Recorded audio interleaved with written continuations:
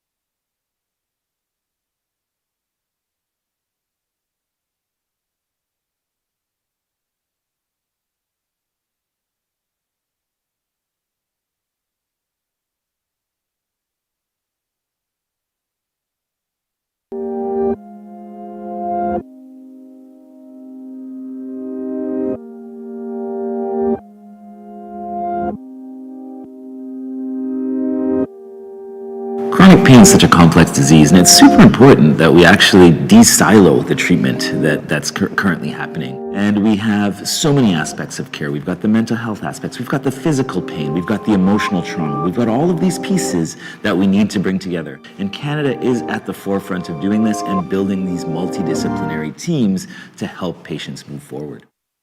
I was always taught in medical school to look for a pattern. What I wish more doctors understood, I wish it was more of a holistic experience as opposed to you tell the pain and then it's assumed that the pain is caused by this. Whether the cause of the pain is visible or not, what the patient report and feel should be validated, acknowledged, and treated adequately. We're moving further away from that one-size-fits-all approach where we look at only the physical symptoms and treating with medications, manual therapy in my case as a physiotherapist, or exercise. Into a more multidisciplinary approach to treatment of chronic pain. And really we're seeing that allied health professionals have an important role in early intervention and treatment of chronic pain. And so with that momentum, I think we're doing great things in terms of becoming coordinated. The people with lived experience, the researchers and scientists, the clinicians, the people that deliver the clinical care, all coming together to say, hey, we need to come together and figure out what to do to make things better for people who live with chronic pain. The patients have taught me everything about what it means to be a chronic pain physician, what it means to be a researcher. They've informed every aspect of what I do. It's helped every day knowing that there is always something better. I think the perfect pain service would also, just like any clinical skill, cultural competency and trauma-informed care would be huge parts of that and emphasized just as much. I don't think it's because a lot of practitioners don't want to help. I think it's the lack of resources. So chronic pain's just become a disease over the past couple of years, and I can tell you that when I look at the number of people we've brought together, look at the people in this room, look at the people online, we're at a specific point in our history where we can actually mobilize and affect change. I would want to get rid of the myth that pain is something simple that has a root cause that we could just go in and fix. The myth that pain is a static experience.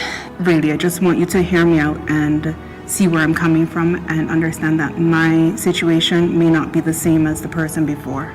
Because I'm in a lot of pain right now, but I'm talking to you, I'm not showing it because it takes energy not to show it. The problem with chronic pain is that we don't have effective treatment therapies available. Surgery is responsible for the second leading cause of chronic pain in society. So it has a nice opportunity to intervene to prevent chronic pain before it occurs. Using technology as well, doing virtual sessions in areas where it's the resource is not as accessible, as well as putting videos on YouTube and whatnot, so patients have more access to these types of informations.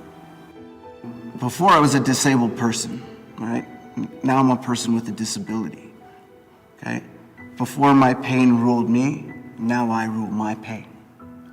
That's how it's changed me. And the treatment has allowed me to do that. So what brings me hope? What brings me hope is that we're actually sitting in a moment in time where our patients are standing beside us. We're not campaigning or we're not trying to mobilize by ourselves. And our voices are just part of it. And the strongest voices are those that are suffering with the disease. From coast to coast, we have programs, we have innovative individuals, all of our allied health folks that are coming together to treat folks living with chronic pain on a daily basis. And I am very proud to be representing the Canadian Pain Society today.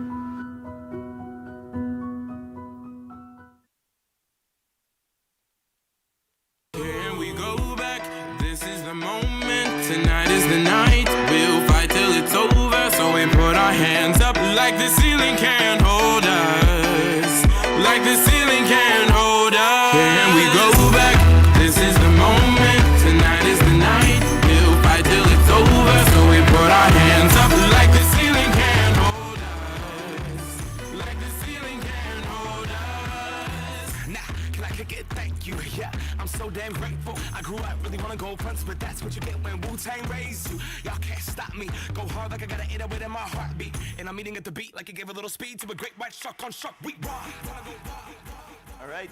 Good morning, everyone. and welcome to our landmark day of change.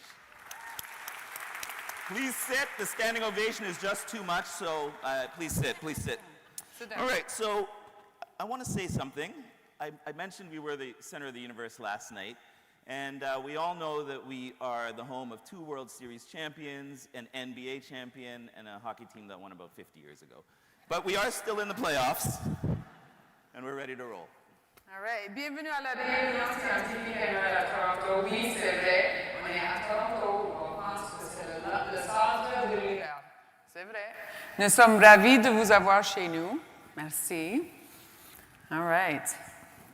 Hans, you want to introduce yourself? Sure, I'm your president. I'm a pain physician first, and anesthesiologist second. I run a few pain programs, the Toronto General Transitional Pain Service, the Ehlers-Danlos Syndrome Service.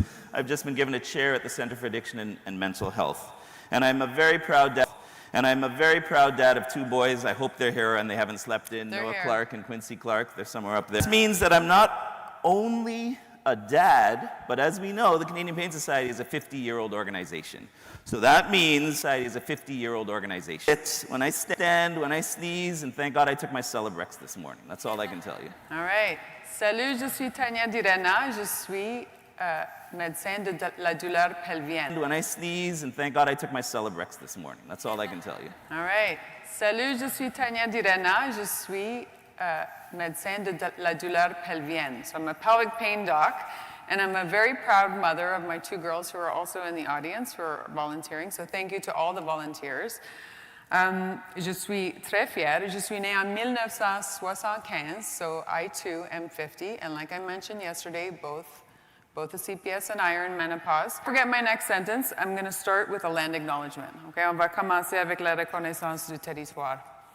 So with humility and respect, we acknowledge the land that we're meeting on is the traditional territory of many nations, including the Mississaugas of the Credit, the Anishinaabe, the Chippewa, the Haudenosaunee, and the Wendat peoples. Meeting on is the traditional territory of many nations, including the Mississaugas of the Credit, the Anishinaabe, the Chippewa, the Haudenosaunee, and the Wendat peoples, and is now home to many diverse First Nations, Inuit, and Métis people.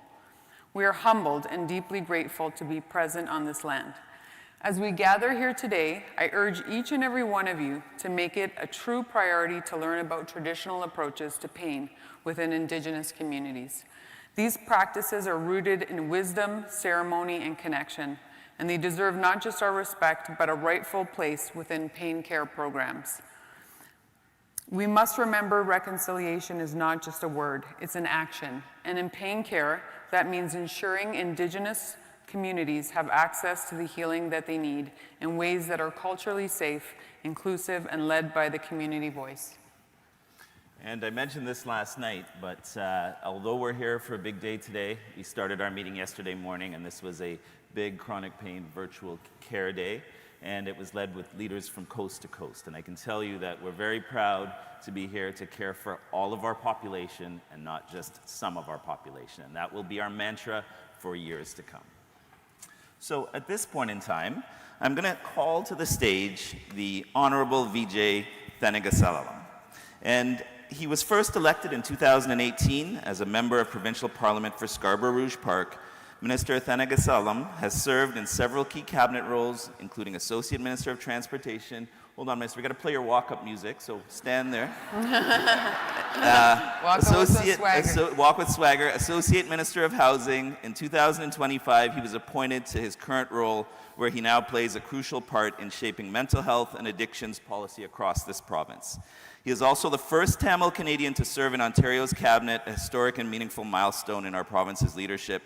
Minister Thanigasalam, we are honored to have you here today. DJ.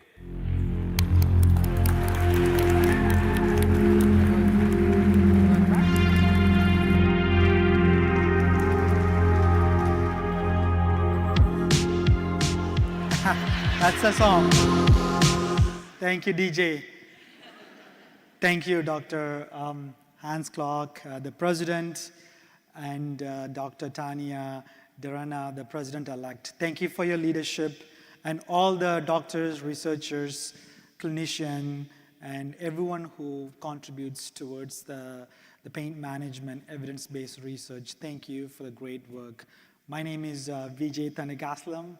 I'm the new Associate Minister of Mental Health and Addictions. It is my honor to stand here to have this quick word with you while I have my predecessor, the Minister, Dr. Michael Tibolo here, and he's a man with a wide range of experience and knowledge in mental health and addiction as he successfully completed PhD. In our cabinet, we say he's a doctor walking with the wealth of knowledge. So it's definitely a big shoes to fill. So it's my honor to be here along with Dr. Michael Tibolo. When I first got this appointment, one of the first projects that I embraced is Heart Hubs here in Ontario. Homelessness, addiction, treatment hubs. What this does is it transforms drug injection sites into a more compassionate, comprehensive facility that offers net new mental health services, addiction, social services, and also expand the scope of this facility into supportive housing units, and also goes into employment training to make sure that we give the hand up to manage and to recover, to break the cycle of addiction and bring them, rejoin with the family, rejoin with the society, and make them employable. That's a first project.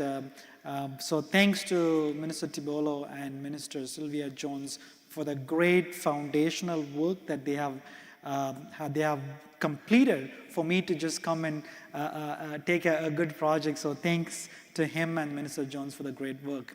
And right now there are 28 Heart Hubs are planned to come across the province, and 9 has kick-started here in Ontario, and our government has invested $550 million to make sure these are net new services, because we believe recovery is real, and we also believe addiction should not be the dead end, and we should focus on the recovery. So it's a path towards rebuilding their lives, reclaiming their lives. And when it comes to mental health calls, for example, I'm sure you all know about there are 911 services, and there are many calls related to mental health and addictions. And Minister Tibolo has worked on a unit, mobile crisis response unit. What that means is we train law enforcement officers in a mental health and addiction, but also culturally sensitive way. So they first offer, when 911 call comes and they go, they first offer the health-based, health-first care before justice-based, justice-focused service. So that is also unleashed, and to make sure that mental health aspect is there even through all the dispatchments go through the 911. That's also a focus on our government. As a young boy growing up in Scarborough, I know what underserved area when it comes to mental health and addictions. And one of the most successful data-driven metrics measured project Minister Tibolo and Minister Jones has worked on is youth wellness hubs. We have established 10 and now expanding to 32 in total. What that is, one-stop shop for young folks age 12 to 25 to walk into a stigma-free environment with lots of mentors, coaches, even they can play basketball, but also they offer, as I said, stigma-free mental health, addiction, employment trainings for youth in the community settings. Each community, each neighborhoods have unique needs.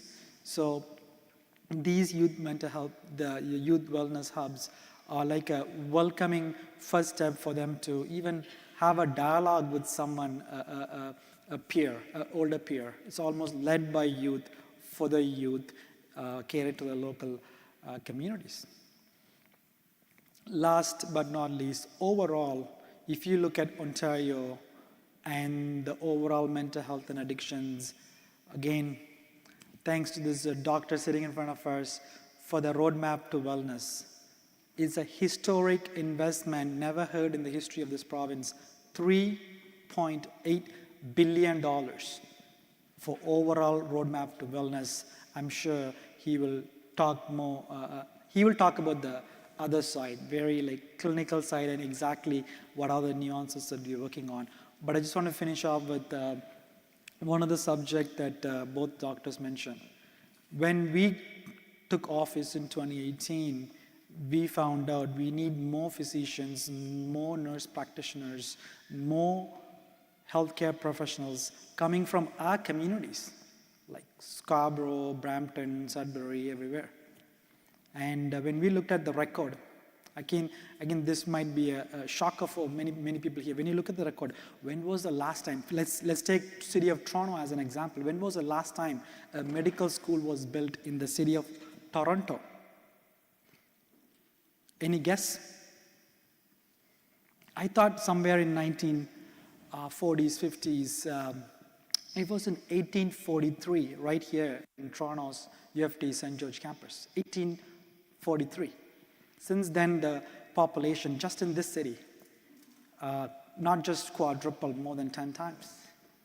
And that's why we are building a first ever medical school in Scarborough. It's almost completed. Next year, new generation of doctors, they're going to get the education.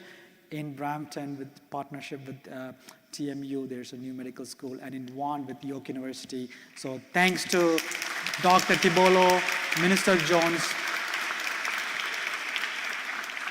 I want to say that our government recognized the collaborative approach work that Canadian Pain Society is undertaking, especially the evidence-based clinical researchers. The policy ideas and the things that coming out of this conference, emerging out of this conference, is important for us. I'm looking forward to get a brief summary of everything that's coming out so I can take it back to the policy table. Once again, thank you so much for having me, and thank you for that song as well. Thank you. Thank you. Thank you so much. Thank you so much. Okay, and so with that, I want to thank the Minister very much for being here. You are going to see the connection today. The Minister is representing his portfolio, and one of the things I really want everybody to understand is that by bringing the mental health side into our pain world, we are going to have the opportunity to shape policy and move things forward.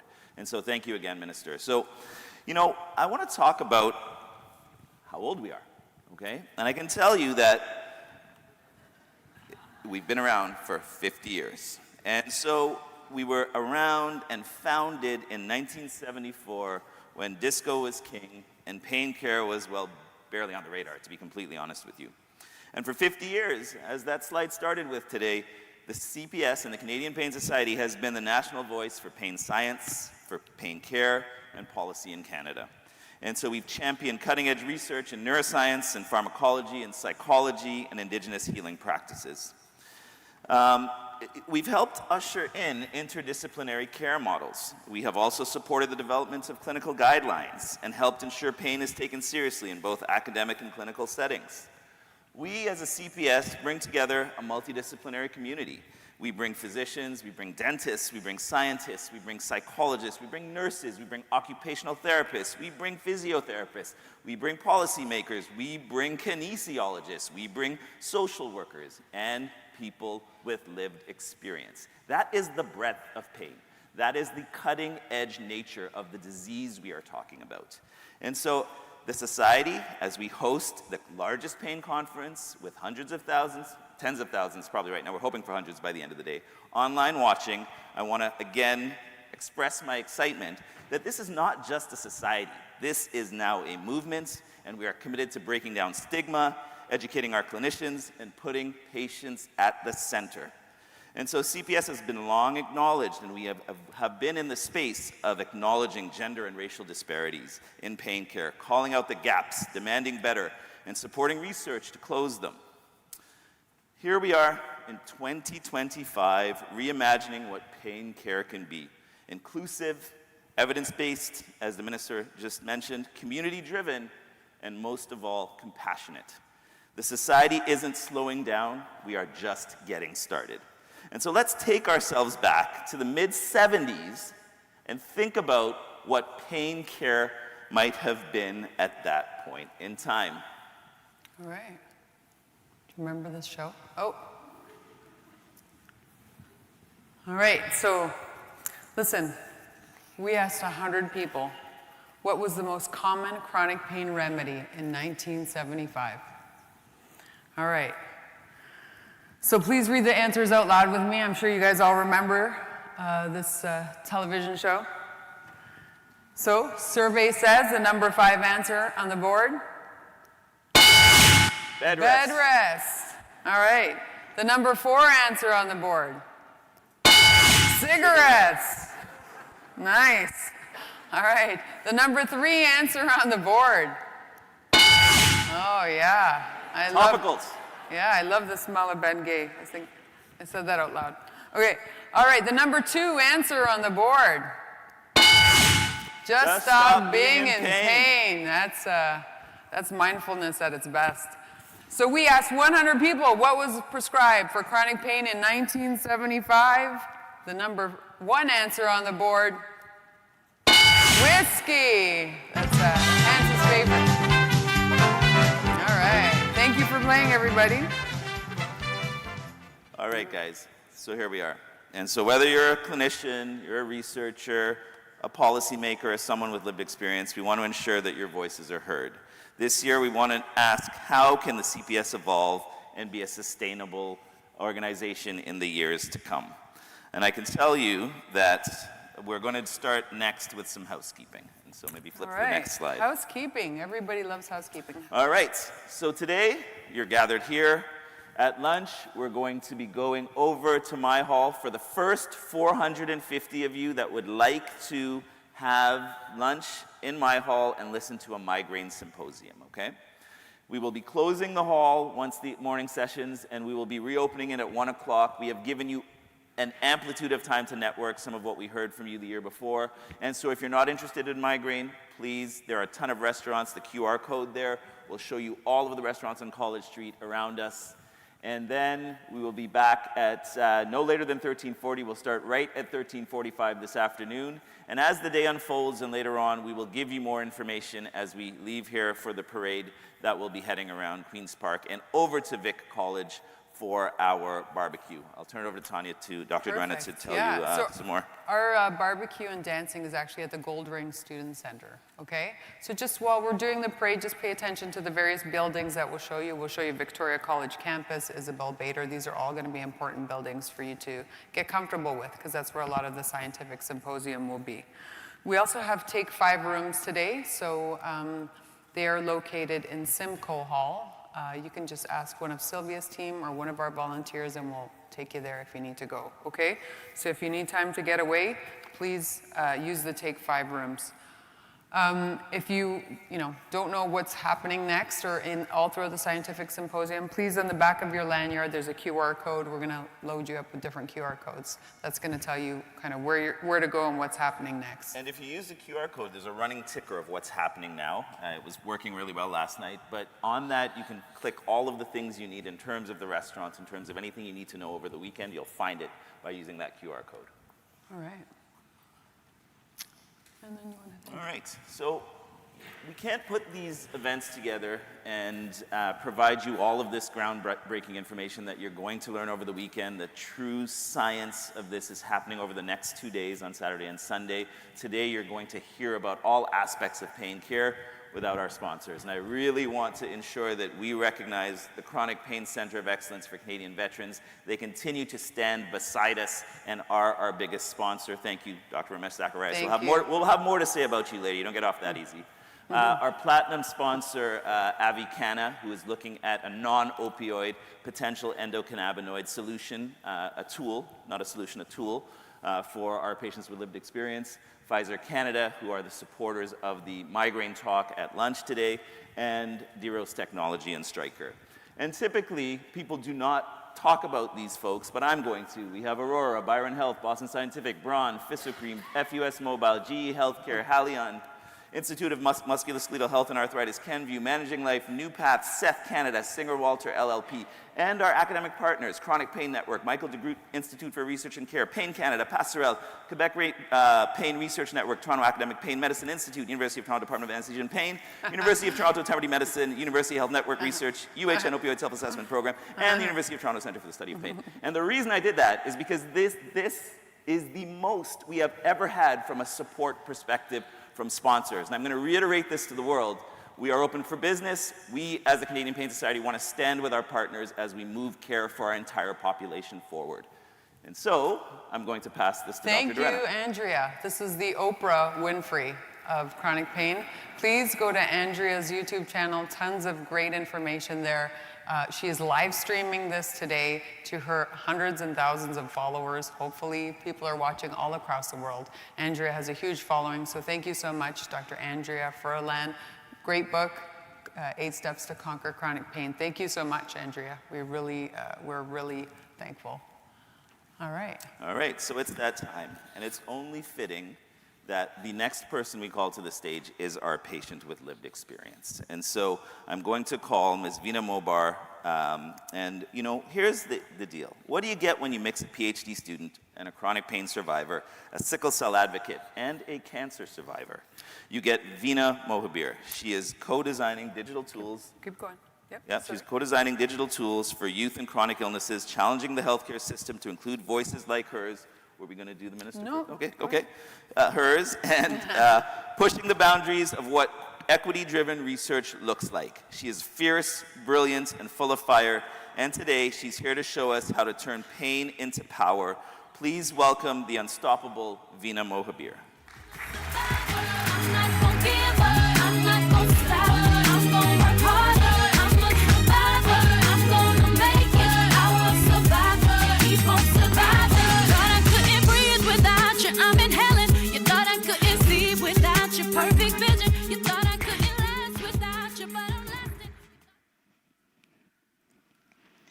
What a great day today, and I think this is such a landmark occasion, and I'm so excited to be here.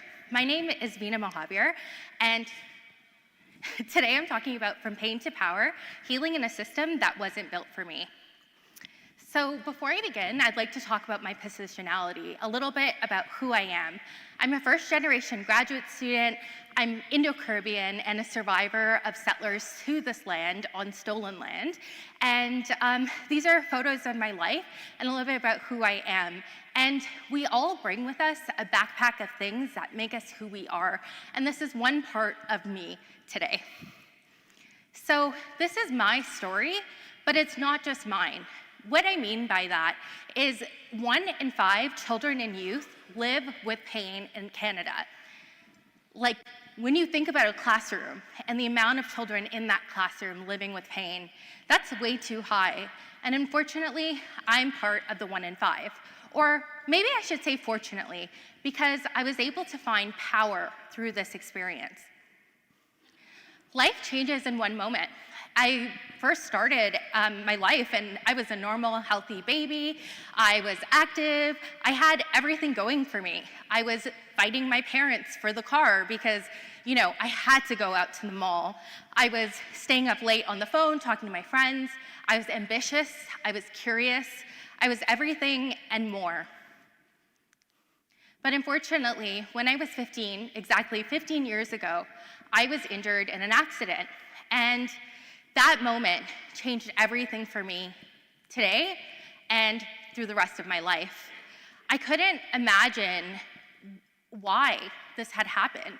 I went from doctor to specialist to diagnoses to being told it's all in your head. You're just a dramatic teenage girl. What do you know about pain? I was told that my suffering didn't matter. I felt invisible in the system.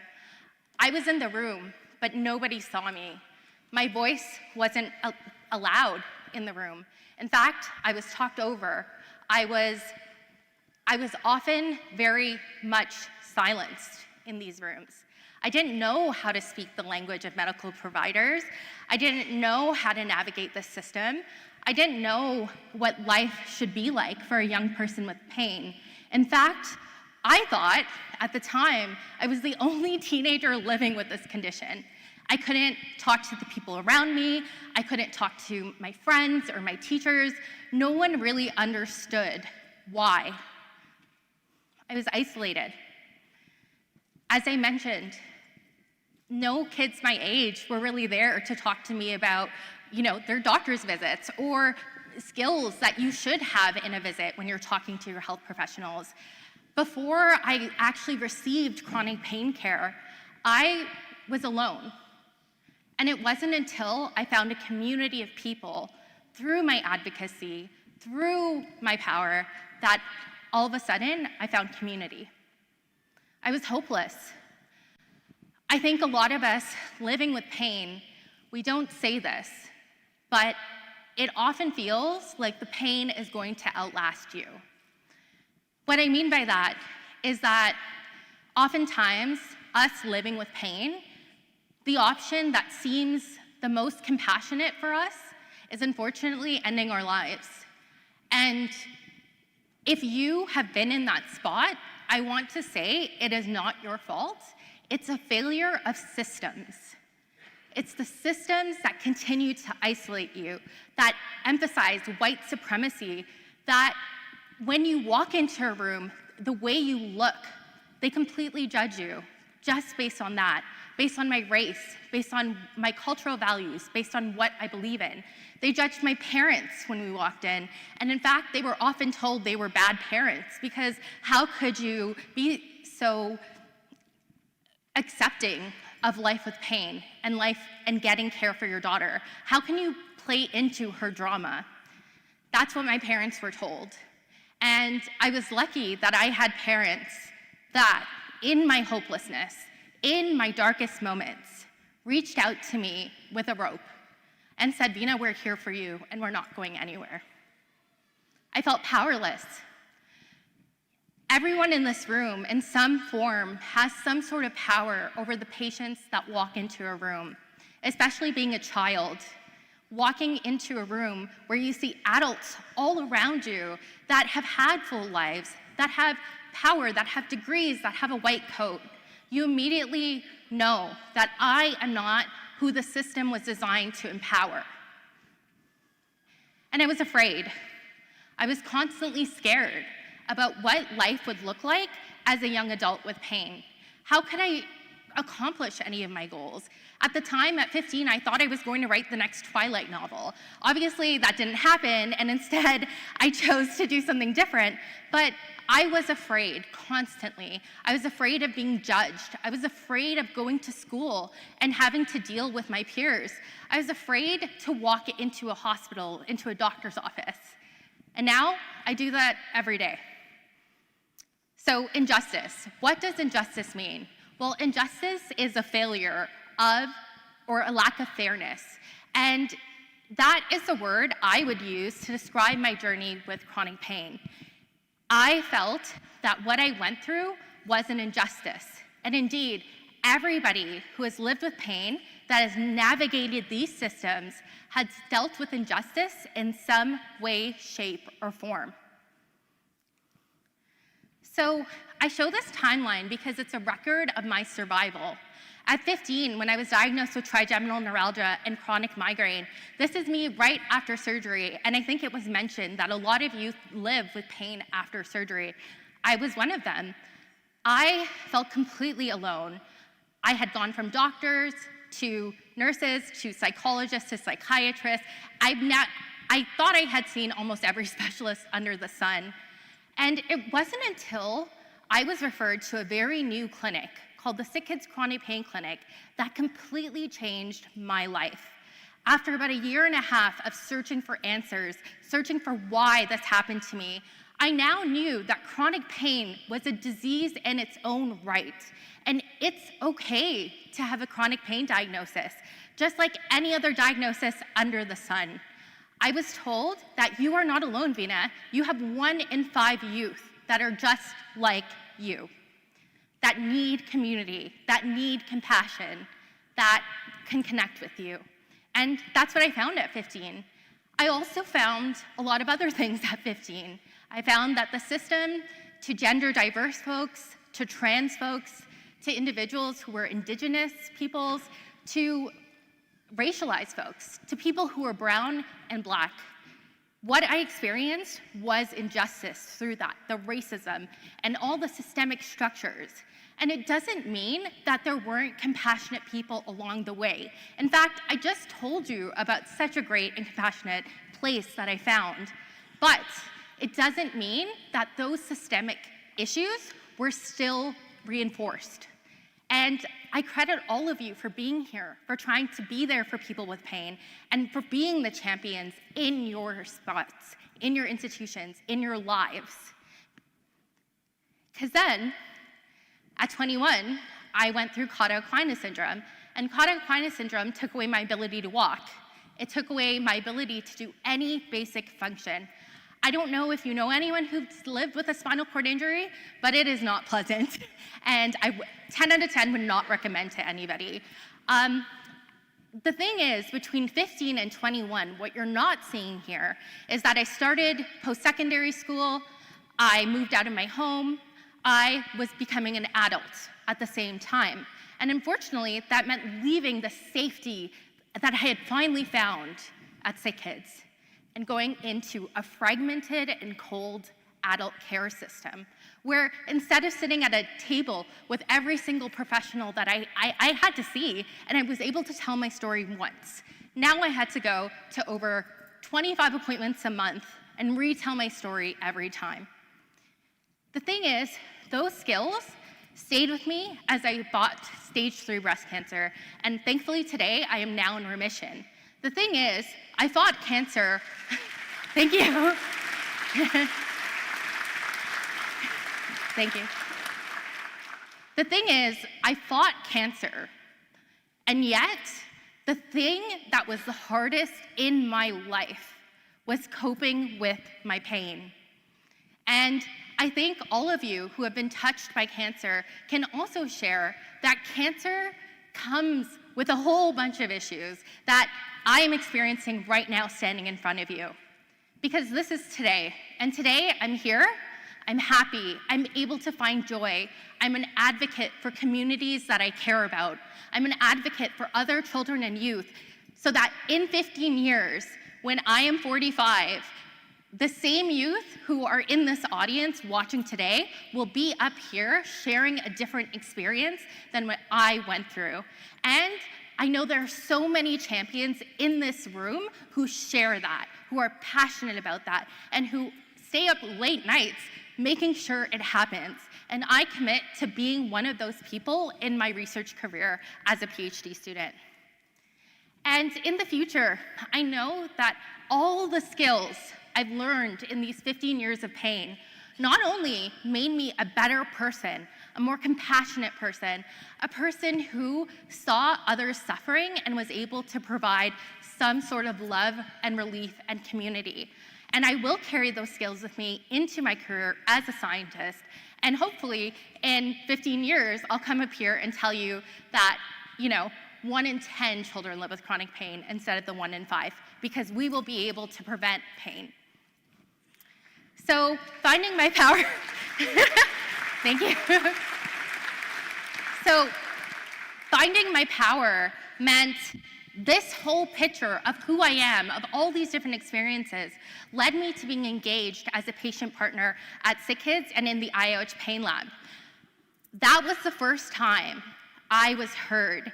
In fact, I met a young graduate student who is now a scientist at SickKids, Dr. Chitra Lalu, who was the first one who sat with me and said, Veena, you have great ideas. Can I talk to you about this a little bit more? And together, along with Dr. Jen Stinson, and I just want to add a side note, they are both now my PhD supervisors. I was empowered. I found my voice. I worked with Solutions for Kids in Pain, and I was part of their Patient and Caregiver Advisory Committee. I worked with Dr. Katie Burney and Dr. Christine Chambers, and both of them saw me as a full person. They not only saw me as Veena with the pain, or Veena the brown kid, or Veena the weird kid. They saw me as Veena, period. And that meant my voice was welcome and embraced in that room. I then went on to work with the Chronic Pain Network and the Solutions for Patient-Oriented Research. And now I am a champion for engaging communities in research. In fact, in my own research, I am now engaging Black youth with sickle cell to co-design a digital health intervention. I volunteered with the Canadian Pain Society. In fact, my first meeting at the Canadian Pain Society was when I was 16 and in Winnipeg. I was just in a documentary with other youth who were in pain, and it premiered here. And the room was in tears. And I'll never forget the moment of acceptance, of love, and belonging that I found here, which is why I come to this meeting as often as possible. Next, I helped co-found an organization with so many amazing champions for pain in Ontario called Pain Ontario. And our goal is to fill the gaps in the Ontario community. And we're doing that now. And please check out our website, because just plugging it, because we really are moving forward that work in Ontario and Pain Canada nationally. And now, as I mentioned, I'm a PhD student right here at U of T, studying every day, running around campus, and doing things that a normal 30-year-old should be doing. I'm driving places I need to go. I'm traveling and seeing the world. I'm with my family and my friends, celebrating moments of joy together. I'm able to show up and be my whole person. The potential is truly limitless when you are listened to, when your voice is heard, when you are allowed to take up space. And not only allowed, but you take up space even when systems tell you you're not allowed to. And for every person with lived experience in this room, I know your potential is limitless. I've seen the amazing things my community can do. In fact, 1 in 5 people live with pain in Canada, and that's a lot of people in this room today. And yet, I know that everyone here is making change. So what I have to say is the future is truly limitless when you are empowered and when you take back your power. So how do we actually go from pain to power? I believe the solution is imagining a just world. This means going beyond inclusion. Inclusion says, hey, we have this table right here. Looks really great. You want to sit at it? But true co-leadership, true belonging says, hey, Vina, do you want to sit on a couch together or this table here? Do you want to build this together? Do you want to lead together? And again, this is what I challenge all of you to do, because inclusion is a very beautiful and lovely word, but it can often lead to tokenistic experiences. And I encourage you to move beyond inclusion. The first thing to move beyond inclusion is to share power even when it feels uncomfortable. The thing is, as a person living with pain, I felt my power was systematically taken away from me. I was chipped away at every single appointment until I became a shell of myself. I was not the person standing in front of you today. And sharing power, even when it's uncomfortable, has been the biggest source of compassion in my care. Being able to sit there and be hearing, Vina, what do you want to do? It's your body after all. Can you believe I was shocked to hear someone say in the healthcare system, this is your body, this belongs to you, you deserve dignity, and that's what sharing power does. The second thing is to recognize patient expertise, not just experience. I think a lot of people in this room, you take time to listen to patients, you take a history, you learn a little bit more about them.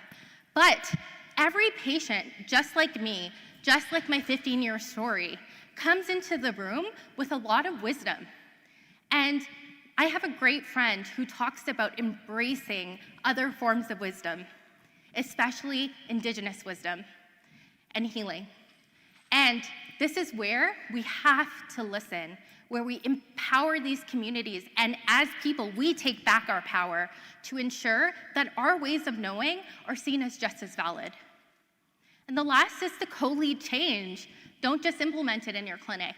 I think sometimes it becomes a checkbox, and oftentimes that can be quite damaging and actually harmful for the people in that experience. And I encourage you here, I say co-lead, because co-leading means finding people with lived experience and ensuring their seat at the table is exactly like yours. Or even better, you have equity. You have support to get the things you need. So I challenge you here to accomplish these 3 items, because what if every patient felt empowered to lead in their own care? And justice in healthcare is built together, not for us, but with us.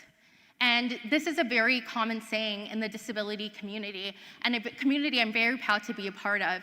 And it's really important here that you understand and hear us when we say, you're not doing this for us, you're doing this with us. Thank you so much for your time today.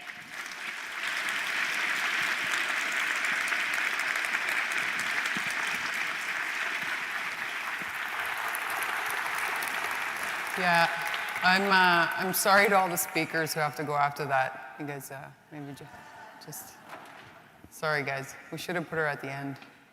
All right, thank you, Vina. You're awesome. We have the Associate Minister of the Attorney General of Ontario next. Are you playing with my slides? All right, he doesn't need a slide. Next up is a man who wears many hats: lawyer, minister, mental health advocate, beekeeper, black belt, and probably undercover superhero. The Honorable Michael Tibollo has spent over 30 years juggling justice, community, and cabinet meetings while somehow finding time to volunteer, speak 4 languages, practice Taekwondo, and yes, tend to bees. He's Ontario's first Minister of Mental Health and Addictions, the past minister, thank you, a 5th degree black belt, so behave, and fluent in everything from policy to pollen. Please welcome the one-man government department, the Honorable Michael Tibollo.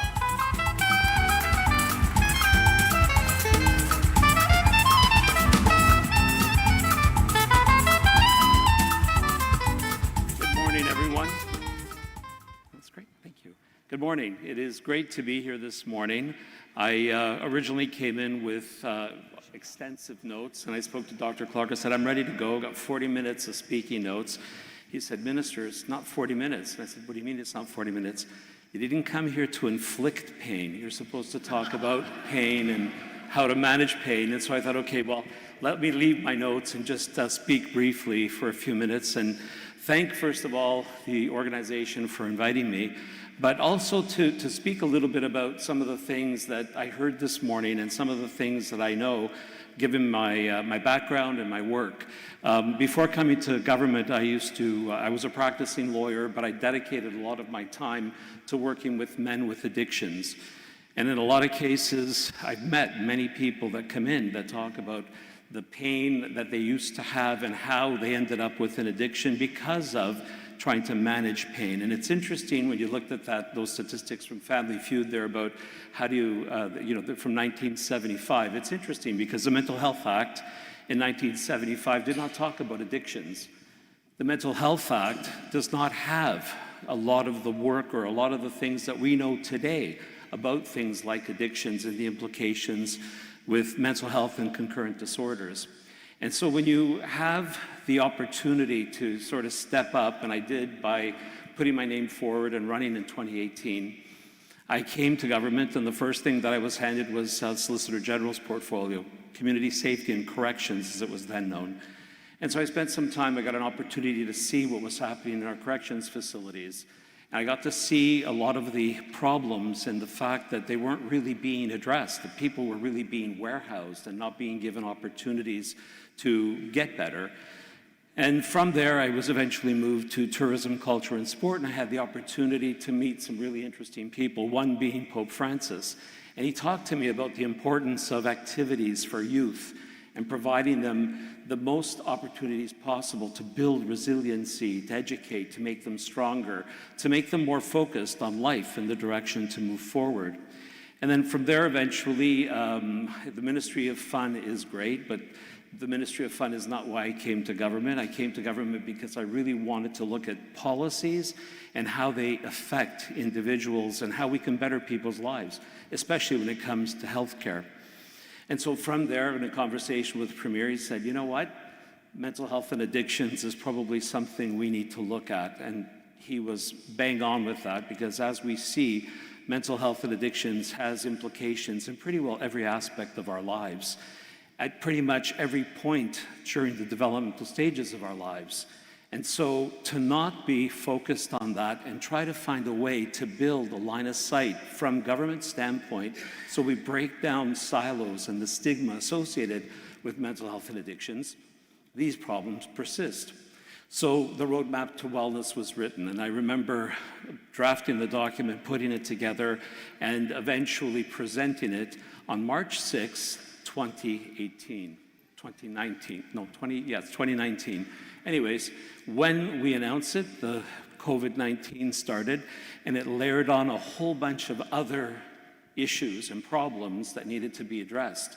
Because now we have all these people in isolation, not being able to see each other, not being able to deal with or to even see a doctor. And so the addictions obviously started to increase. Mental health issues started to increase. And all these different issues had implications as to how you develop policies to help individuals. Can you develop policies that are visual, remote, that are usable in a way that's going to make a difference in people's lives? So we looked at structured psychotherapy as a way to alleviate some of the pressures. We saw more anxiety and depression. We still see it today. And of course, our youth. We saw our youth under more stress and more strain. And of course, as their development stage is so important, that lack of socialization created even more problems. And so how do you address all those issues? It was not an easy time. It really wasn't an easy time. And I can remember we were in cabinet 6-7 times a day. I actually had to stop working on my doctorate for almost 2 years, because the amount of time that I was spending in cabinet was impossible to find blocks of time at night or in the afternoon or on the weekends, because cabinet meetings used to run 24/7. So I parked it for a while. I finally completed in just last year, 2025, on September the 11th. I completed it. I got my doctorate. My focus is on utilization of residential therapeutic communities for the treatment of addictions and concurrent disorders. It's a mouthful, but what it really is all about is how do we habilitate or rehabilitate people? How do we utilize upstream investments so that we're not looking at just helping someone recover and provide them the treatment that's necessary to recover, but what can we do to build resiliency in people? And I think there's a lot of parallels when you talk about pain management. What do we have in the way of resources that we can invest upstream, whether it be in government, whether it be with allied health professionals, doctors, psychiatrists? What else can we do? And one of the things and one of the challenges, I believe, is that, and it wasn't mentioned here today, which is interesting, because we talked about all the allied health professionals, but we didn't talk about culturally appropriate and safe care. And again, from my standpoint, that is critical. Without the services that are being provided that are geared to the needs of the individual, you will never have a solution. A one-size-fits-all solution will never work. What will work is understanding the needs of the individual and providing them the supports necessary. That brought me to look at things like Ayurvedic medicine. It got me to look at things like acupuncture, Chinese therapies, Chinese medicine. Why? Because our population is not a single group of individuals. It's people from all over the world. And there are interventions that we can use as upstream investments, like meditation, like yoga, like Ayurvedic medicine, naturopathic solutions to problems. And these are the things that I think we need to look at if we're going to build a system that's going to be working for the needs of the individual. And those upstream investments, and I think that's one of the things that's really, really important to have as an organization, is to always look for upstream investments. When we talk about the needs of individuals, why wait till the person to get sick? And that's the problem I see in the systems that we have. You know, whether we talk about my work when I was in the healthcare side, I would look at it and I think to myself, is this really a healthcare system? Our medicine's reactionary. We wait for you to get sick and then you can go to the hospital. How about looking to determine why the person gets sick in the first place and making investments to ensure that the person doesn't get sick. And I have many examples like that. Ayurvedic medicine, for instance. I had the opportunity in Delhi to meet with a group of doctors, Western doctors and Ayurvedic doctors. And all of them talked about how they could extend the life of the individual in a healthy way without clinical interventions. Now, what does that mean? A person that needs to have a hip replaced in Delhi or in India will be able to live till they're 70, 75 with a very low threshold of pain by adopting different strategies to help that person meditate, yoga, different aspects, naturopathic medicine, to keep them healthy longer, meaning the intervention, the surgical intervention, doesn't have to happen until later. And I went around a table and I listened to every discipline, and it was fascinating to hear how every one of them could extend the life of the individual with less pain by utilizing simple strategies, upstream investments to keep the person healthier longer. And these are the types of things I think are very relevant, very important to look at, not just for the people that are from South Asia, but also for the people, for all of us, because those interventions work if you have an opportunity to have access to them. So these are the type of things I think are really important. And of course, from the health perspective and seeing a system that's reactionary to people that are sick, now I'm in justice. And so having spent 30 years practicing law, I've got a little bit to say about that too. And isn't it the same thing when you think about a system, a policing system that's working to try to enforce the law, as opposed to what their primary mandate is, to educate and prevent crime? So how do you educate and prevent if you're spending all the time enforcing? It's a problem. Why? The system is broken.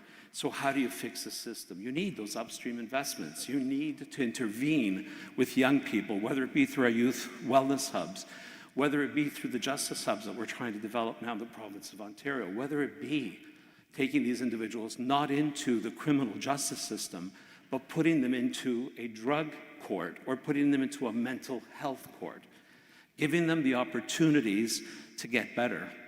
And of course, you've all heard what's happened out in BC. You've seen what's happened in Toronto on Yonge Street with that violent incident that occurred a few years ago. You have to stop and think to yourself, where are we as a society? If a person is sick, if a person does not recognize that they are sick, is there something we should do as a society to perhaps intervene and provide compassionate interventions? Do we regain the safety or public safety on the streets by doing something a little more proactive, or do we simply not do anything at all and allow individuals who are sick continue to stay sick? And that's something that for me is very important and very much part of the work that I do. Again, when we look at the active ingredients of how we build a society that's going to be strong, that's going to be vibrant, that's going to be safe, we need to understand what the needs of individuals are. We need to address them by providing them compassionate supports whenever we can. And that doesn't mean taking away anyone's rights, but it also means taking into account the safety of public and ensuring that our rights are protected on both sides. And so I have the flip side of the mental health coin now, not on the healthcare side, but on the side of justice.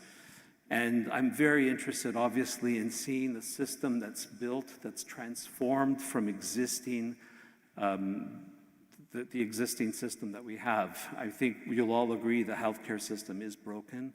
I think you'll all agree that our public safety is of concern to all of us as citizens.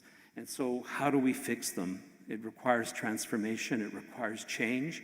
It requires all of you to be part of that solution, to provide us in the bubble at Queen's Park the information we need to make the appropriate investments, to pilot the appropriate projects, to ensure that we build a system that's compassionate and caring to everyone. With that, I want to wish you all a fantastic day today, a fantastic conference. I look forward to also hearing some of the outcomes and participating in however I can. I am completely and totally accessible anytime, you can look me up on the internet, you'll see me there. I really am truly interested in building something that works for the people of the province of Ontario and addresses the needs of everyone in a very compassionate, a very client-centered, and very holistic way. And I think if we do all of those things, we can alleviate some of the issues by making the upstream investments that are necessary. God bless you all. Thank you very much. Thank you. Thank you so much for that presentation.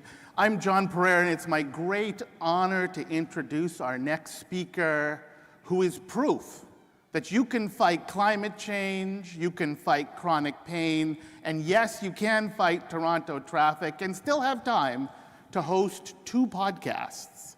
She's Toronto's Ward 11 counselor, a legal heavyweight with a PhD to spare, and was literally Ontario's environmental commissioner. She's like Mother Nature's lawyer. Yet somehow she still finds time to ride her bike, run a business, raise a family, and yes, fix the planet. She's smart, she's fierce, and yes, she knows what it's like to live with chronic pain. Please welcome Dr. Diane Sachs.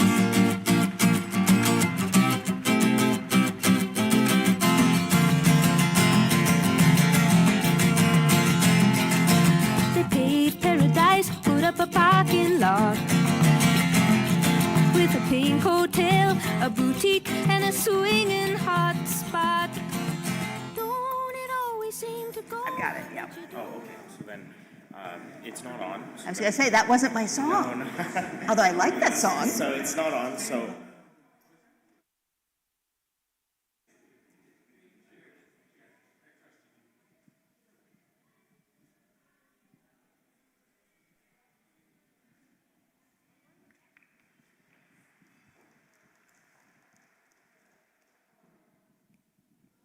Okay, now they're happier. Does that work? All right, try again. Welcome to Ward 11, best ward in the city. One of the things that makes it the best ward in the city is the University of Toronto. And you just heard the big yellow taxi. Did you know it was written right here in Ward 11? There you go, tidbit for your next cocktail party. I know we're way behind schedule. I will be quick. I was asked to come and talk a little bit about what it's like to have a long life with chronic pain and still have a successful life. And so yes, I've been looking for help with chronic pain for just about as long as the Pain Society has been around. Although I can assure you, nobody recommended cigarettes or whiskey or Vicks VapoRub to me. But they did tell me that most people with the amount of pain that I live with end up bedridden. And they told me, one person at least was kind enough to let me know, even though I never had a day, I don't remember a day without pain in the last 50 years, but at least to let me know that there was a possibility that I could have a different result. There was a possibility that I wouldn't have to end up bedridden, helpless, disabled. And that possibility depended in part on all of you, in part on my family, and in part on myself. And so I have taken advantage, I think. I have sought help, I think, from probably every profession here at one time or another. Nothing is a perfect solution, but lots of things help. I will say that when surgery works, it's amazing. When it doesn't work, it's another problem indeed. But I need all of it. I need what pharmaceuticals can do, the kind you rub on, the kind you swallow, sometimes the kind you inject. I need physical things, the gloves, the braces, glasses, all those kinds of things. Definitely surgery, definitely body work, meditation, acupuncture. Every profession has, I think there's every profession has said, oh yes, I can help you. I've tried. And they all help a little. My family has done a lot. That absolutely helps. But it's also come down to me that every single day for the last 50 years, I've had to do things which were not comfortable or convenient. I've had to keep a schedule that doesn't work for other people. I have to eat on time, I have to sleep on time, I have to exercise every single day. It doesn't matter what else is going on. And I have limits. I have to accept those limits. I wear ugly shoes. I haven't been able to wear pretty shoes my entire adult life. My late husband was a little distressed, but there you go. But within these limits, it's possible to do so much. It's possible to make a difference for myself, for my family, for my community, to be fighting for climate change, to be fighting the provincial government, and doing the best I can to give us a chance of a livable future. Our chances may not be that great, but it's better than zero. And the only way we're going to get there is if everybody does what they can. So thank you to all of you for everything you've been able to do to help me, to help all of us, and to work for a better future. Thank you.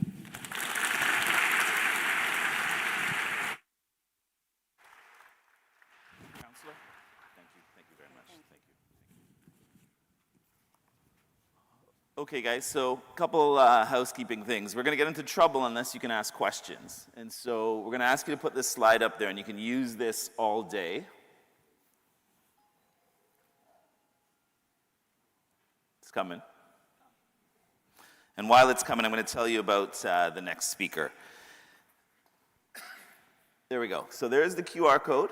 That code enables you to ask questions of every speaker. It'll go into a drive, and once our next speaker is done, so Dr. Kate Nicholson, we will be asking one or two questions as we roll through. Now, the day's going to get faster, and we're going to move really, hopefully smoothly through the content this morning. So, Dr. Kate Nicholson is a human rights lawyer. She's a disability justice pioneer. She's a TED speaker and someone who helped write the Americans with Disabilities Act. Kate is what happens when brilliance meets purpose. She is the founder of the National Pain Academy Advocacy Center and a relentless voice for people with pain. She's briefed Congress, she's served on NIH committees, and somehow she still finds time to publish op-eds in the Washington Post and the LA Times. She is not only a huge pain advocate, she's a very dear friend of mine, and so please give a warm welcome to Kate Nicholson, a true giant in the fight for dignity and equity in pain care. Picket lines and picket signs. Don't punish me with brutality. Talk to me so you can see what's going on. What's going on? Hi, everyone. I'm very here today to talk to you. Let's see, getting slides going. About health, human rights, and the lived experience of pain, which is a pretty natural topic for me. I spent most of my career as a human rights and health rights attorney for the United States Department of Justice. I am now the executive director. I guess my slides aren't coming on. Maybe I should wait a minute. Okay.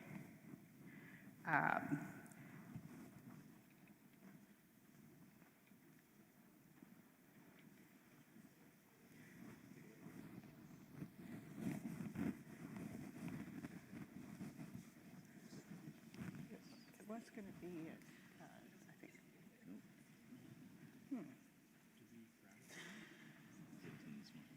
Oh, yeah. Here, I did to the 9:15. Nope, it's that Kennedy Payne one. There it is. There we go. Let's start at the beginning. Yeah, that's the end. Okay, there we go. Sorry about that. Here briefly are my disclosures. And as I mentioned, I started my career, spent many years as an attorney doing health rights and human rights for the U.S. Department of Justice. I now am the executive director of an organization whose mission is to advance the health and human rights of people living with pain. And the link between those two, for me, is lived experience. So I'm going to talk about all of that today. But when I think about human rights on a global scale as a lawyer, what's always been most important to me is having those rights enacted into laws, because what good is a right if it can't be enforced? We have that in Canada and the United States, both at the federal and provincial, federal and state levels, but many countries in the world do not. Yet over the last 100 days in the United States, I have watched as my life's work has been systematically dismantled. The departments that enforce our human rights laws, which we call civil rights, have been gutted. My old department is now, I think, lost 70% of its expertise and employees. So it's made me realize and remember that how and whether something is enforced matters too. We've also seen real changes in the public health system, in which a lot of our funding has been cut, particularly focusing in on diversity, equity, inclusion, and accessibility. So that means that funds related to identity, like disability, have been cut, but it also has been very broad. So a program that I worked on called NIH Purpose, some of you may have heard of it, it's really just a network for researchers and clinicians, was canceled just because one of the sub-aims in the original grant said that it was wanting to be accessible and open to everyone, regardless of their identity. And pain itself has been targeted. So the Office of Pain Policy and Planning at our National Institutes of Health, which was run by Linda Porter, some of you may know her, has been eliminated. And this has caused me to reframe a little bit and think about the principles that underlie our rights, not just the laws that allow us to enforce them. Because human rights are inviolable. They are inalienable. They are unassailable. They are endemic to our very being human. They're based in our dignity, in our autonomy, and our right to an equal opportunity to lead healthy lives. Globally, the idea of pain management as a human right is rooted in a few different documents. The main right is the International Right to Health, and that is the right to the enjoyment of the highest attainable standard of physical and mental health. When we're talking about countries where there's really no access to pain management and severe pain, there have been suggestions by UN officials that it's also rooted in the right to be free from cruel, inhuman, and degrading treatment. And more recently, as there's been a focus on universal coverage, there's been a lot of discussion about the importance of rehabilitative and palliative care, and pain specifically, and the right to access to pain management is laid out in the Declaration of Montreal, which is the right of all people to have access to pain management without discrimination, the right of all people to have acknowledgement of their pain and to be informed about how it can be assessed and managed, and the right of all people to have access to appropriate assessment and treatment of pain by adequately trained health professionals.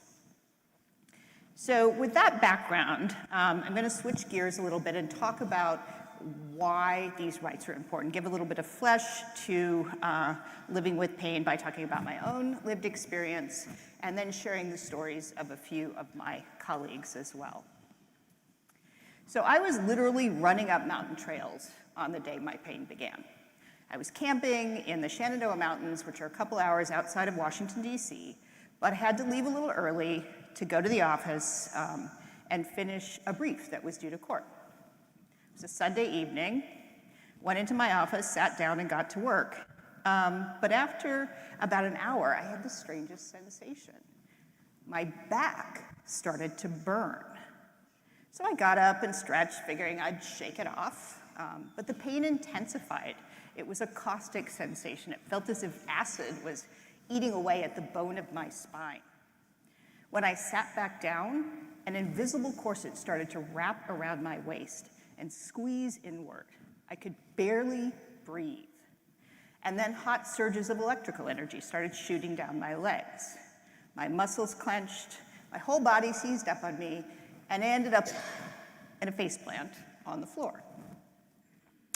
And after that, this was starting at age 30, so just as you are now, which is when my pain began, I would be significantly limited in my ability to sit, stand, or walk for the next 2 decades. Because I couldn't sit upright really at all, anytime I sat for more than a few seconds or walked for more than a short distance, that same series of escalating sensations would occur, sort of rapidly intensifying pain, electrical shocks, and a rigid whole body spasm. So mostly I laid down. I learned to work on a camping mat on the floor of my office. I entered the healthcare system, and there's a lot of waiting in healthcare, but because I couldn't sit, I couldn't use a wheelchair or sit in the offices, so I had to lie down on the dirty industrial floors until a waiting room was available. I tried to hold on to my life. Here I am socializing with my friends lying down. I even took my marriage vows lying down. So I want to say something about both of those pictures for a second, because I have very few pictures from this period of my life. And in all of them, I'm smiling really big. So I think it's really important to remember that pain involves a lot of pretending. Pretending to be okay. Pretending to be professional even when you're arguing in federal court on a snowy day in February from a reclining beach chair, or even lying down in the US Supreme Court. This was a happy time, not just because of the occasion, but it was because I had finally been transferred to pain management, and they figured out what had caused this really dramatic change in my life. Before that, for about 3 years, I moved through the medical system. It started to feel like something based less in science than this twisted version of childhood games, hot potato, and musical chairs, where I was rapidly passed from one specialist to the next, and wherever I landed when the music stopped, I got a new diagnosis. If I was at the neurologist's office, I had multiple sclerosis. If I was at the rheumatologist's office, I had ankylosing spondylitis, and it went on like that for many years. But once I was transferred to pain management, they actually really did a full search of my medical records, and they looked in particular at a surgical report, a surgery that I had had for endometriosis. It was actually a laparotomy because I had stage 4, had it growing all over the place, including near my spinal nerves. And they realized that my lumbosacral plexus had been severed during the surgery. But I didn't know anything was wrong until the nerves started growing back and neuromas and adhesions formed, and that's what caused the sudden onset of my pain. So this was a happy occasion also because I had been getting lidocaine infusions and doing rehabilitative therapy, and I was actually able to, with chaise lounges like that on one side of the seating area and one up on the altar, walk the short distance from one to the other, flanked by my parents, not with a mobility aid. So that was a triumph. And we were looking forward to a surgery. Now that they'd figured out what was wrong, we thought things would be better then. But that's not what happened.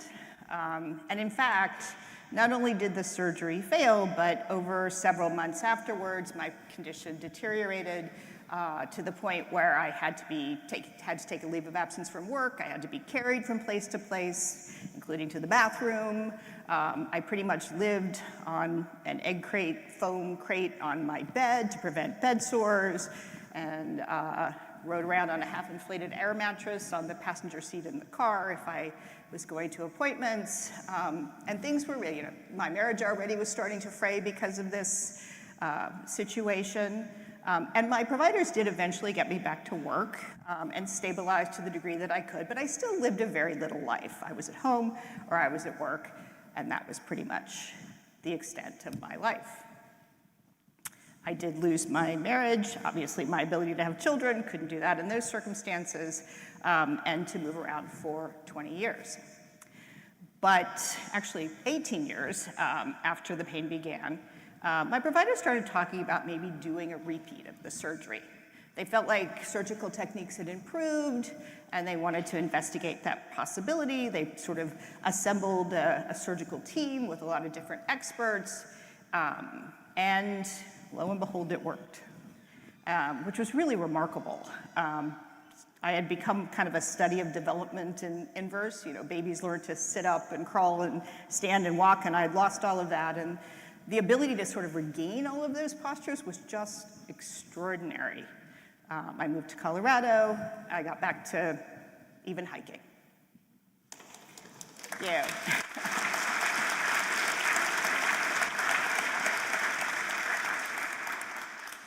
And then about 2 years later, my spine collapsed. And basically, they thought that because I'd been lying down for so many years and there was a lot of inflammation, neural inflammation, it just couldn't hold me upright anymore after I'd been, standing up for a couple of years. And they didn't want to do a fusion because the whole spine wasn't in good shape, and they felt like I'd be looking at surgeries every few years for the rest of my life. But there were these novel procedures being done in Germany. And I ended up having a multi-level artificial disc replacement with sort of rebuilding of the vertebrae as well.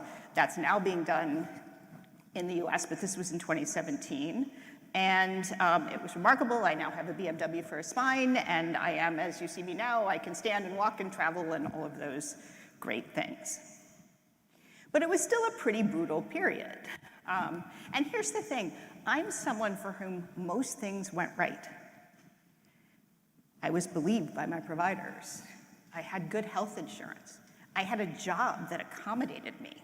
Probably the only legal office in the country at that time, because I was working in the department that was enforcing the Americans with Disabilities Act a year after it became enforceable. I had good networks, friendships, the resources to pay for out-of-pocket care. And that is not the case for most people with pain that I meet. So I want to very briefly tell you a few other stories before trying to end on a positive note. So this is Kiana Madison. She's a member of our Community Leadership Council. Kiana was a 34-year-old PhD student when she suddenly dropped 30 pounds and started expressing blood from one of her breasts. So she underwent preventive surgeries for cancer, but she had some significant complications. She developed a lot of necrosis, and she also had a vaginal cuff tear that nearly cost her her life. And after those healed, her pain didn't get better. In fact, it got worse. She ended up with whole body pain. And so she was really at a loss, and she went into the emergency room one day, and she simply asked the nurse to use a smaller gauge needle to draw her blood because she said she'd become strangely hypersensitive to all touch. And the nurse assumed that she was seeking drugs and actually called the police. This is Ola Ojewumi. Ola is a member of our board. She had a heart transplant at age 6, kidney transplant at age 14. She'd suffered significant nerve damage during the kidney transplant. She is, as you see, a wheelchair user at this point. And she no longer goes to any pain management because she experienced so much harassment and discrimination in the US healthcare system. And it's not just about medication or fear of access to medication. This is an interview that I gave pretty recently to Alice Wong for her column for Teen Vogue. Alice is a disability rights advocate and real rock star writer in the US. And she was born with muscular dystrophy and was told for her entire life that pain was just part of her disability. It was inevitable, even though she couldn't sleep through the night for most of the nights in her childhood. And she only got access recently to pain management because she had a series of catastrophic health events where she had to get a tracheotomy, is now using a feeding tube and a ventilator, but she was in the process of that transferred to palliative care. And she got treatment for her pain for the first time in her life. And in this piece, she writes about how transformative that was for her. So, whoops, went a little too fast. So I think it's really important for us to keep in mind that while pain can happen to anyone at any age, at any time, and everybody's pain matters, it is simply not experienced or treated equally. So where do we go from here? Because, well, luckily you're in Canada. You've got an action plan, you've got all kinds of exciting things going on. It's a good place to be. I do have fears that the things that are happening in the United States are going to affect the field overall, however. And so I'm really trying to think about how to reframe how we talk about pain. And in that regard, there was actually a really interesting editorial that Karen Davis, editor-in-chief of Pain Canadian, published recently about why DEAI is important. And she framed it through the lens of precision medicine. So I think that was a really interesting way of talking about the importance, using different language that may resonate with different people. At MPAC, we're talking about impact as a sort of way of, it's sort of the flipping of the coin of disparities and inequity, and saying we're going to go where our work will have the greatest impact. In medicine, those of you who are providers do triage, and it's basically that idea. So we're thinking about ways to message pain that will resonate more broadly so we can continue to do the work that we do. But I also think it's a really important time for mobilization of people with lived experience and storytelling. It's part of why I spent some time telling stories today. I think we need to turn up the volume on people's stories and present a diversity of voices so that people get a real sense of the constellation of pain experiences, and cut through some of the noise and divisions that are happening in terms of whose pain matters. And I think that those stories need to consider resonating with those basic human principles that are anchored in health and human rights, right? Which is that we all have a right to our dignity. We all have a right to our health. And so the song that I walked up to was a song called What's Going On by Marvin Gaye. It was written in 1971 at another time in the US when things were very fraught during the Vietnam War. And his sort of big phrase is, you know, talk to me so you can see what's going on. Don't fight me, don't escalate, just listen. So again, I will sort of echo your sentiments in that regard. Thanks.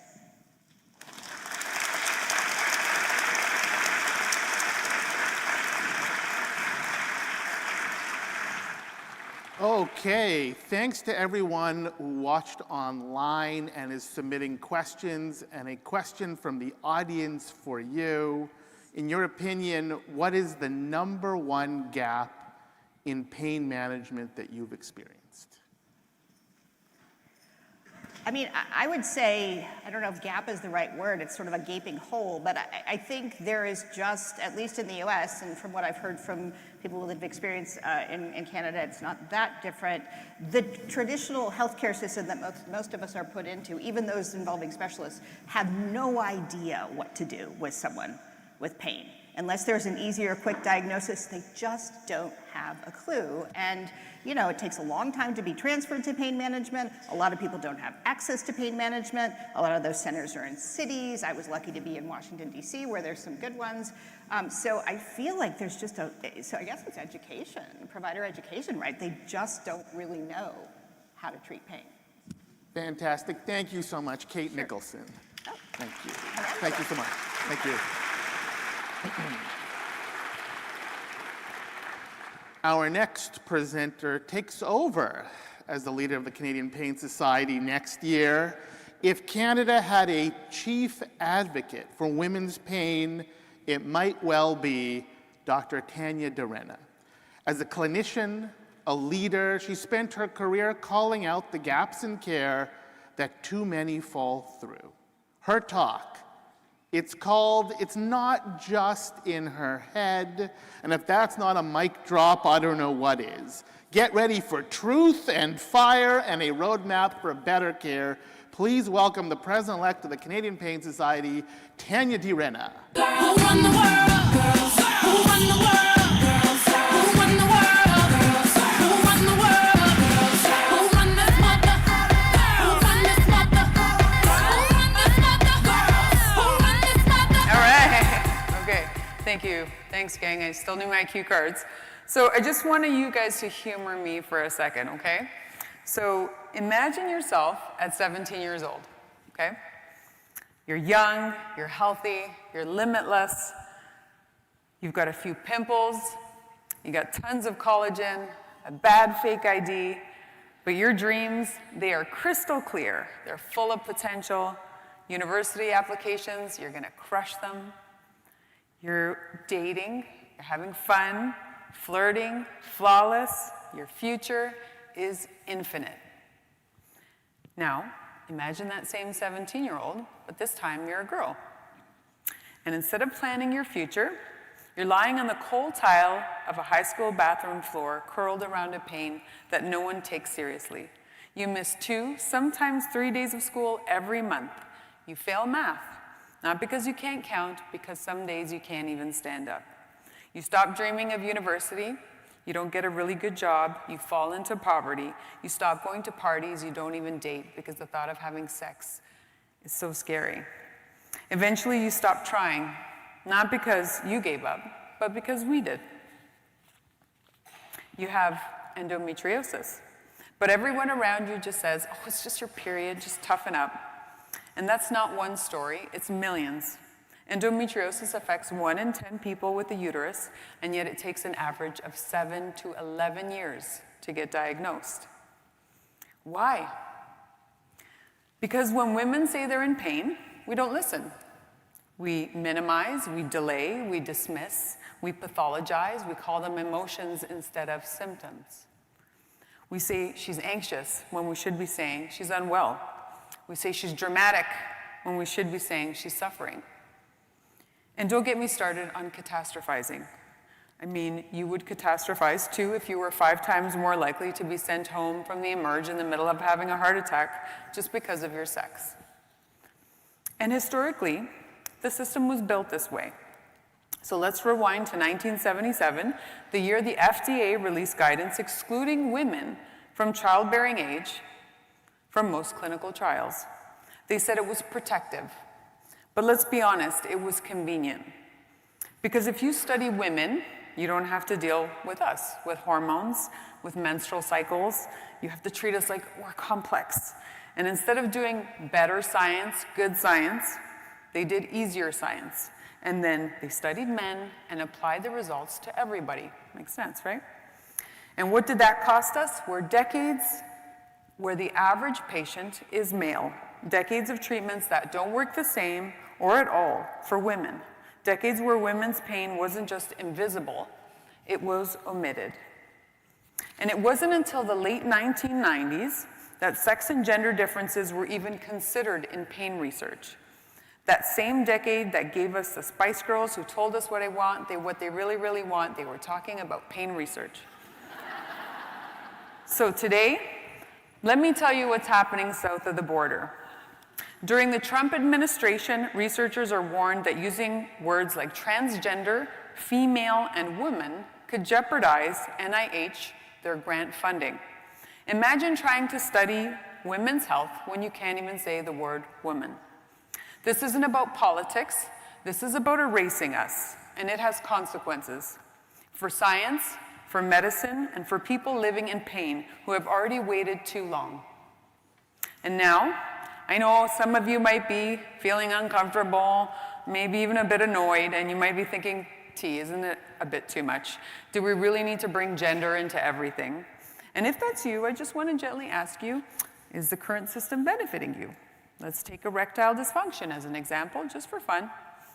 Right now, in your head, name 2 medications for erectile dysfunction. Just in your head, right? Easy, pretty easy, right? Name 2 medications for endometriosis. Silence, right? So Viagra was discovered in 1996, and 2 years later, it was approved. It was urgent, right? Erectile dysfunction was fast-tracked through the system and treated as urgent. Can you imagine the ambulance ride? So, meanwhile, endometriosis, which affects 1 in 10 young people, causes chronic pain, infertility, and lifelong suffering, receives half the amount of funding. So double the dollars for erectile dysfunction. And it's not just endometriosis. It's heart disease in women, it's under-researched. Autism in girls, underdiagnosed. Pelvic pain, underfunded. So if you're a bit uncomfortable, now you know how your mom feels. Every medical appointment she's ever had, with every emergency visit, every dismissal for decades.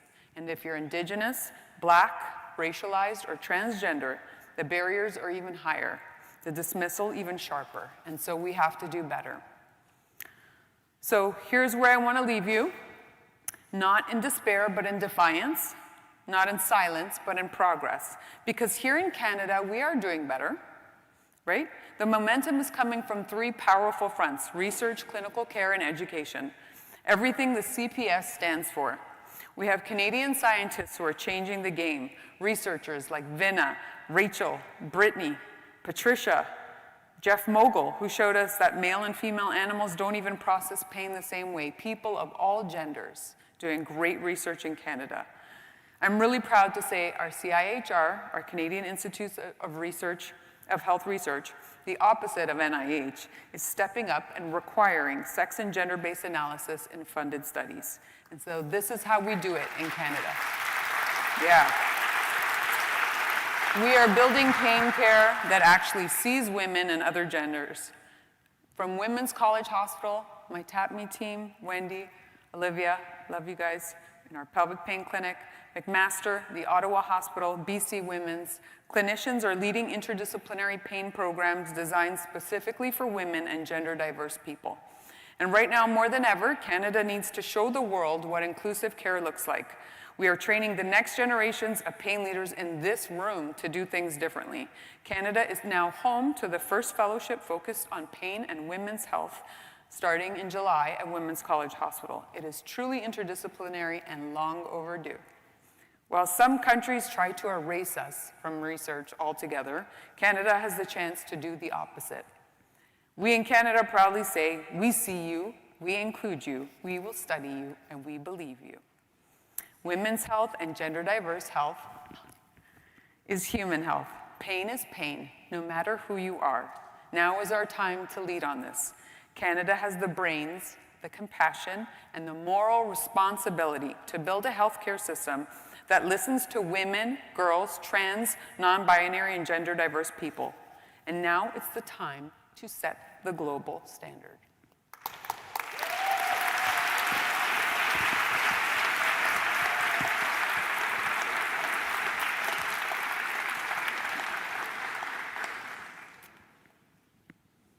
Do I have any questions? Yes, you do. You do. How convenient.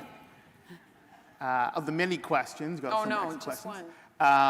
First of all, they said, incredible work, Dr. DiRenna. You are a leader. And here is the question. How do we tackle the issue of women's pain in an increasingly patriarchal and misogynistic society? Do we see better treatment in places that value women, wrap them in respect and community? We need societal solutions for societal problems. I love it. I love that. That's a great question. We do need societal solutions. I think Canada's a little bit different. I'm going to argue that. I think we are, if you heard all the poster pitches yesterday, there was somebody doing clitoral pain. We still value, we still see people. We still include health for our gender diverse folks, for women. So honestly, I think it's just going to get better here. And like I said, we're going to set the global standard for what's going to happen for pain for women in this country. Thank you so much, Dr. DiRenna.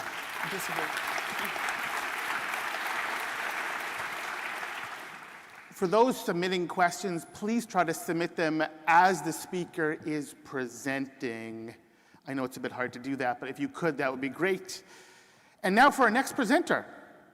You don't often hear the words National Health Standard and pediatric pain in the same sentence. But Katie Burney made that happen. She's a clinical psychologist, a national leader in kids' pains research, and the associate scientific director of SKIP. Her mission, make sure children aren't just seen, but heard, especially when they're in pain. She partners with youth, families, and policymakers to get evidence into action. Please welcome the champion for kids' pain care, Dr. Katie Burney.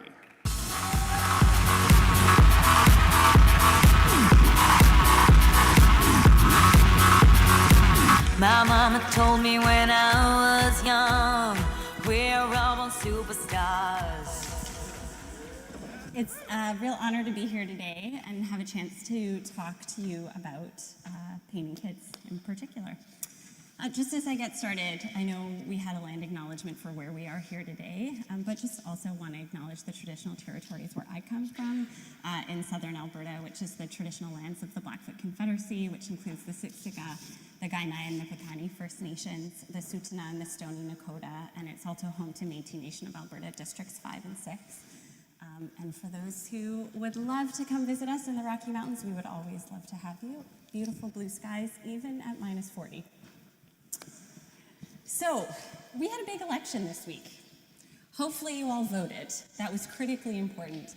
But put your hands up if you heard anything amidst all of the talk about what's happening south of the border, about all of the challenging issues we have as a country, what's happening internationally. Who heard anything about child health? I didn't either. And as a clinical psychologist who's had the privilege of working in a few different children's hospitals in our country, as a pain researcher, someone who advocates for pain in kids in particular, and as a mom, I was disappointed, not surprised, but disappointed that this is not something we continue to talk about. These two slides were actually part of a message that was in an article, one full-page advertisement in the Globe and Mail just earlier this week, led by our national child health organization called Children's Healthcare Canada, that is really advocating to put children first as we think about health and healthcare policies. And this message is actually really aligned with what I was hoping to talk to you about today anyways, which is the importance of how we can, when we prioritize pain in kids, we can actually all benefit to the well-being of all people across the lifespan. And I think I'm going to talk to you today specifically about why this is important. I think I'm in a lot of spaces. It's actually a thrill today that we started with Veena, who I've had the privilege of working with. But oftentimes I'm in a lot of spaces where pain in kids is one voice in the room amidst a sea of conversations about pain in adults. And I've repeatedly heard, even from my colleagues in child health, but also my colleagues in pain, about how pediatric pain is a niche topic. This is a specialized area. You know, it's nice we've got some people that are really focused on that, but we only really need one or two of you to be here. And I'm here, Veena's laughing. I'm here to tell you why you're wrong, right? And I want to take today to place the topic of pain in kids in our broader child health context and in our broader conversation about pain across the lifespan. So you're all familiar with UNICEF. Every couple of years, UNICEF puts out a report comparing how we're doing in child health and well-being, child outcomes, comparing usually about 38 of the wealthiest countries around the world. The last UNICEF report card that came out that focused on physical and mental health well-being and lifestyle well-being for children came out in 2000, just prior to the pandemic. And Canada did abysmally. Canada ranked 30th of 38 countries, wealthy countries around the world, in terms of how we're doing on markers of child health and well-being. It gave indications that children are less happy. Canada actually ranked below average on more than 50% of the markers that they laid out for child health across the country and internationally. Two of the areas that are really relevant to our pain experience, we did even worse than 30th. These have to do with rates of adolescent suicide, where we rated 35th of 38 wealthy countries in the world, and our immunization rates have been decreasing, and we're actually ranked 33rd of 38 wealthy countries in the world. We are doing a poor job in child health in Canada. So what does this mean for us? This is a quote that I think is really, really powerful from this report card of Canadian youth. Being young right now is hard. It feels like we're constantly being reminded that nobody cares about our futures. Not our government, not the generations that came before us, which is all of us here in this room, and definitely not our political system. So what are we doing about children's pain here in Canada? It hasn't been brought up here today, but many of you are probably familiar with the Canadian Pain Task Force that spent 3 years doing an incredible amount of work surveying, understanding, and laying the foundation for how we need to improve pain in Canada. I'll give a shout out to Fiona Campbell, who co-chaired the Canadian Pain Task Force, and I think really as a pediatric pain anesthesiologist, made sure that children were really a key part of that conversation. There are a number of populations in Canada that were identified as disproportionately impacted by pain, but children were one of them. Children and youth were critically identified as a population disproportionately impacted by pain in Canada. And there are a number of goals, of course, throughout the whole report that apply, including one, that we need to improve equitable access to services for populations like children. And of course, there are a number of recommended actions specifically to child and youth populations that we need to do to make sure that we're doing better. Vina already shared, what's important. I realized as I came up today, I could launch into all these things that matter about children's pain, but there may be people who don't actually know that much about it, and that's okay. So I'm gonna take a few moments to share that because I think it's important as I invite you all after this talk to make sure these are part of your conversations. Vina mentioned 1 in 5 kids will deal with chronic pain before they reach adulthood. Those are the same rates of pain that we see in adults. Recent studies and meta-analysis that synthesize a whole bunch of research actually tell us now it's up to 28% of kids who undergo major surgery that will develop chronic pain as a result of that surgery. That's more than 1 in 4. That's an astronomical number and is a place where we can intervene before pain starts. And you'll hear a lot about chronic pain today, and chronic pain really matters. But it's critically important we don't forget about these frequent, short-term painful experiences like medical procedures. In Canada, some leading research by people here say that on average, hospitalized children will deal with 6 painful procedures every 24 hours, and that can be as much as 14 procedures for babies in the neonatal intensive care unit. There was a great commentary that's about 15 years old now by some of our great colleagues in pediatric pain that identified this type of post-surgical and procedural pain as our dirty little secret in medicine. These are things we can do something about and we can prevent. The UNICEF report laid out a map of how we can think about child health and the ecosystems within which children and families live. A lot of our pain research, phenomenal pain research, has really focused on what I'll call the world of the child. And just as a quick aside, it was interesting going back 50 years. What isn't there, actually, is in 1975, when we started that Family Feud, kids' pain wasn't even believed to be real. It wasn't until the 1980s that we actually started to make change, and it was standard of care in the early 1980s for premature babies to undergo surgery with nothing but a paralytic. So they weren't getting, thank goodness, cigarettes or whiskey or anything like that, but it wasn't even a topic of conversation. But our research so far has really focused on this world of the child and has taught us phenomenal things. It's taught us that actually the premature brain, the early infant brain, is actually more sensitive to pain than later in life. And that early pain experiences like those in the neonatal intensive care unit can alter brain development and alter pain sensitivity that persists. It's taught us that these early pain experiences can influence neurodevelopment and socio-emotional problems, even for kids as they move into school and begin there.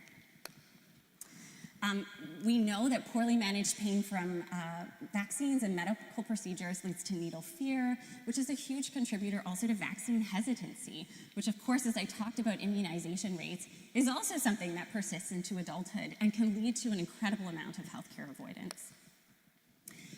This research focused on the world of the child has taught us about the importance of family, parent factors, family functioning, and the real role that parents and families can play in supporting the management and prevention of pain in their kids.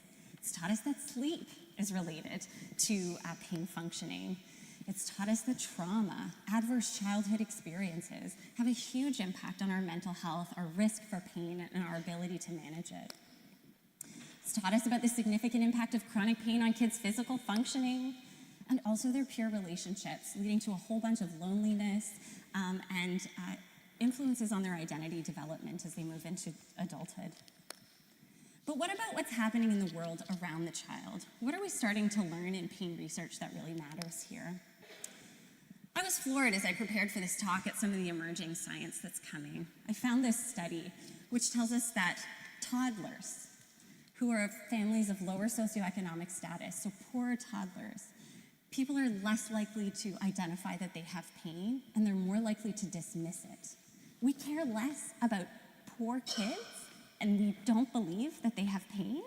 That's mind-boggling to me as I prepared for this talk. Other research suggesting that race and socioeconomic status, if you're Black and you are also of lower socioeconomic status, it takes longer for you to be given pain medication after surgery. Interesting research from some of our colleagues in the States looking at population-based data suggesting that chronic pain in kids is associated with neighborhood characteristics. So kids who are from neighborhoods that are unsafe, have less safe schools, are less well-resourced, are more likely to be dealing with chronic pain. Interesting research also about food insecurity, which, as we know, the cost of, in our economy, the cost of groceries has increased and so on. But food insecurity makes a difference. Youth who are in families with lower or moderate food insecurity were almost 2 times as likely to have chronic pain as those from other families. And of course, when we think about communities here in Canada, we also have to think about community-based traumas, intergenerational traumas, and some of the leading work internationally around Indigenous children's pain has happened here. And I think has taught us both about the different conceptualizations that we need to have about pain, but we must also consider the context, the community-based nature of what influences that, but also the community-based strengths and resources that can wrap around to support children as well. Okay, what about the world at large? Here, I'm gonna start, you can see this is the bad part of the talk, right? Like these are the things where it's really hard, it's a sobering reality, but I think we really have to place these things in context. Children wait for surgeries. This delays and increases chronic pain.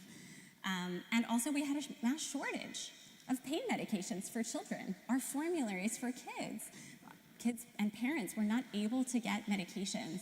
And there were actually lots of other stories that came after this where people were trying to adapt adult formulations of Advil to provide to their children in lieu, some with negative consequence. Canada is not immune to racism. Kids with pain also deal with stigma, particularly children of color. I so appreciated, Tanya's comments about how we're doing better, perhaps, than in the States. Where I live in Alberta, I'm not so sure we always are. And so I think we have to continue to advocate and think about this. This is a real emerging area. Some of the leading work in this space is also happening here in Canada, where we're learning more about the risk in transgender and gender diverse youth in terms of their likelihood of developing chronic pain, the stigmas that they face, and their challenges in accessing safe care. And lastly, there's some really neat work also being led by some of our colleagues here in Canada looking at pain and immigration. Some of this work has pulled from population-based data with upwards of more than 150,000 children from around the world and identified increased risks of chronic pain among immigrant youth, but even more among immigrant youth who live in countries with more anti-immigration sentiment. So these public policies are really influencing children's pain and are things we have to consider. I think it's also important that there are lifetime consequences of poorly managed pain in childhood. They're more likely to have first prescription for opioids as a result of pain, increased risk of suicidality and leading to first onset of suicidality, persisting pain into adulthood, mental illness, risk for mental illness that persists into adulthood, and also importantly, socioeconomic disparities that persist into adulthood as well. These are perpetuating cycles. Kids who have chronic pain become adults with chronic pain. Parents who have chronic pain, their kids are at increased risk of developing chronic pain and other associated challenges, socio-emotional and behavioral. We live in a perpetuating cycle here, and so we need to intervene in order to disrupt this. I love this. Canada's kids are 18% of the population, but they are 100% of our future. And it's logical that if we can't start well and have healthy children and treat pain well in childhood, that we're gonna have a challenge as people move into adulthood. Fortunately, this is where we get to pivot. Fortunately, I think there's a lot of momentum to improve children's pain here in Canada. As John mentioned, when I came on here, I had the privilege of leading the world's first national health standard for pediatric pain management. This standard, national standards like this are really fantastic because they don't just address what health professionals need to do in hospital settings or in other settings to prevent and support treating pain in kids, but they also address some of the structural things, what leaders need to do within hospitals and other health organizations. This standard is focused on managing acute and chronic pain in kids from birth to 18 years old in all hospital settings in Canada, in all areas of the hospital. What's in there and why, as a world's first? What does this standard help direct in terms of how children and families can expect the best pain care in the world? The standard lays out in its 34 criteria different directions for hospital leaders and healthcare teams so that children and families in these settings can expect pain to be taken seriously. They can expect to be asked about pain, assessed, reassessed. They can expect health professionals to be knowledgeable about pain. They can expect to receive effective and safe treatments for pain, and they can expect to be treated as equal and integral members of their healthcare team, much in alignment with what Kate was telling us earlier about the convention in Montreal. These seem, as I pulled these out and put them out for this talk, they seem like things that we should already think are happening, right? These are pretty logical things. They're not, right? Just bluntly, they're not. And so this health standard offers us the opportunity to make sure to meet those goals set out in the Canadian Pain Task Force report so that all children, regardless of where they receive care in Canada, can expect these things to occur.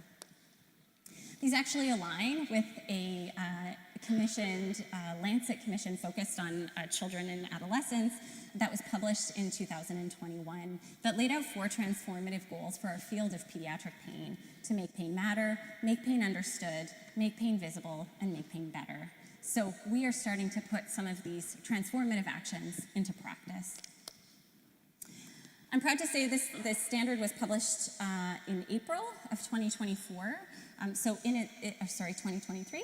So in its first 2 years, it's been downloaded almost 2,500 times from more than 73 countries around the world. So it's had a lot of interest, and it's where we're definitely leading here in Canada.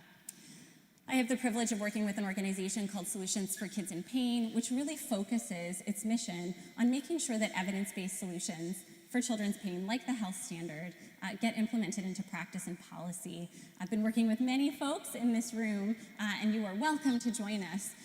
Every effort is valuable, and we've been creating hundreds and hundreds of tools, more than 350 tools for policymakers, for youth and families, for health professionals in the first 5 years, with an estimated reach of more than 300 million views. So a real opportunity to make a difference if we work together in partnership outside of our research spaces to make sure that we can make these changes. This is really a place where children with pain and their families are leading the way. I mentioned that the Pediatric Pain Management Standard is the first in the world. It's actually our first national pain standard here in Canada, and I think it has helped to pave the way for an upcoming pain standard focused on pain in adults. It's also the first national health standard in Canada with the Health Standards Organization focused exclusively on pediatrics. And I know from some conversations recently, it is also helping to pave the way for more national standards that are focused on children and youth. 3 things I want to leave you with that I think are really important for how we work to improve pain in Canada. We must ensure that children, youth, and families have a voice. We need to represent the entire lifespan. Pediatric pain is not a niche issue. We must prioritize pain in children and youth.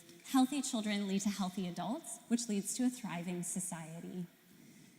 And I implore you to also consider these socio-political contexts and policies. Our health system plays an important role, but we must think beyond that. We have to think about how the policies we put in place about immigration, about supporting trans and gender diverse youth, about reconciliation with Indigenous communities, about disability rights, that all of these things, about food insecurity and the cost of groceries, all of these things serve to support our children, which serves to support them across their lifespan. I walked up here to a Lady Gaga song. There are many reasons why that's well suited for me. But if you didn't know already, Lady Gaga also deals with chronic pain. And her chronic pain, if you hear her speak about it, she identifies as in part starting after a sexual assault that she experienced as an adolescent. And in a speech that she gave at the Elle Women in Hollywood in 2018, she talked about that. She talked about her pain experience, the relation with trauma, PTSD, and mental health. And I just want to leave you with some of her words.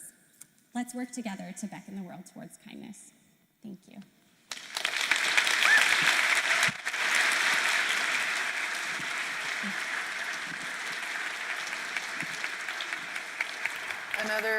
Another great talk. Thank you so much, Dr. Burney. Thanks. Just a question from the audience. I'll take it. Yep, thank you. All right. So can you tell us about any systems that are around to help with the transition from pediatrics to young adults? Do you know of any? Yeah, that's a great question. I think there are certainly places that I think have made an effort to focus on the transition. I do think, though, ultimately, it's a massive gap. And I think I've had the privilege of doing a bit of practice in adult care as well. And I have often heard in those settings that in pediatric care, we have a tendency to baby children too much. My take on that is that I think maybe we need to do more babying in adult pain care as well then.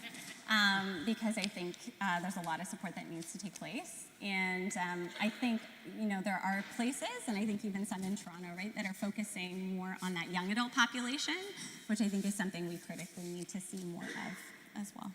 Perfect. Thank you. Thanks. Thanks. You have Dr. DeConnick next? Yeah, perfect. Nice. All right. La douleur n'est pas seulement un symptôme, c'est une maladie du système nerveux. Le Dr. Yves DeConnick est un neuroscientifique qui déchiffre le code de la douleur au niveau moléculaire.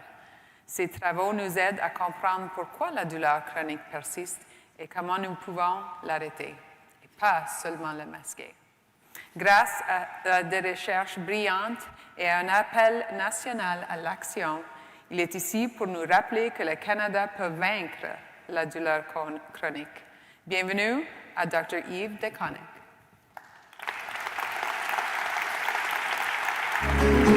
Une valse à 3 temps, qui s'offre encore le temps, qui s'offre encore le temps de s'offrir des détours du côté de l'amour. Comme c'est charmant, une valse à 4 temps, c'est beaucoup moins dansant, mais tout aussi charmant qu'une valse à 3 temps, une valse à 4 temps, une valse à 20 ans, c'est beaucoup plus troublant. All right, hello everyone. I'm turned on. So I'm here as the neurobiologist to try to tell you how neurobiologists have actually transformed the field of pain and our duty as a society. That's sort of the duty that Hans gave me.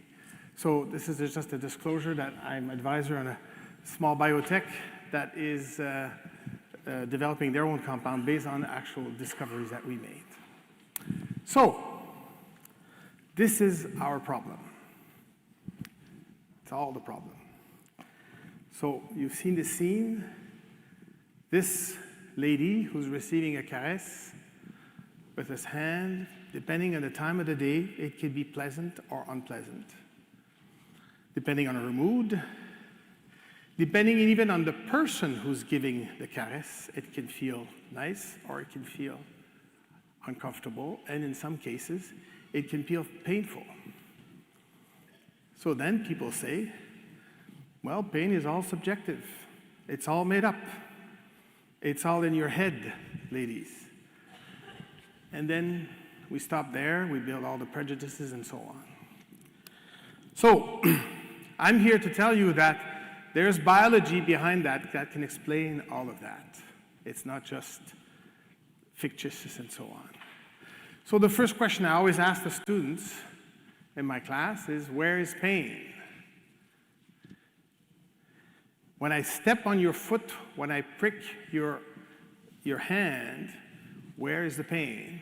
Not in your foot. Ladies, it's in your head. It is in your head.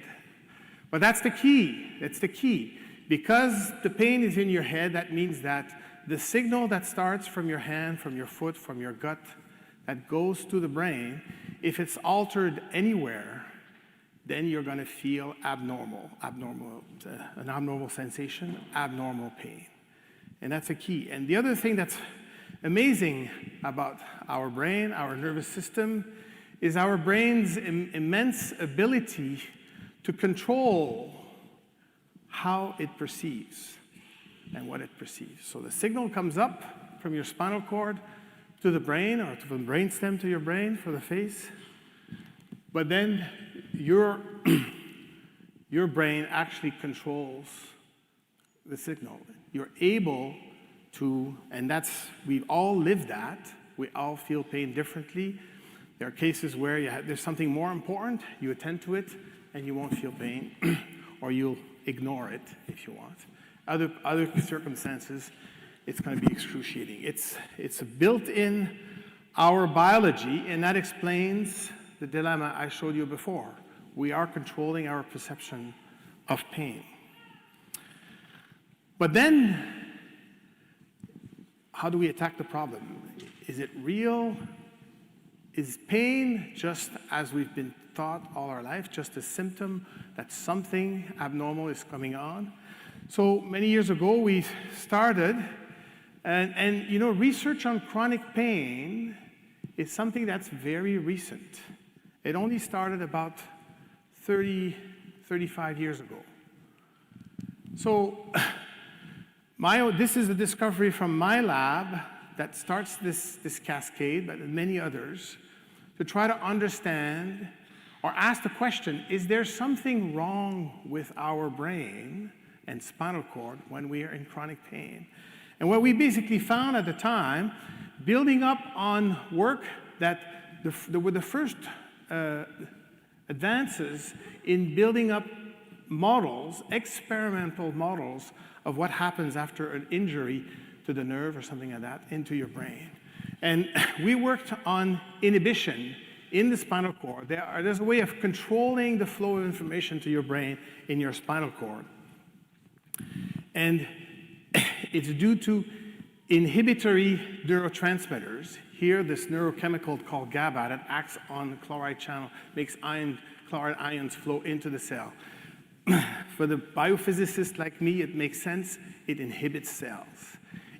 For that, cells have to have low chloride inside them, and to maintain the chloride low, you have this little pump that's called KCC2 that maintains that. What we found is that after nerve injury, things change in your spinal cord, not in your body, in your spinal cord. You lose that little pump that maintains things. You lose inhibition.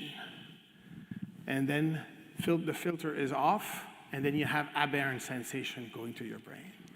In fact, working with other colleagues, with Mike Salter's group and others, we've even found that there's a very complex response in your spinal cord, adaptive response in your spinal cord to what happened in the periphery, so the spinal cord changes the way it perceives, it processes the information so it'll be differently perceived in your brain.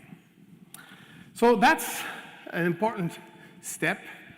It basically explains how you can have an aberrant sensation. You have sensory channels that are responsible for touch. You have others that are responsible for painful signal. But they are interconnected. You might say, why are they interconnected? Well, everything is interconnected in your brain, believe me. So many things are interconnected. And then we found that this inflammatory response in the spinal cord with these little microglial cells that you're seeing drawn here actually decreases what was repressing the interconnection in your brain. And now you're basically allowing a touch signal to go up and talk to the pain pathway, and you've turned touch into pain. Okay, so why am I telling you all this? Well, it changes everything, literally everything. Because now, chronic pain is a real neurobiological phenomenon. Alteration of your central nervous system, your spinal cord, and your brain is causing a misperception of pain. It is a disease in itself. Pain is not just anymore a symptom of something else, of an injury, of an infection, of a cancer, whatever you want. It's not just something that's there to tell you if there's something else that's wrong. Chronic pain is what's wrong. And therefore, we have, first of all, it changes everything because now chronic pain is recognized as an entity in itself, and we have to treat it, and we have to target it directly, not target other things that will in turn diminish your pain. Target what has changed in your brain to remove the chronic pain. And therefore, it becomes a societal responsibility because we have a disease, a bona fide disease that we have to attack. So, another thing that's very important in this is that chronic pain is an alteration of the normal pain. Therefore, you have to target the abnormal, not the normal. So we've been developing or trying to develop analgesics over the years. We have fantastic analgesics and so on. They're not necessarily going to work against chronic pain because your body, your brain has changed. And that's critical. We now have to develop strategies to treat the chronic pain, the abnormal, not the normal. We don't have time. It's just two examples. For example, benzodiazepines, your sleeping pills, your anxiolytics, the wonderful anxiolytics, they've always had mitigated effects in chronic pains, if any. Well, I just told you that the neurotransmitter GABA, which is the inhibitory transmitter that benzodiazepines act on, is failing in the chronic pain conditions. In fact, its meaning may be inverted into excitation. So actually, the benzodiazepine may make things even worse. Same thing for descending inhibition. I told you that the brain has this immense ability to control how you perceive pain. Well, it's using also that GABAergic transmission, and there in many chronic pain syndromes, your normal way of inhibiting pain is defective. So we have to target the abnormal. And again, Canada is a leader in this, and the good news is that since the fact that we're studying the abnormal chronic pain, a flurry of discoveries are coming up. And in fact, Canada is a leader in there from coast to coast, from Edmonton, Calgary, Toronto, Montreal, Quebec, and so on. Wonderful work done by our colleagues. I don't have time to go too much in details of that. Michael Salters, who's working on the exaggerated excitatory transmission, the exaggerated signal. Well, you don't want to work on excitatory transmission because you're going to block everything. You're going to make people dysfunctional. You want to work on what has changed in that excitatory transmission.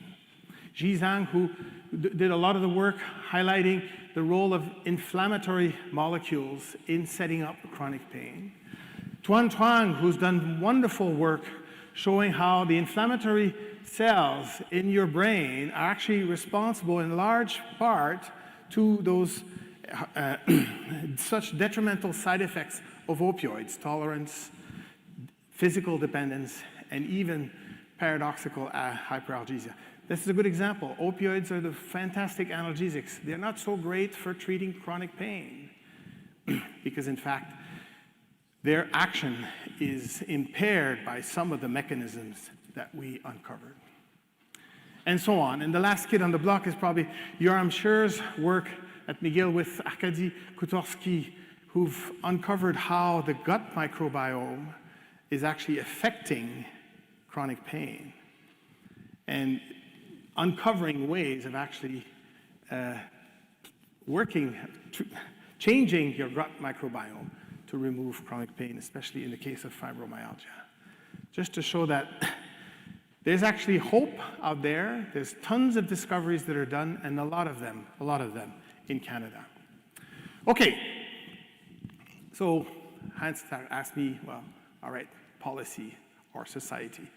Why do we care about the fact that chronic pain is a disease? Well, if it's a disease, it must be treated, as I said, as an entity in itself. So therefore, we have the responsibility to develop more the arsenal of treatments against chronic pain. And we have to take it into account as a society. And it's also very important, it's vindication for the patients with chronic pain because it is real. It's in my head, doctor, but it's real. And therefore, I've found myself that it carries a long way into destigmatization, because when you could put your finger on a physical thing, then you stop judging people. So basically, what do we have to do as a community is attack the problem, but I want to say at every step of the pipeline. We need to have more discoveries on mechanisms and on treatment strategies. We need to develop a multidimensional approach. It's been told already. There's this famous term that we use all the time, the biopsychosocial. What I often don't like when we talk about that is it seems like these are three disconnected things that are affecting chronic pain. No, they're all talking to each other. The brain, the most amazing organ in the universe, is characterized by this incredible ability to remodel constantly. It's the source of our ability to learn. It's also our demise, the reason why we can go into disease state, and it's very difficult to get out of that disease state. But what modern research has shown is all of these alternative approaches that were talked about this morning, yoga, meditation, and so, hypnosis and so on, and many, many, many other interventions that are non-pharmacological, be it the social construct through psychological intervention, they actually will transform your brain. So there's no disconnect between the bio, the psycho, and the societal. We have the ability, this is the fantastic thing about the brain, we have the ability to transform our own brain. It empowers us enormously in that direction. Yet, helping that with drugs, with biological interventions, pharmacological interventions, can certainly help. So these things have to work in synergy. And we have to go early detection, diagnostic stratification. I was happy to hear the minister saying this morning again how important it is to develop prevention strategies. So we have to intensify research on targets, identify targets for chronic pain. Why do we need to do that? Well, we need to multiply the armamentarium. If you have a problem, the first thing you want to do is you want to put as many things as possible into your pipeline. And for this, we need to discover mechanisms, targets, and so on. We need to discover tons of them because many of them just won't pan out to the end.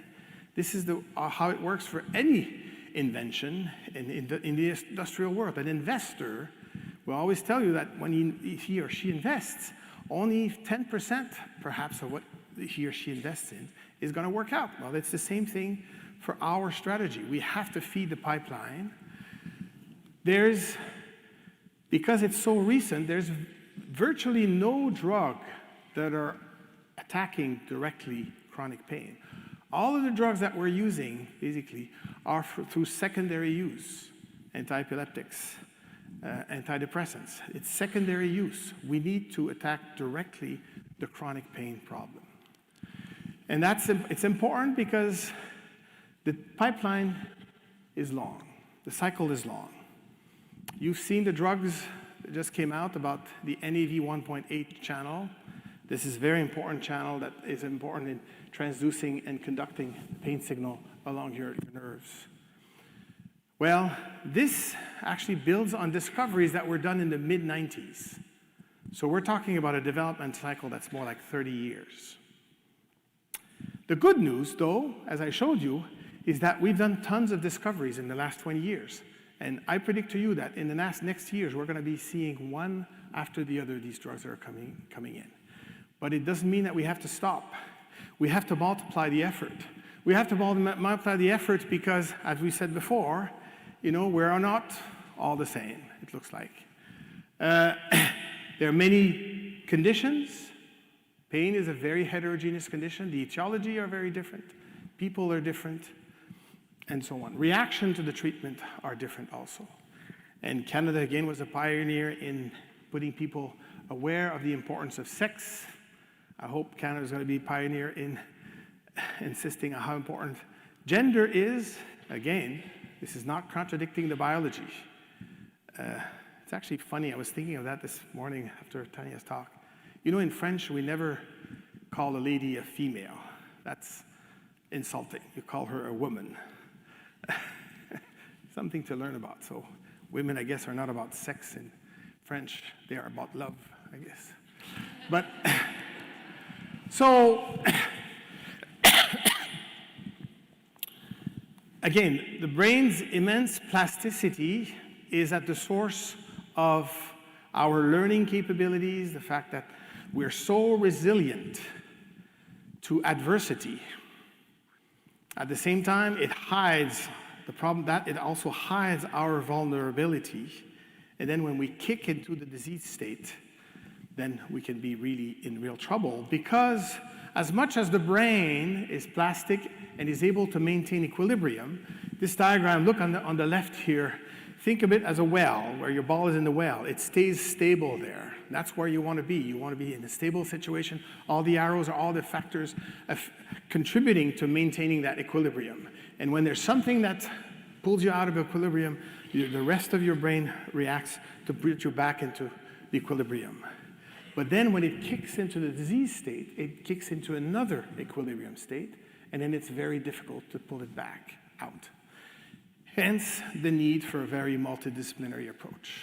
Again, a lot of these lessons learn from basic research, basic fundamental research. And then you kick in the other comorbidities that come in, that accompany chronic pain. And again, think of the same concept. I've drawn it here with these wells, but that are going downhill. So the more you wait, the more it's going to be difficult to come back uphill. Hence, our responsibility to act early, as we said earlier.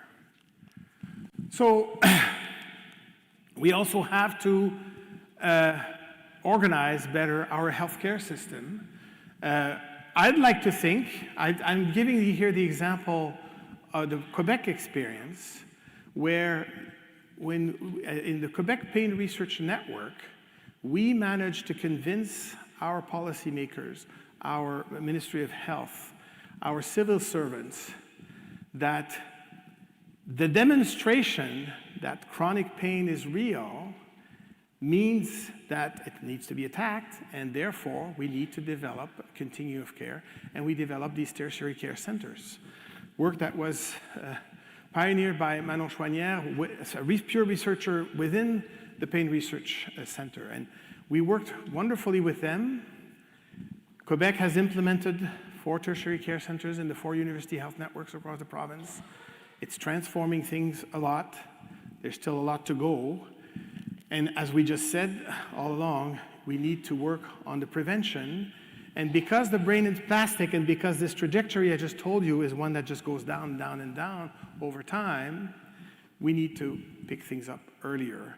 The big challenge, of course, is to bring treatments into the, or in interventions, detections, interventions, treatments into the primary care level. Of course, cost-wise, it's a major challenge, but it's definitely, again, a responsibility that we have as a society. We also need to spread the word, demystify chronic pain within our health care professional community, within the population, with the patients. Here's an example, and there's many of them across Canada. Again, Canada is, again, an exemplary country for that. Here's some work that Anne-Marie Pinard and now with Pascal-Marie Deschamps, they developed a curriculum for anesthetists, didn't exist, on pain. And they also developed a website where people can obtain a lot of well-vetted information. So Hans asked me, so you have to say this about Canada and Canada policy, and so why Canada? And the answer is very simple. We're the best.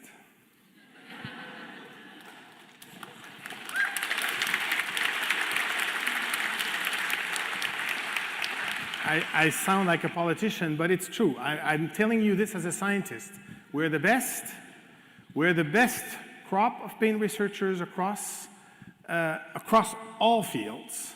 All fields. I told you I'm a basic scientist, neurobiologist, but across all fields, from pediatric research, you saw it here, to healthcare delivery, to societal interventions, and so on. We are really the best. In fact, many, many years ago, we started a independent bibliometric analysis of the impact, or where Canada sits on the international scene in terms of competitiveness, in terms of quality and intensity of research.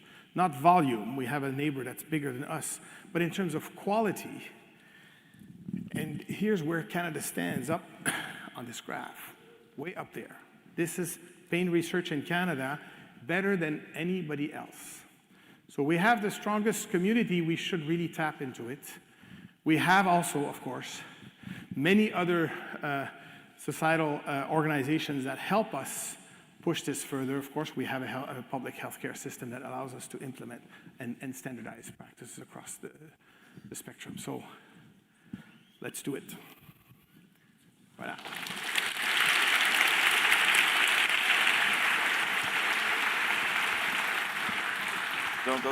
Don't go too far, Yves. Thank you very much. That was exceptionally relatable to what we wanted you to talk about. And so, first of all, I want to thank the thousands online right now. And there's been a repetitive question coming at me. And it's the question is, you're not going to get off that easy in terms of talking globally. What excites you the most from a neurobiological standpoint over the next 5 to 10 years? What's a molecule that you think you have hope for? Well, I mentioned first in class. So, one of the things I'm going to say this here, a political thing. I sit on the Canadian Institute of Health Research Advisory Board and so on. When we talk about the response to opioids, there's a lot of the response in Canada is a palliative response. But when the Americans set up their pain strategy, they certainly said we need to find alternative to opioids. We need to find first-in-class new compounds that are using other mechanisms that will treat directly chronic pain. And I see several of them coming up. And I also see several very promising targets to rehabilitate, well, not a rehabilitate, that's not the right term, but to free the opioids from their side effects so that we can use their power as analgesics. This is not to say that opioids are bad. It's just that we need to diversify our arsenal, and it's only, I think, through diversifying our arsenal that we will, to a certain extent, free ourselves from some of the opioid epidemic problems. Awesome. Well, it's been 2.5 decades since the medication's been brought to the Canadian market, so we need the pipeline to move along pretty fast. So thank you. Thank you again. All right, thanks. All right. So I know we were talking about patriarchy and misogyny, and I don't want men to walk away, especially from my talk, to think that you're not valued. Listen, some of my biggest allies, I think, are males. We're going to bring one out soon. So I want to talk about allyship, especially in pain. Hans created the Women's Symposium last year and made sure we do it every single year. So thank you. I know everything is long overdue for us, but I just want to really highlight allyship because I think that's what we can do against misogyny is have our allies kind of help us out with that part. So here's one of my favorite allies. So Dr. Ramesh Zacharias is President, CEO, Medical Director of the CPCOE, who are also going to be announcing some funding tomorrow. And there is funding for women's health, so women's veterans' health. So Dr. Ramesh is the unofficial Yoda to a lot of us in leadership. And if you've ever wondered how to lead with integrity, calm under pressure, and swagger, this is your guy. He's worked with the Department of National Defense, and he's cared for veterans with deep respect, always starting with thank you for your service and following up with now it's our turn to serve you. So the one thing I know about Ramesh, and I'll say that now, is that everything Ramesh has ever touched in the pain space has been a success, including the Chronic Pain Center of Excellence for Canadian Veterans. And so I want to please welcome the General of Pain Care, the Commander of COM, and a mentor.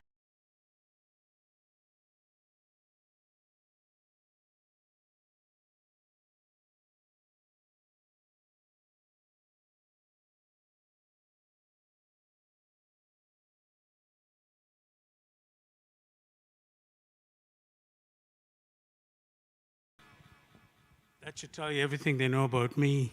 They play Highway to Hell. Welcome to hell.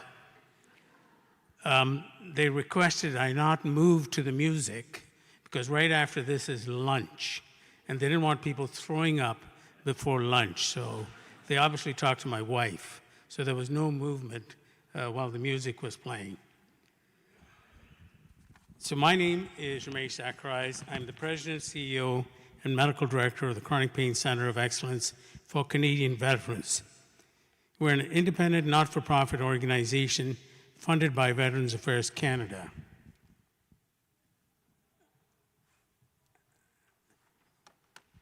Since our inception in 2020, the CPCOE has funded over 75 research projects, and some of the researchers are actually in this room.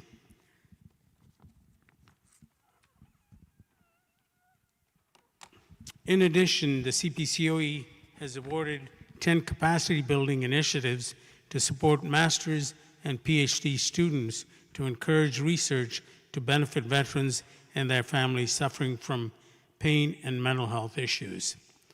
On behalf of the veterans we serve, I want to thank you for what you have done for them. Hans had mentioned that we are in the midst of our regular cycle of funding research. There will be requests of proposals that are due on the 27th of June. Each year, we distribute over 1 million to the successful applicants. We have a booth here, so please attend the booth so that you can find out more information about the 3 streams. And we're very blessed in this country from all the speakers who have talked about earlier today. We have some amazing group of researchers, and we're fortunate to be able to support you.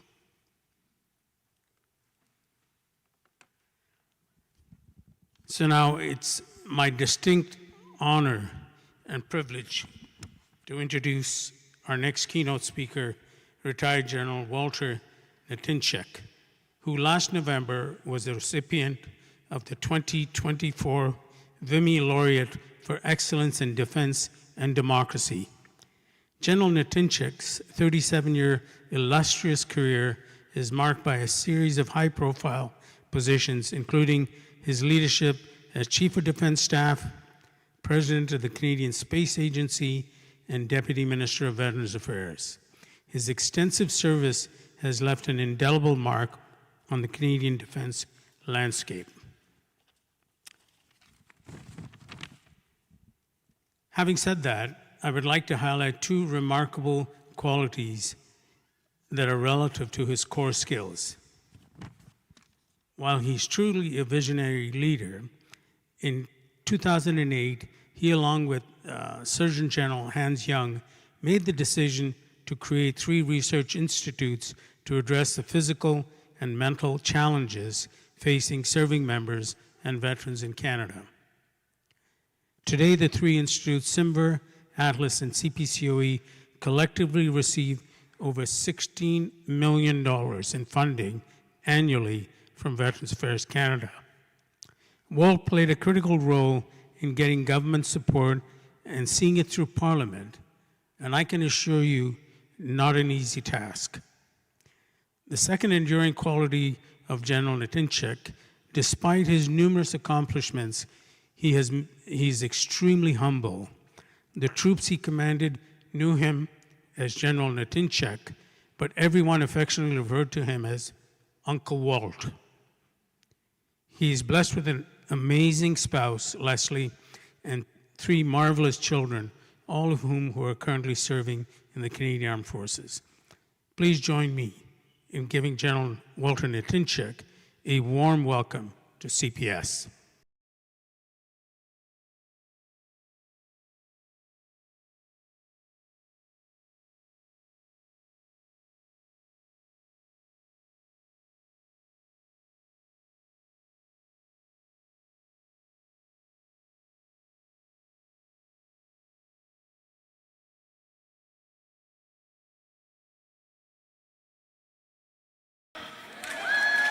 You guys awake?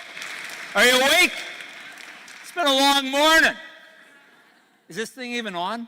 Do I even need this microphone? No way.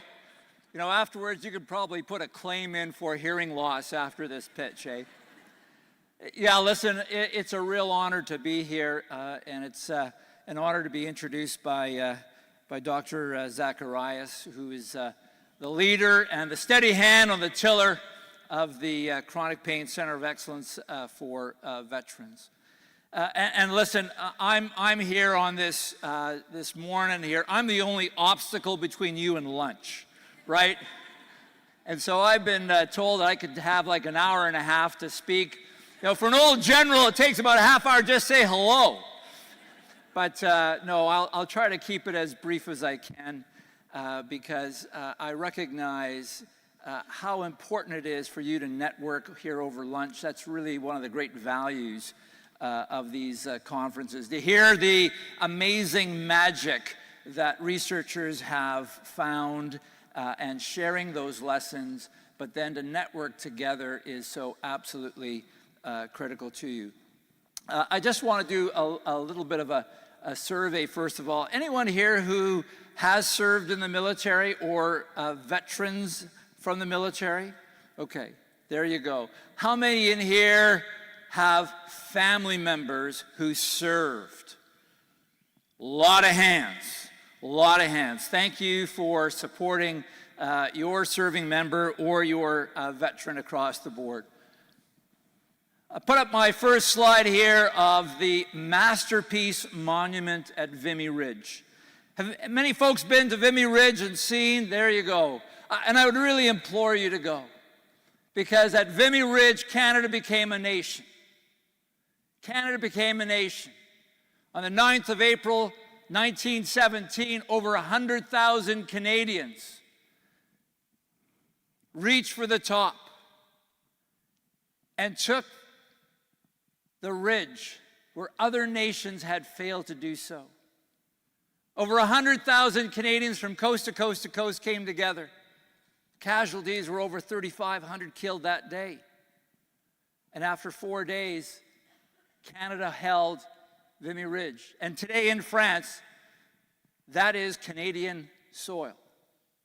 And I would ask you to go because, and the message of Vimy Ridge is, folks came together from all parts of this country to be part of something greater than themselves. And as I look at all of you here today and what you do to support the well-being of Canadians or our international allies and friends, you are serving and doing something greater than yourselves.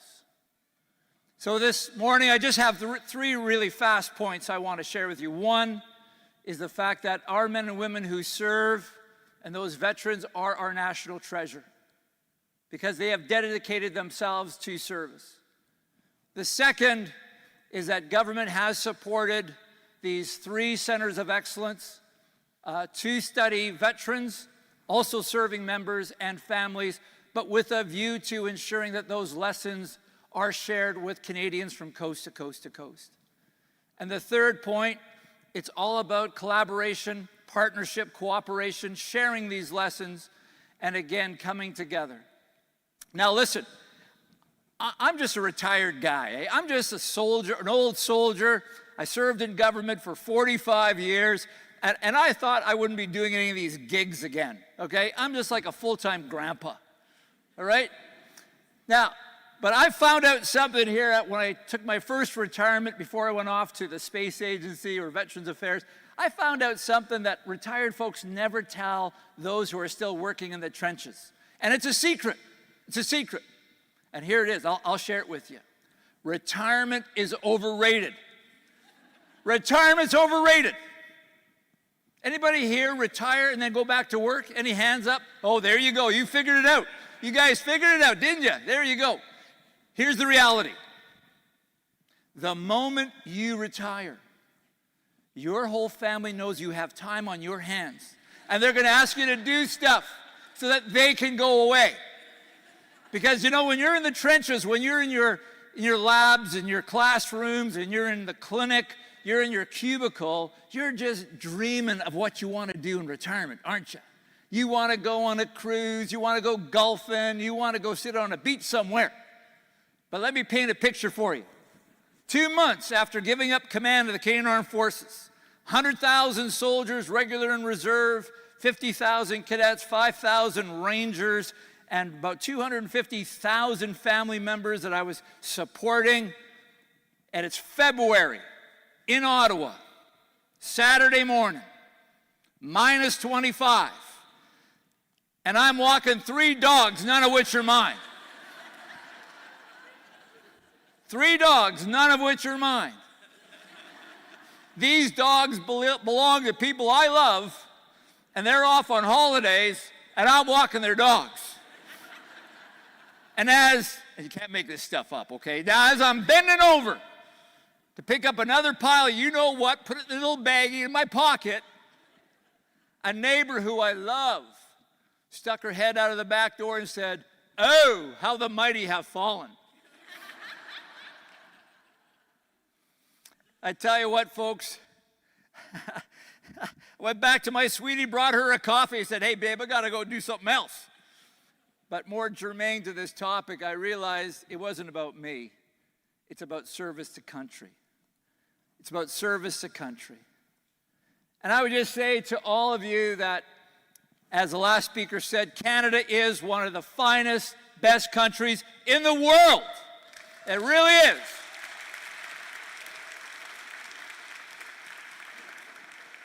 And I'm not sure, I used to say this about our soldiers, sailors, airmen, and women, I'm not sure if it's the water we drink or the beer we drink, I don't know. But maybe it's our multicultural mosaic. Maybe it's because our respect for each other, our human rights, universal health care. Heck, I just had a major little heart thing happening.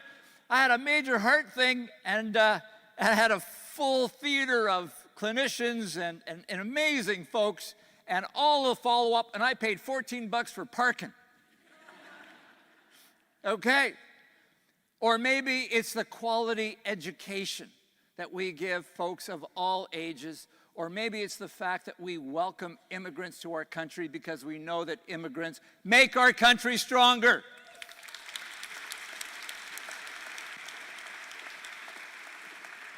And I say that my father was a free Polish army soldier. My mother was in the German Air Force. They fought against each other in World War II, met in Winnipeg at a church dance, and that is Canada. God bless us all. But the reality is we are so lucky in this country, and yet that freedom is not free. The freedom is not free. Over 2 million Canadians signed up for the military. You know, 1 in 50 on Canadian streets is a Canadian veteran. And over our history, we have shown the service, the courage, and the sacrifice so that we could have those freedoms, so that we could live in the best country in the world. And just like those soldiers who took Vimy Ridge and all those other horrible battles of World War I, the Somme, Passchendaele, we are this week commemorating the 80th anniversary of the end of World War II. If you watch the news the last few days, it is just inspiring to see those still living World War II veterans who are there in the Netherlands right now as we commemorate their service and their sacrifice. Absolutely. Oh, what happened now? Did I just turn this thing off? Is there a cane? There we go. 80 years ago, the end of World War II, where again over 1 million Canadians put on a uniform and went around this world to bring security, peace, and freedom. And we liberated the Netherlands from autocratic, tyrannical, criminal rule. And that same courage and tradition of service in Korea, where over 25,000 Canadians served, over 500 killed in Korea. Where again, the courage of our folks, they even called artillery on their own positions in order to stop an onslaught and another assault. And that same tradition of service and courage for our mission in Afghanistan. We had 40,000 Canadians sign up to go to Afghanistan. I tell you what, going to Afghanistan, I was visiting the troops about 20 times in Afghanistan, and I would meet grandparents, folks who would join up the military in their 50s, just so that they could be part of something greater than themselves and contribute to peace and security. And yet the price was so high. The price was so high. 165 soldiers, sailors, airmen and women, journalists, diplomats killed in theater. And thousands suffering the physical wounds and injuries, and thousands more suffering the invisible mental health injuries.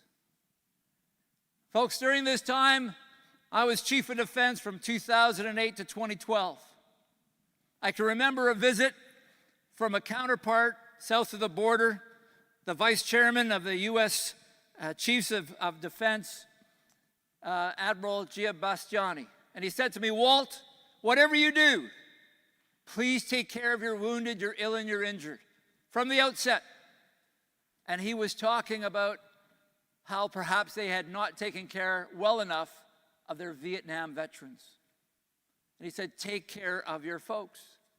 And so we tried to do everything we could, but we realized that we had not been in combat since the Korean War. We had not had the injuries on the scale since the Korean War. And we had so much to learn and relearn. You know, the fact that every soldier had to be a combat first aider, trauma care on the battlefield, because the real magic happens in the first 10 minutes after the injury. And then how do you ground evacuate, air evacuate, and get those sailor soldiers, airmen and women to the best operating table within minutes? And then how do you then bring them all the way back through our Allied hospital with the U.S. forces in Germany at Landstuhl, and then bring them back home? And we realized that if we can get our folks back to a hospital in Kandahar very quickly, 90% of them would live. If we can get them back here to Canada, 99% would live. But it was never 100%.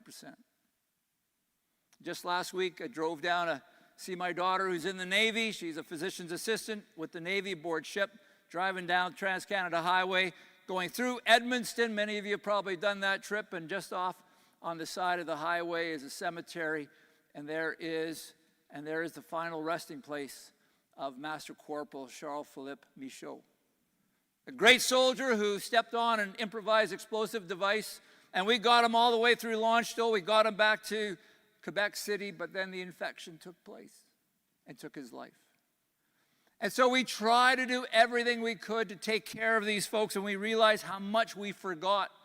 And it's at that point that the Surgeon General of the Canadian Armed Forces, Commodore Dr. Hans Jung, came up to me and he said, "Hey, sir, we are way behind our allies in terms of medical research for our military, for our veterans, and for families. And we got to pick up the pace." And what had occurred was that a little cabal had formed in Kingston, Ontario, between Queen's University medical faculty, a lady named Dr. Alice Aiken, and Royal Military College, Dr. Stephanie Belanger. Both of them were serving reservists in the military, and they were in cahoots with a former base commander, Brigadier General Bill Richard, and between them they came up with this idea for a research institute. And I supported it. I went to Minister Peter MacKay, the Minister of Defense at the time, and I said, "Hey, sir, this is really important. We got to giddy up on this, like right now." And I'm sorry I use a few of these cowboy or Texas accents. I served for 2.5 years with the U.S. Army, both in Fort Hood, Texas, and in Iraq. I spent all of 2004 in Iraq. So I find that from time to time, especially when I get emotional, I get this little Texas twang. J'ai un accent en français, un accent comme un Texan, même en anglais et en français. So, but anyway, I said we need to get on with this. And with the minister's support, we got it through government, and so was created the Canadian Institute of Military and Veteran Health Research. And I used this slide of the search and rescue technician parachuting into the high Arctic, just so that we don't forget the fact that Canadian soldiers, sailors, airmen, and women put their life on the line every day to defend and also to protect Canadians across our country. But CIMVAR was created, and it is a network of 46 universities across this country. They have launched almost 100 research programs focused on serving and veterans, but also on military families. And I talk about families a lot because the families are undoubtedly the informal caregivers to the serving members and veterans. And so while we're taking care of those who are serving and veterans, we must ensure for family resilience. Absolutely vital for the well-being of those who have served. So we got this CIMVAR moving, and it's cracking along, but we're still realizing that we have forgotten so much. And I got to share with you, December of 2009, January of 2010 was a very, very tough time for the Canadian Armed Forces. In that 2-month period, around Christmas, we lost 10 of our serving members. 10. 5 in combat in Afghanistan, and 5 to suicide back here at home. And I brought the leadership team of the Canadian Armed Forces together, and I said, what's with this? We do everything we possibly can to enable mission success of these sons and daughters of Canada in the fight. And are we doing everything possible so that they are safe and secure when they're here at home? And we weren't doing enough. But my time as Chief of Defense was coming to an end, and I was asked by the Prime Minister what I wanted to do after being in the military. And I said, "Sir, I had a lot of offers from the private sector, but truth be told, I'd like to be the Deputy Minister of Veterans Affairs, because I am not satisfied with how that department is taking care of my soldiers, sailors, airmen, and women who are wounded. And I would hold on to them because I was worried that they would not be supported well enough when they got out." So I wasn't surprised that I got a phone call saying, "Hey, we want you to be a public servant." Terrific. What I was surprised about is they said, "We want you to run the Canadian Space Agency." I said, "Space? Space?" Space. I said, you know, I've got a degree. Nominally, it says a bachelor in business administration. In reality, the degree is in rugby and football. And my profs know the truth. And so those poor scientists and engineers at the space agency, they were pretty shocked. You know, for me, like, I think you probably remember that great sitcom, Big Bang Theory. Like, I was living every episode, and I was Penny, okay? All that to say is amazing work, but in the end, after about a year and a half, I went to Veterans Affairs. And I was so fortunate that when the government came in 2015, they had taken all of the recommendations from the veteran ombudsman, at the time Chief Warrant Officer, retired Guy Parent, and he laid out all of these recommendations to move forward on the veteran benefits and programs, one of which was the creation of 2 centers of excellence. One of them was to be on mental health, including post-traumatic stress injuries, and the second was undetermined. Undetermined. Well, we launched right away then on the Atlas Institute for Veterans and Families, and we, in cooperation with the Royal Ottawa Hospital, that strong partnership, and focused on mental health equity for veterans and families across the country. It was launched. Terrific. But we still had one more center of excellence, and we had to figure out what was the need. What was the need? At Veterans Affairs, we had a great team lead for our research division, Dr. David Pedler, and Dr. Pedler produced magic. He came up with all of the options for government, because government doesn't want to be, forced into a corner, and it was absolutely obvious that chronic pain was to be the focus. Because as we've heard this morning, while about 20% of Canadians suffer from chronic pain, that rate for veterans is double that number. And it's even higher for women veterans. And therefore, it was an easy sell to government. And we launched, seeking the great leadership of Dr. Ramesh Zacharias, on this Chronic Pain Center of Excellence for Canadian veterans. And as we saw on the previous slide, the immense amount of work that's occurring, and also the capacity building across the board. But what is also absolutely key is the fact that partnerships and collaboration amongst these 3 centers of excellence have now created a new capability for the Government of Canada. Having worked now for a number of ministers in both Defense and Veterans Affairs, ministers are constantly bombarded with new ideas, new initiatives. And before they launch onto new policy, they need evidence. They need evidence. And so Dr. Zacharias here, his initiative, his leadership, bringing together all 3 of these centers of excellence in a new structure called the Evidence Support Model, in order to provide government a rapid response research capability. And that has now been launched. And that's one of the reasons I'm here, because I'm imploring all of you, we need you. We need you. We need you to be part of this. The resources are there, but we need you. And not only to support, again, those military members and veterans and families, but all Canadians. All Canadians who will benefit from this coast to coast to coast. I just want to finish up here with a tribute. I am dedicating my part here, and the reason I volunteered, in fact, I was voluntold to do this. I love always giving a dedication to veterans who have done extraordinary things for Canada. I would like to dedicate this pitch to Dr. Rolly Armitage. Dr. Rolly Armitage is from the Ottawa Valley, West Carleton area. And way back when the Second World War started, at the age of 17, he just left high school, walked out of high school, walked in the recruiting center, age of 17, and said, I want to be a paratrooper. Well, he was found out. He was too young to be a paratrooper. So when he turned of age, he became an artilleryman, and he landed at Normandy Beaches. And he fought through all of the World War II across Normandy, and into the Netherlands.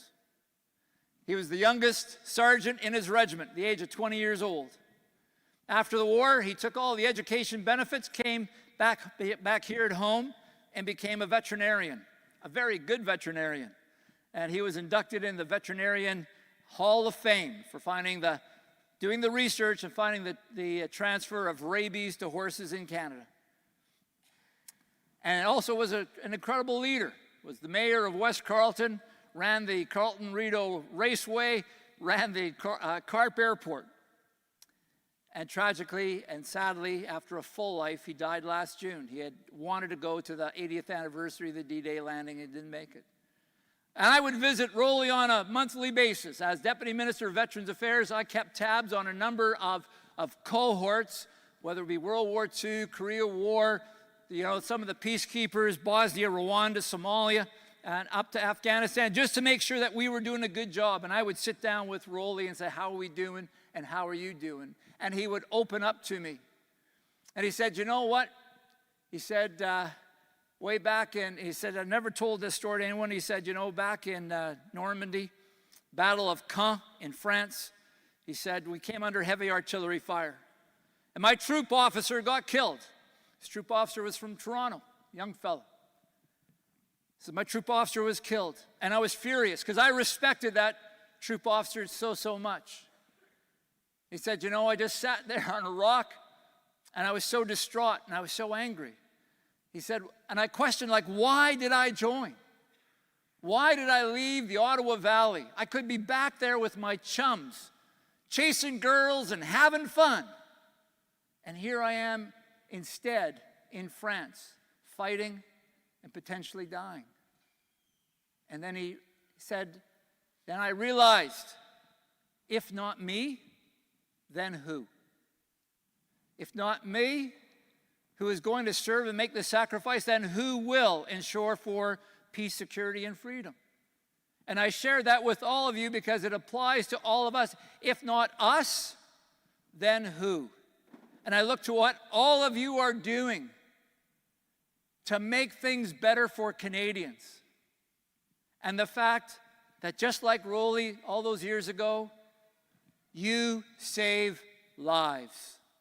And I want to thank you from the bottom of my heart. I want to thank you for your service to Canada. God bless you, and have a great conference.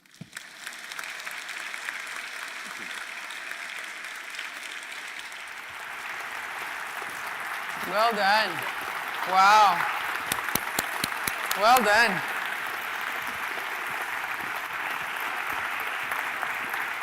I think that's for you. Well done. Thanks Thank so you much. so much. Thank Thank you you. for your service. Well done. All right, gang. That was amazing. It's lunchtime. Thank you so much, General Walter. That was incredible. Thank you. We can't say enough. There was a slide. Guys, does everyone have the QR code for restaurants in the area? I'll get the guys in the back to come bring it up. Please, there's food for the first 400 people in my hall. And there's a migraine headache. It's accredited, so you get your credits for it. Come back here, bums in seats, 1340, please. We're gonna get our afternoon rockin'. PWLEs, there's a sign-up sheet at the registration desk for massages, okay? So you have an hour and a bit, go for lunch, try to go to college. I'll see you later. There's the, That's the question you want to know. guys, you gotta listen. That's the question you want to get. How are you?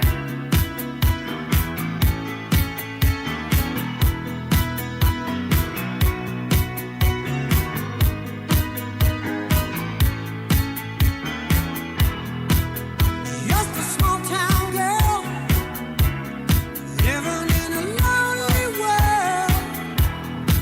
She took the midnight train. Bring all of your items with you, or else I'm going to rummage through your bags and take just the valuable things. Bring your items with you, and everyone has to exit. Midnight train going anywhere.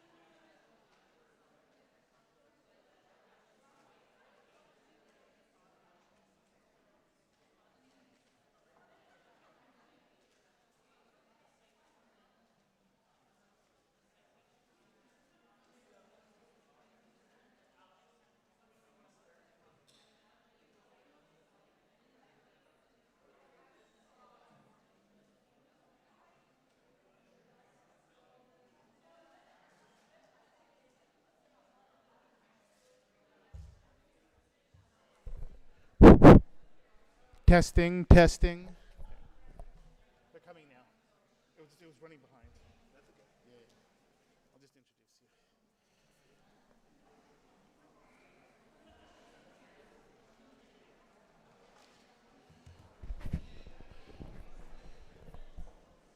The last speaker just finished. Yeah, you can take the phone. But you got plenty of time because it only restarts at like 1.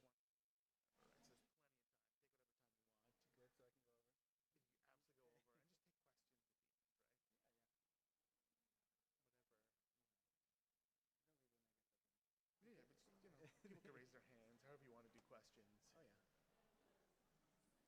Oh yeah. Curious to see how their camera system works, like with all the student app. Does it just like camera goes to the student or something, or weird, or? I didn't know that. How does that work? I don't. I'm really impressed by this auditorium. Like, is there a button or something? Or? I think so. Like it says Yeah. video wall. Yeah. Hey, can I ask you?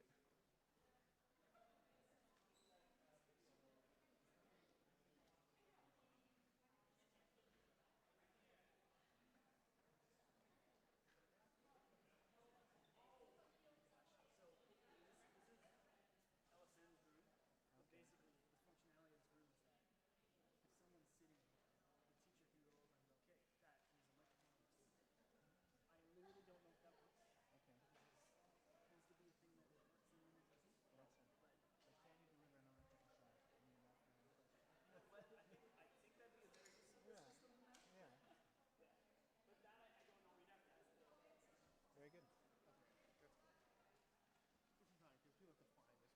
Of course. Let's start in 10 minutes. Let's start in 5 minutes. Is that reasonable? I'm not worried. Okay, perfect. Yeah. We'll be starting in 5 minutes. 5 minutes.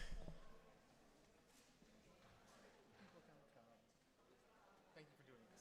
My pleasure. My pleasure. So the live stream is going. Let's see how many people are on it there. I can talk about headache for ages. I mean, the trouble is getting me to stop. I think. This is great because people really want to see this. Good.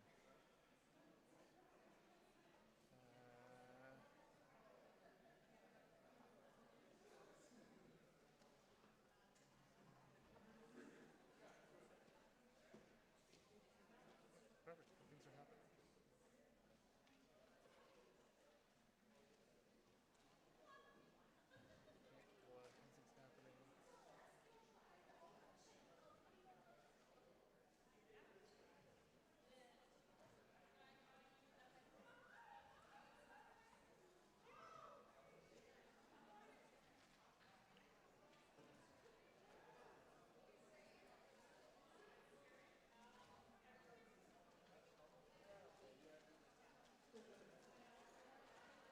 I didn't plan this, but I'm wearing the color of the conference, which is hilarious.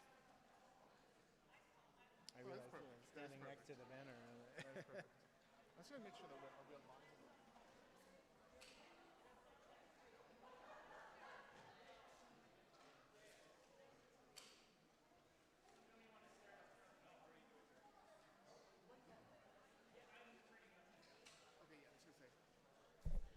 We'll be starting in 4 minutes. 4 minutes. For those watching the live stream, we'll be starting in 4 minutes.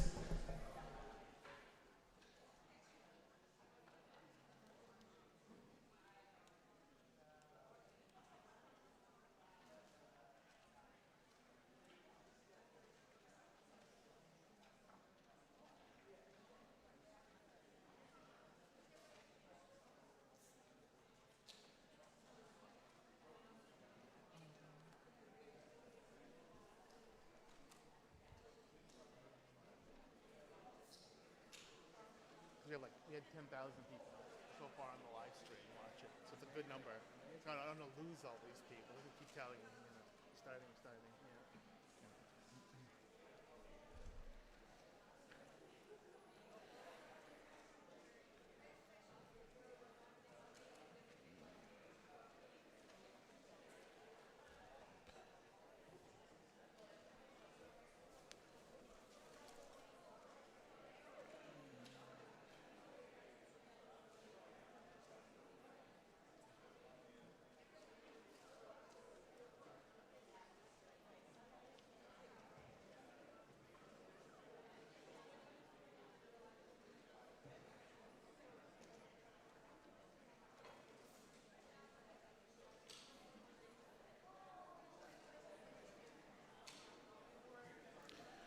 We'll be starting in 3 minutes. 3 minutes.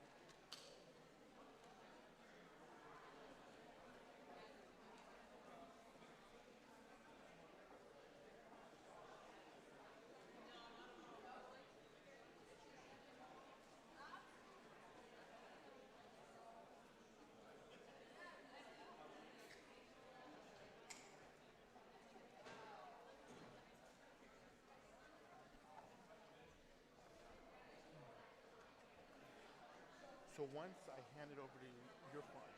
Meaning you don't need me to do the question. You'll take the question. Absolutely. Okay, perfect. Okay, good. You got your water here. That's good. Oh, that's so nice. They even brought water. That's your water, yeah. That's fantastic. I might take a sip actually.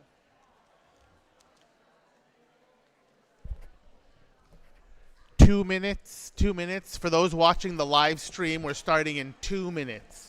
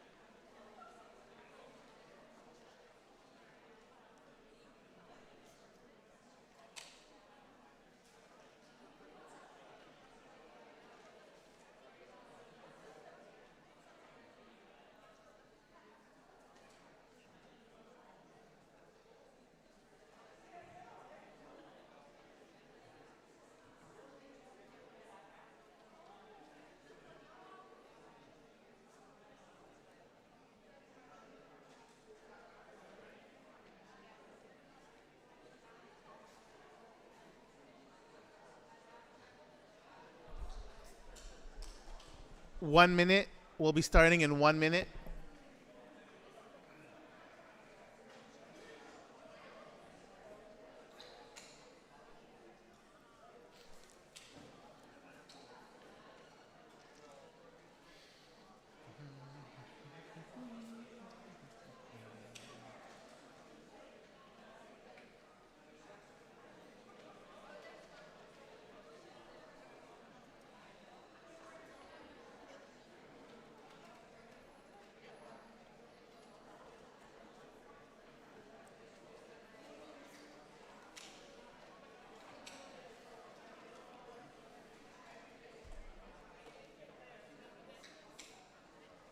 What's that?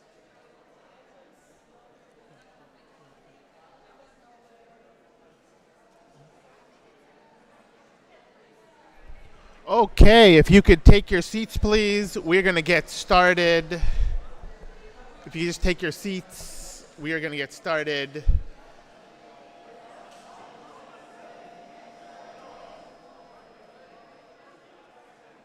Okay. We are getting started. It's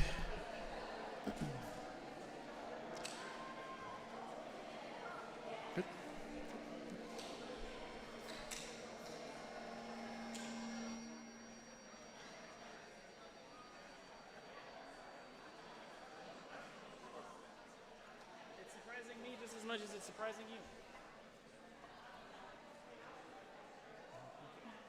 Too many things are on. Oh my God. Maybe that'll work. This is good? Okay, everyone, we're getting started.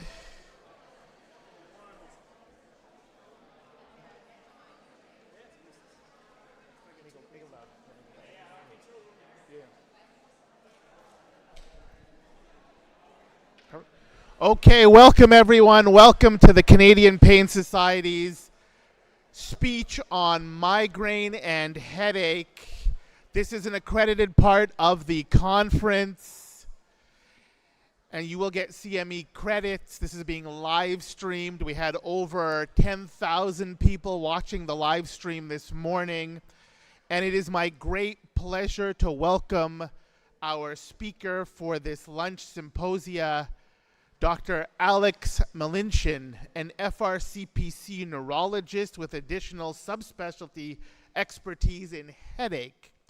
He completed his undergraduate studies at Queen's University, his neurology residency at UWO. He pursued an additional fellowship in headache medicine at the University of Calgary. Currently, Alex operates a community-based headache medicine and general neurology practice in London, Ontario. He's a board member, director, and chair of the Advocacy Committee for the Canadian Headache Society. He also serves as a scientific advisor for Migraine Canada. His research interests include cannabinoids, psilocybin use in headache patients, as well as the assessment of residency curricular content across the Canadian Centre's Canadian Headache Society. And with that, from old remedies to modern miracles, please welcome Dr. Malinchin.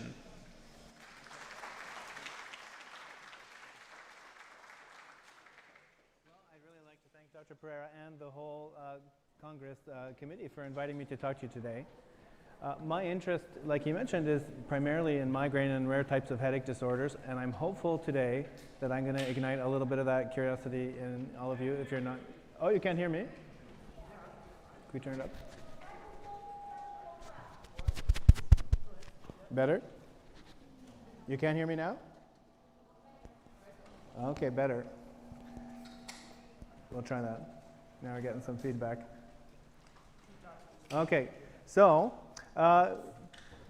just some housekeeping, some quick disclosures. Like you mentioned, I work with Canadian Headache Society and Migraine Canada, and I also do some research on some of the new emerging migraine drugs with my patients, and it helps to give people access to drugs that are coming out and maybe they wouldn't otherwise have access to. We also take part in different things like advisory boards and meetings to look at emerging data on some of these new drugs and how they fit in best to help our patients. So hopefully by the end of this talk, we're going to go very, very quickly, light speed, through history's arrow for headache. And there's some interesting stories I think you might find fascinating. And then we're going to go over some of the treatments that you could consider for your migraine patients, both preventive and acute. We're going to talk about the link between neurology approaches to pain as opposed to a general pain practice, and then a quick look at some of the new emerging targets that you can look forward to for migraine development in the near future. So to start off, headache is a very common experience. You know, somewhere between 15 to 20% of the population will have headache at some point in their life, specifically migraine. And if you look back through history, mentions of headache appear in every different medical system across cultures. And how different cultures understood headache was tied to their wider theories about health, humors, chi, doshas, other ideas about disease in the body. And I think probably if you think popular culture-wise, the thing people always jump to when you think about ancient remedies is trepanation. And some of the earliest skulls that we found that have evidence of trepanation and healing are over 10,000 years old, found in North Africa. But skulls like this have been found the world over on every continent. Trepanation comes from the Greek trepanon, which means to bore. And it makes kind of intuitive sense because most people say their headaches feel like extreme pressure. So why wouldn't you drill a hole to let it out? Our oldest recorded references to headache appear in Egyptian and Sumerian texts. And so around 3000 BCE, we found poems and Sumerian cuneiform tablets that show that people were using herbs, tablets, different types of religious rituals to treat headache. And they had a lot of different ideas. There were lots of prayers to specific gods, like Thoth here on the left and Sekhmet. And they started off with things like trepanation. But over time, and a quick note is to think about the span of the Egyptian empire. I mean, it's centuries and centuries. They moved away from trepanation to things like herbal-based remedies and started to kind of explore pharmacology. And so the Ebers Papyrus is about 1500 BCE, and that contains over 700 magical formulas and folk remedies, many of which apply to headache. One of the fascinating ones is the crocodile amulet, and they would stuff it with herbs and tie a tourniquet around the person's head. But when you read about the circumferential bandages, it's actually hitting all of their extracranial nerves. It's very similar to what we do for nerve blocks or nerve stimulators. So they're kind of intuitively leveraging some of those things, but perhaps using different explanations. So like I mentioned, they started to move towards herbs. The Ayurvedic medicine and yogic medicine had different theories. They talked about the tri-dosha framework. And these are maybe perhaps analogous to humors if you're more familiar with Western history. And so an imbalance of one or more of these doshas could lead to different types of headache, which they refer to as shirashul.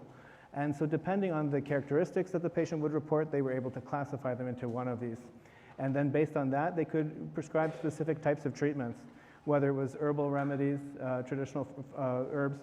They were able to use oils that might be administered intranasally, which we have learned over time makes a lot of sense for headache with certain things like lidocaine or capsaicin type stuff.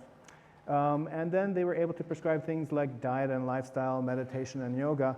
And these are all things that we've come back full circle on and we're starting to advocate for again today. Jumping over further east, we look at traditional Chinese medicine. And I was very fortunate enough to do a program where we got to travel to China and see how they were integrating traditional Chinese medicine with primary care practice from a Western way. And it has so many different intricacies and levels of looking at it. I mean, primarily they talk about yin and yang kind of balance, but you can look at elemental balances and further parse it into things like seasons and many other types of attributes. You know, I would say from a headache perspective, there tends to be an imbalance of fire or wind in these theories. And then they were able to prescribe things like acupuncture, herbal medicine, moxibustion, or lifestyle interventions to try to bring harmony to this. There's a famous acupoint called Hegu, which people often use, and that's ipsilateral to the side of a unilateral headache, and this is often recommended. But when we did a randomized controlled trial of Hegu versus sham needling and other types of acupoints, we found that it didn't really have a significant difference compared to sham needles. So, you know, oftentimes we have these specific reasonings behind a therapy, but you don't necessarily have to embrace that. There may be other ways to do it effectively. And the way this was explained to me by my professor when I was there, he said, imagine you've got a very blurry television, an old cathode ray. And he goes, a Western doctor will take that TV apart, figure out what each little piece does, and then try to fix it and put it back together. And he said, well, TCM doctors, we've learned over thousands of years where to hit the TV to make the image go sharp again. And I thought that's pretty good. That's like an empiric strategy. So for instance, actually just back to that quickly, they have organs, for instance, like the triple burner, you know, which could be loosely tied to metabolism, whether it's glucose metabolism or thyroid or things. But because at certain times during history they were forbidden from anatomical dissection, these organs are theoretical. And so they don't necessarily correspond to anatomy, but they're still a very helpful framework for thinking about different types of diseases. So then we fast forward to the ancient Greeks. I think arguably one of the most important physicians in history, Hippocrates, is considered the father of modern Western medicine. And so his texts and writings were studied for centuries. And he refers to headache as commonly happening on one half of the head more than the other. And he also observed in his writings that vomiting could cure the nausea associated with some of these headaches, which is a common thing patients tell us. He described the kind of proto-aura type symptoms that people would experience just before some of these headaches. He said that there's a shining light usually in the right eye, followed by violent pain in the temples and vomiting. Into ancient Rome now, this is the Common Era, so we're looking at Aristeas, who he managed to classify headache into a couple of different things, cephalia, etc. But the important one was heterocrania, which is kind of the proto-migraine. And over time, this morphed into hemicrania in Galen's descriptions. And if you look at micrania, it becomes megrim, and micrania, megrim, and then megrim becomes migraine. So often patients will say, well, why is my head hurting only on one side? I'm convinced this is a tumor or something cervicogenic. But you can assure them that even the classic migraine is often unilateral. But it can flip sides, it can be bilateral, it's a protean type of pain. If we look at Persian medicine, probably the most famous scholar is Avicenna, and his writings traveled far and wide and influenced a lot of medical thinkers. And his contributions to neurology actually had quite a few, but they included headache and migraine.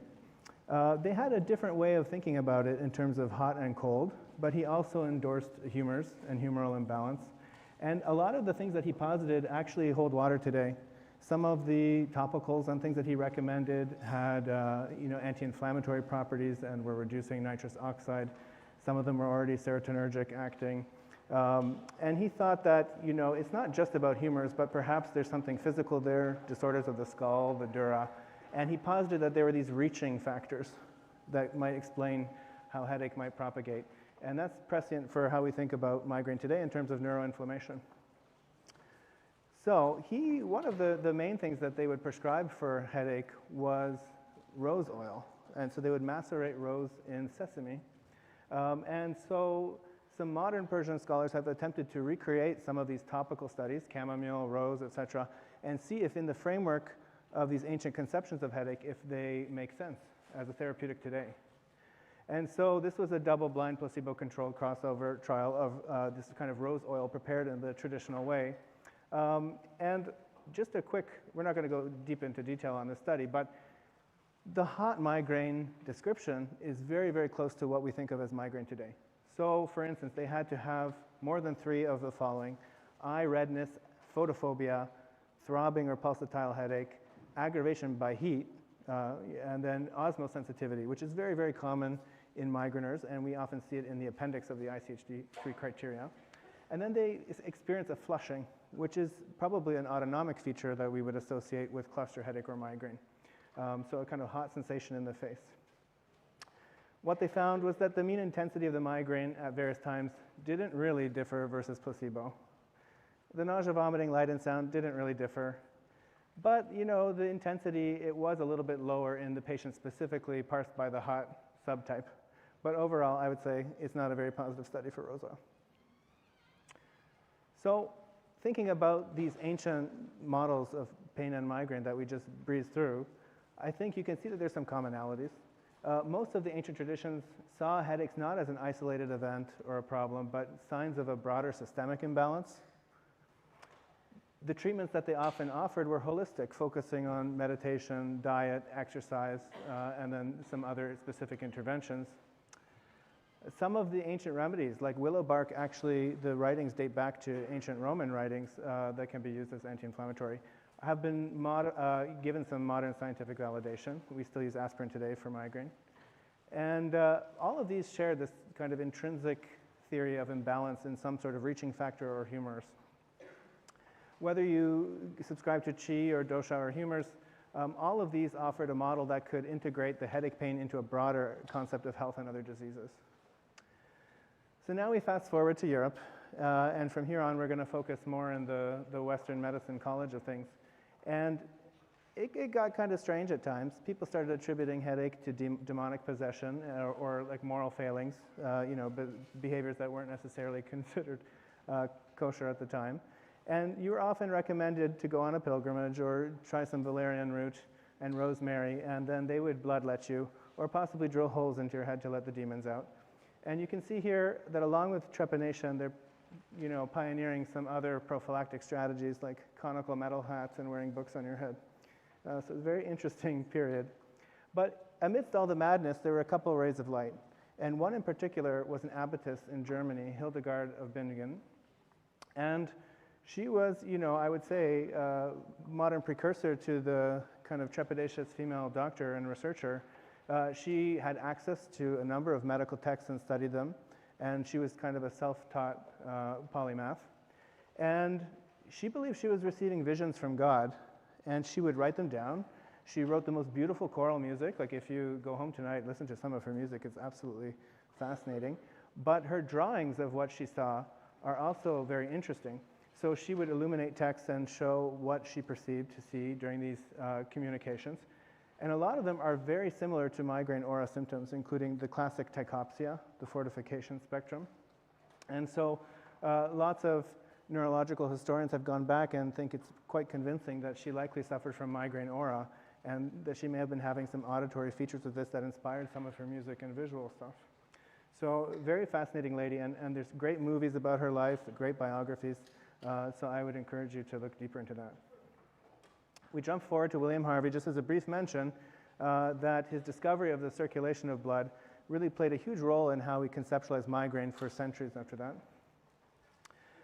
Thomas Willis, anyone who's gone through a brief neurology course knows he's pretty famous for describing the circulation of the brain, the circle of Willis, and the anastomoses. But he proposed that migraine was a neurologic disorder, not really a humoral imbalance or perhaps some sort of moral failing, as was common church teaching at the time. And he observed that, in his dissections, even on live animals, that there were changes in vessel caliber that could be done through chemical stimulus or mechanical. And he thought that perhaps the vasodilatation and contraction that occur could create changes in hemodynamics that might cause the symptoms of pain or perhaps the aura symptoms. Next up is Edward Living, and he recognized migraine as a distinct disorder. And usually migraine was a small little footnote or a chapter somewhere in a neurology or medical text. But he published an entire book called On Megrim, and it was the first comprehensive text on headache. And he was actually a skeptic of the vascular hypothesis, and he thought, no, I coined the term nerve storm theory, and he believed it was an imbalance of these factors, which are very similar to what Avicenna was mentioning, although he was getting a little bit closer to some of the biochemical reality of it. Dr. Gowers, who, if you're in neurology, everyone knows the Gowers sign of people with myopathies, but he was the first to observe correlations with epilepsy and migraine. We often call it migralepsy. There's underlying genetic mutations which are shared in certain ionic channels. And we also see links to things like bipolar and other types of mental illness which may be genetically determined, and they tend to run together. Then we go into a strange kind of period. Around the time of Dr. Gowers and Living, ergots started to be used. And if you look through history, all across Central Europe and Russia, there were multiple periods of grain plague in which this fungus, an ergot fungus, would be growing on the wheat. And if you weren't properly farming and you ground it all up together, it could have terrible effects. The ergots were vasoconstrictive. They also had potent serotonergic qualities and adrenergic qualities. And so you would see huge swathes of the population have terrible necrotic lesions, digital necrosis, lesions all over their body, horrible bowel symptoms, bowel ischemia, strokes, and heart attack. And so in the 10th century, there's actually the Order of St. Anthony was founded to help care for the victims of this because they thought it was some sort of divine retribution and didn't understand the nature of it. And that's why this ergotism became known as St. Anthony's fire. And so there were different types depending on obviously which organ system was affected. Some people had seizures and hallucinations and psychosis, so maybe some cerebral ischemia or some of the serotonergic consequences. Others were just more of the vasoconstrictive type. So you can see that the ergots, had a potent kind of vasoconstrictive power, and so this was very tempting to those physicians who subscribed to the kind of vasodilatory theory of migraine, that perhaps it was the caliber of the vessels that was responsible. So frequent outbreaks across the 10th to 13th centuries across Europe and Russia, recurrent episodes through the next few epochs, especially during wet harvest years because the fungus is growing in moist conditions. And even after the Europeans kind of got their act together and started to realize we could perhaps curb this with specific farming practices, it persisted in Russia for many centuries later. And so it really was a heinous kind of disease that was preventable. So, ergotamine. The extracts, physicians were, kind of entrepreneurial and trying to see if they could leverage these amounts. That ancient theory from Paracelsus that everything could be a poison or a cure in the right amount, is tempting to people. And so they thought, well, perhaps we can turn this to good use. It was used in obstetrics to induce uterine contractions and perhaps to staunch bleeding when there was hemorrhage. So that was an early use.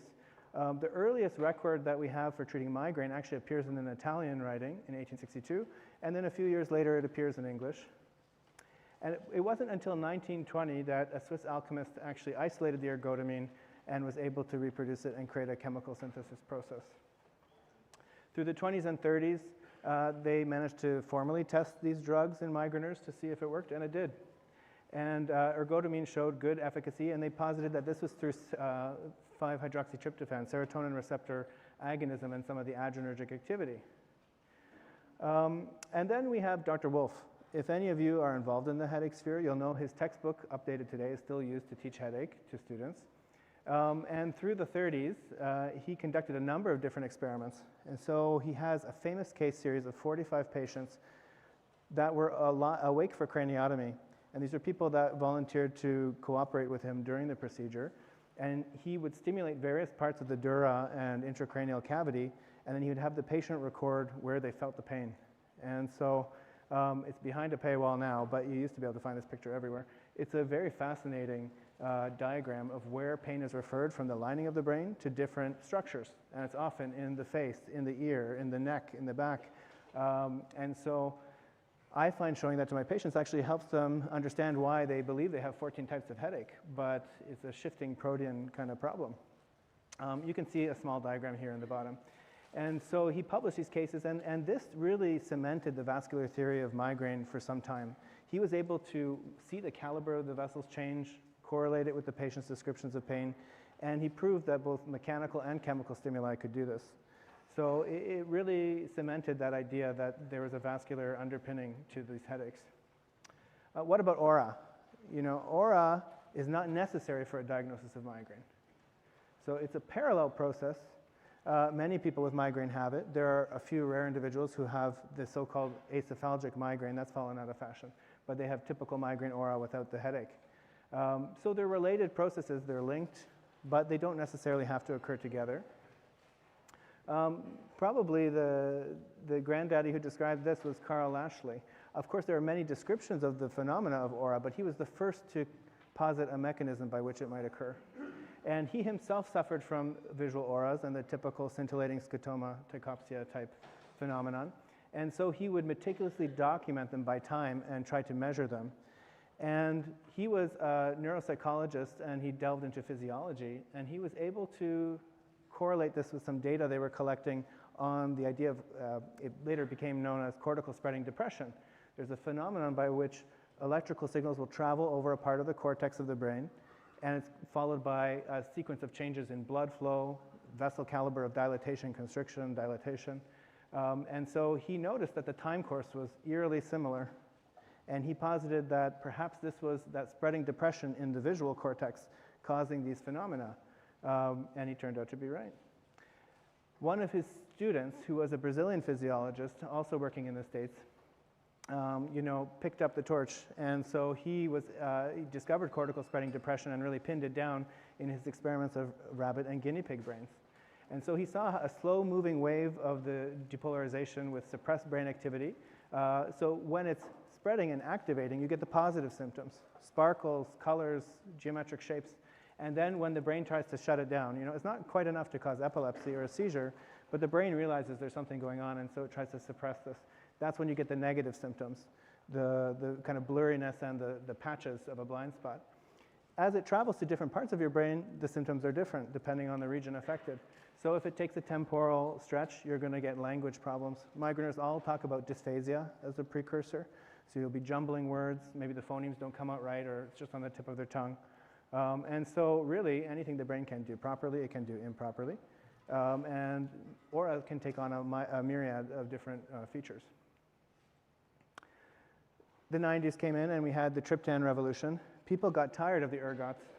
They caused a lot of trouble for people: necrosis, strokes, heart attacks. You couldn't use them in patients with these conditions. And the triptans built on the chemistry, and they were more specific. So they worked on 5-HT1B and D receptors. And these seem to be much more safe and tolerable compared to the ergots. And so they replaced it. Sumatriptan came out first, but then there were many, many different additions with slightly different parameters. Eventually, we decided to move away from the vascular hypothesis, and there's a number of reasons. Yes, there are changes in the caliber of these blood vessels, but this wasn't actually the cause of the pain. we think of it as a parallel pathway. So imagine you're knocking dominoes and you got two different paths going. When you carefully control for the caliber of these vessels chemically, and you correlate it with alert patients who can report on their pain, even when you correct the caliber to normal physiologic conditions, it doesn't correlate with the pain levels whatsoever. So this led us away from that vascular hypothesis. And one of the things that holds over from that is the kind of terrifying teaching that was ingrained in us during school about basilar migraine, the so-called brainstem aura features. And you don't really have to worry. You're not going to cause some locked-in syndrome with these triptans. We have a very large case series, and we feel very confident in many individuals prescribing these. The new theoretical focus shifted away from the blood vessels and more to understanding migraine as a neuroinflammatory condition. So we think of it as a neuroinflammatory neurovascular disorder, and they're emphasizing overall CNS dysfunction, changes in connectivity, changes in the hypothalamus that precede these headaches even by a day or more. A quick detour backwards, just to talk about developments to understand what's coming next. This is the curious case of Justinus Kerner and the sausage poison, which is Wurstvergiftung. And he was a German physician and poet, and I share with him a love of sausage. And so he observed that there were these recurrent outbreaks of death and disease associated with festivals that often consume sausages. And you know, it was, I guess, quite common in the 19th century for people to eat these kind of off sausages. They weren't preserving them properly. And they were sort of cured, but not quite. And often you got some contaminants in there. And through rigorous testing of hundreds of samples of sausages, he was able to isolate a toxin. And he identified this toxin as the biological poison that produced these symptoms in the patients. What's interesting is that he theorized the toxin was causing the paralysis by blocking motor nerve function, which was a very excellent observation. And he proved this by actually injecting himself with various quantities of the toxin to observe the weakness that ensued and prove that it could reverse and change over time. So very fascinating gentleman. So he thought, well, hey, if we use this in small doses, you know, going back to Paracelsus' principle, perhaps this could be useful for people with things like dystonias or spasticity or other conditions involving overactive nerves. So from there, we have the very bizarre path to Botox for migraine. A Belgian microbiologist eventually isolated the organism that produces the toxin. And through the 40s and 50s, it was studied by Edward Shantz and others in the US, and it was initially developed for military and then medical purposes. In the 70s, Dr. Scott used it to reduce muscle activity in animal models, and so that was the grounds to start looking at other human indications. So a decade later, he used it to treat strabismus, which is a lazy eye or a misalignment of the eyes. And it was used for both strabismus and blepharospasm, which is a type of dystonia of the face. In the 90s, they started using it off-label, as we often do. And so there's a great anecdote about a husband and wife pair, and he was treating strabismus, and she was cosmetic and dermatology oriented, and she observed that the patients had no wrinkles. So started using it for those patients. And then with increasing off-label use for those indications, if migraine affects 15% of the population, they're going to have some of them. Those patients started to report benefit in terms of their headaches. And so it was a very strange kind of serendipitous route to discover toxin as a treatment for headache. Finally, in the early 2000s, a number of clinical trials demonstrated the efficacy of Botox for chronic migraine, which is defined as 15 or more headache days per month. And eventually in 2010, FDA and Health Canada approved it for use in chronic migraine prevention. And so we were joking that the Wurstvergiftung is the gift that keeps on giving, because there's so many new indications all the time for it. So what can history teach us about migraine and its treatment? Migraine is severe and debilitating, and it has plagued people since prehistoric times. People will do extreme things like drilling holes into their skull to try to relieve it, or take toxic chemicals from a poisoned sausage or deadly bread. And we've made some great progress, but there's still a lot more that we don't understand about migraine. And even with the recent advancements that we have, there's still many people who are suffering with it and don't have complete relief. So I think there's some excellent things we can learn from past models of migraine, and it's important to keep an open mind. You don't want to throw the baby out with the bathwater. And so I think it's a perfect example of bringing something to the forum, testing these other models and hypotheses, and seeing if there's something useful we can incorporate. The linchpin here is that migraine is a clinical diagnosis. You know, there are some blood tests and CSF tests that we can do, but they're not really ready for prime time. They're not really pragmatic in a public setting. And so without those biomarkers, it makes it a little bit harder to really quantify this. And so I think the path forward to more effective treatments, we need to carefully observe and think about these people in the past that made these really fascinating observations through careful analysis, and then putting it to the test. And I mean, there's that famous quote that those who do not learn history are doomed to repeat it. So I think that's precedent for today. So where do we stand today with respect to migraines? You know, for many years, our poor migraine patients were wandering through the desert, and they would try some of these awful medicines which were discovered by serendipity. So you were treating depression or hypertension or bipolar or epilepsy, and you know, maybe it helped your migraines. So we did a small case series to prove that it has some benefit. We don't have high quality evidence for a lot of these drugs that most people use routinely for migraine. Botox happened, but insurance put up many barriers. People often had to fill 2 or 3 oral preventives, often causing horrible side effects and, you know, delaying their time to improvement.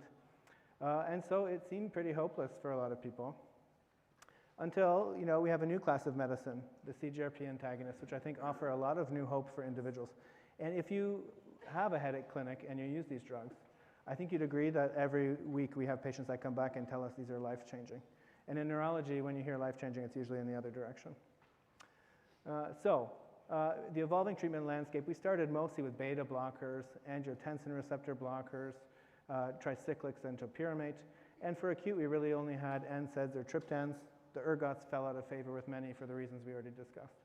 And so over time, there's all these new brands flooding the market, and it's hard to keep up. If you're not in this space, there's quite a few of them. And so we were joking that, you know, it started to look like the hot sauce aisle. There's too many medicines, and you don't know how to differentiate them. You know, one neurologist, an elder statesman in our coven, mentioned, he goes, well, like, what color injector do you want? And I think there's a little bit more nuance than that. But it can be confusing if you're just entering the space. So what is CGRP? It is calcitonin gene-related peptide. And the story of it goes back to the late 70s, early 80s in Scandinavia. We have a very fantastic Danish headache center that is quite prolific in what it publishes on. And they had been studying this from a basic science perspective for decades and suspected that it would be useful for a target for migraine. It's quite abundant in C and A delta fibers all throughout the dura. And it's co-released with glutamate when you activate trigeminal ganglion neurons. It does a lot of different functions. So it mediates vasodilatation and inflammation in the dura. It degranulates mast cells. It is involved, most importantly, in the modulation of pain processing in the trigeminal system. But it also does weird things all around the body. It promotes peristalsis through your bowel. It is important for wound healing, for placental implantation. And so when we first talked about blocking it, those who were looking at these other functions thought, oh, this seems like it's very prone to side effects. But in fact, when you look closer at each of those pathways, it's quite redundant. There's usually many, many other factors which are kind of backing it up. And so it really only seems to be the bottleneck in the case of the trigeminal vascular system, the trigeminal cervical complex, where it seems to be a key bottleneck that you could target and really knock it out. So, a quick, brief foray through the research. Observations were made that CGRP increased levels in the serum and CSF during migraines, and when you gave them a triptan, the levels dropped accordingly. They found that in the premonitory phase, the day or so before the headache, where people talk about yawning, food cravings, you know, altered elation or mood and things, they were able to see that it was higher in that phase compared to other interictal periods. And then in migraineurs, they were able to infuse CGRP intravenously and trigger an attack when they were asymptomatic. And even more interestingly, they were able to take healthy controls with no previous report of migraine and infuse them with CGRP and trigger a migraine. And interestingly, I've spoken to one of those medical students who was in the trial, and they were left with migraine after the experiment, which is really awful. But you wouldn't get RAB approval to do that again today. They found that the interictal CGRP was higher in chronic migraineurs compared to episodic migraineurs, so it was dose dependent. And they were also able to predict response to Botox for chronic migraine in those who had a higher CGRP serum or CSF level. So all of that was pretty convincing causality information to suggest, like, why don't we try blocking it? So currently we have 3 distinct classes of compounds that target the CGRP pathway. We have monoclonal antibodies that target the receptor of CGRP, the antibodies that target the ligand.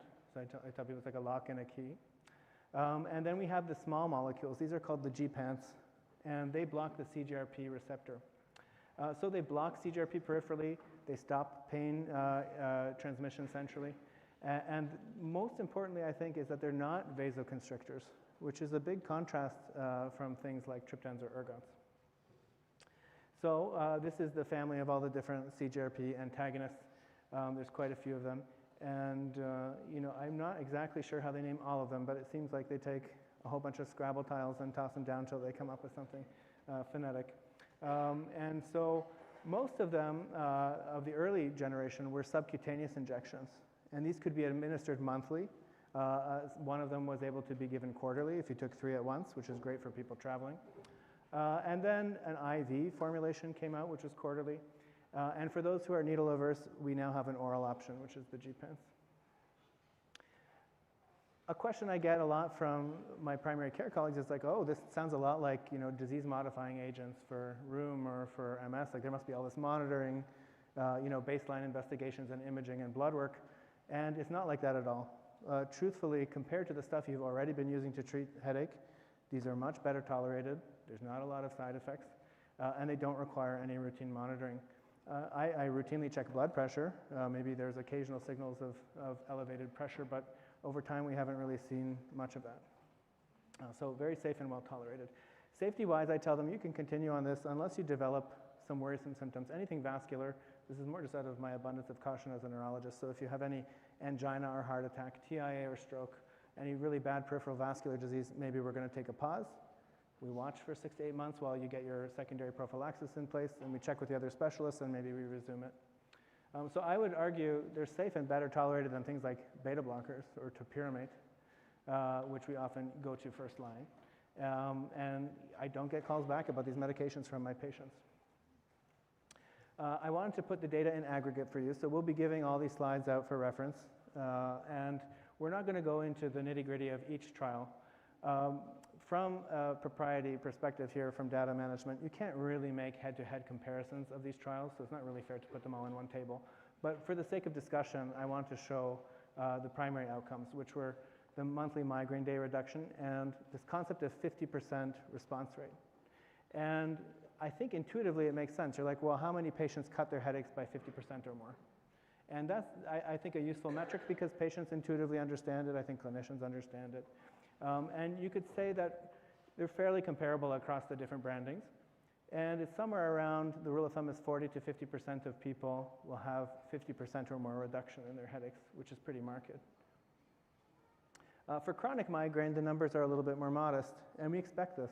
I think if any of you have those 30 out of 30 headache day patients, you know they're notoriously very difficult to improve.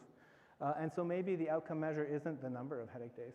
I have many patients who go down, they're 30 out of 30 days, 10 out of 10 severity with vertigo and nausea, but now they're like 2 to 3 out of 10, and they're working part-time, they're not vomiting, they're not vertiginous. And that to me is still success. So there may be a different perspective of success for patients, and that's why it's important to really set that at the outset with your consult. The GPANTs, we've added the data in here as well, and again, fairly comparable. We have acute and chronic trials.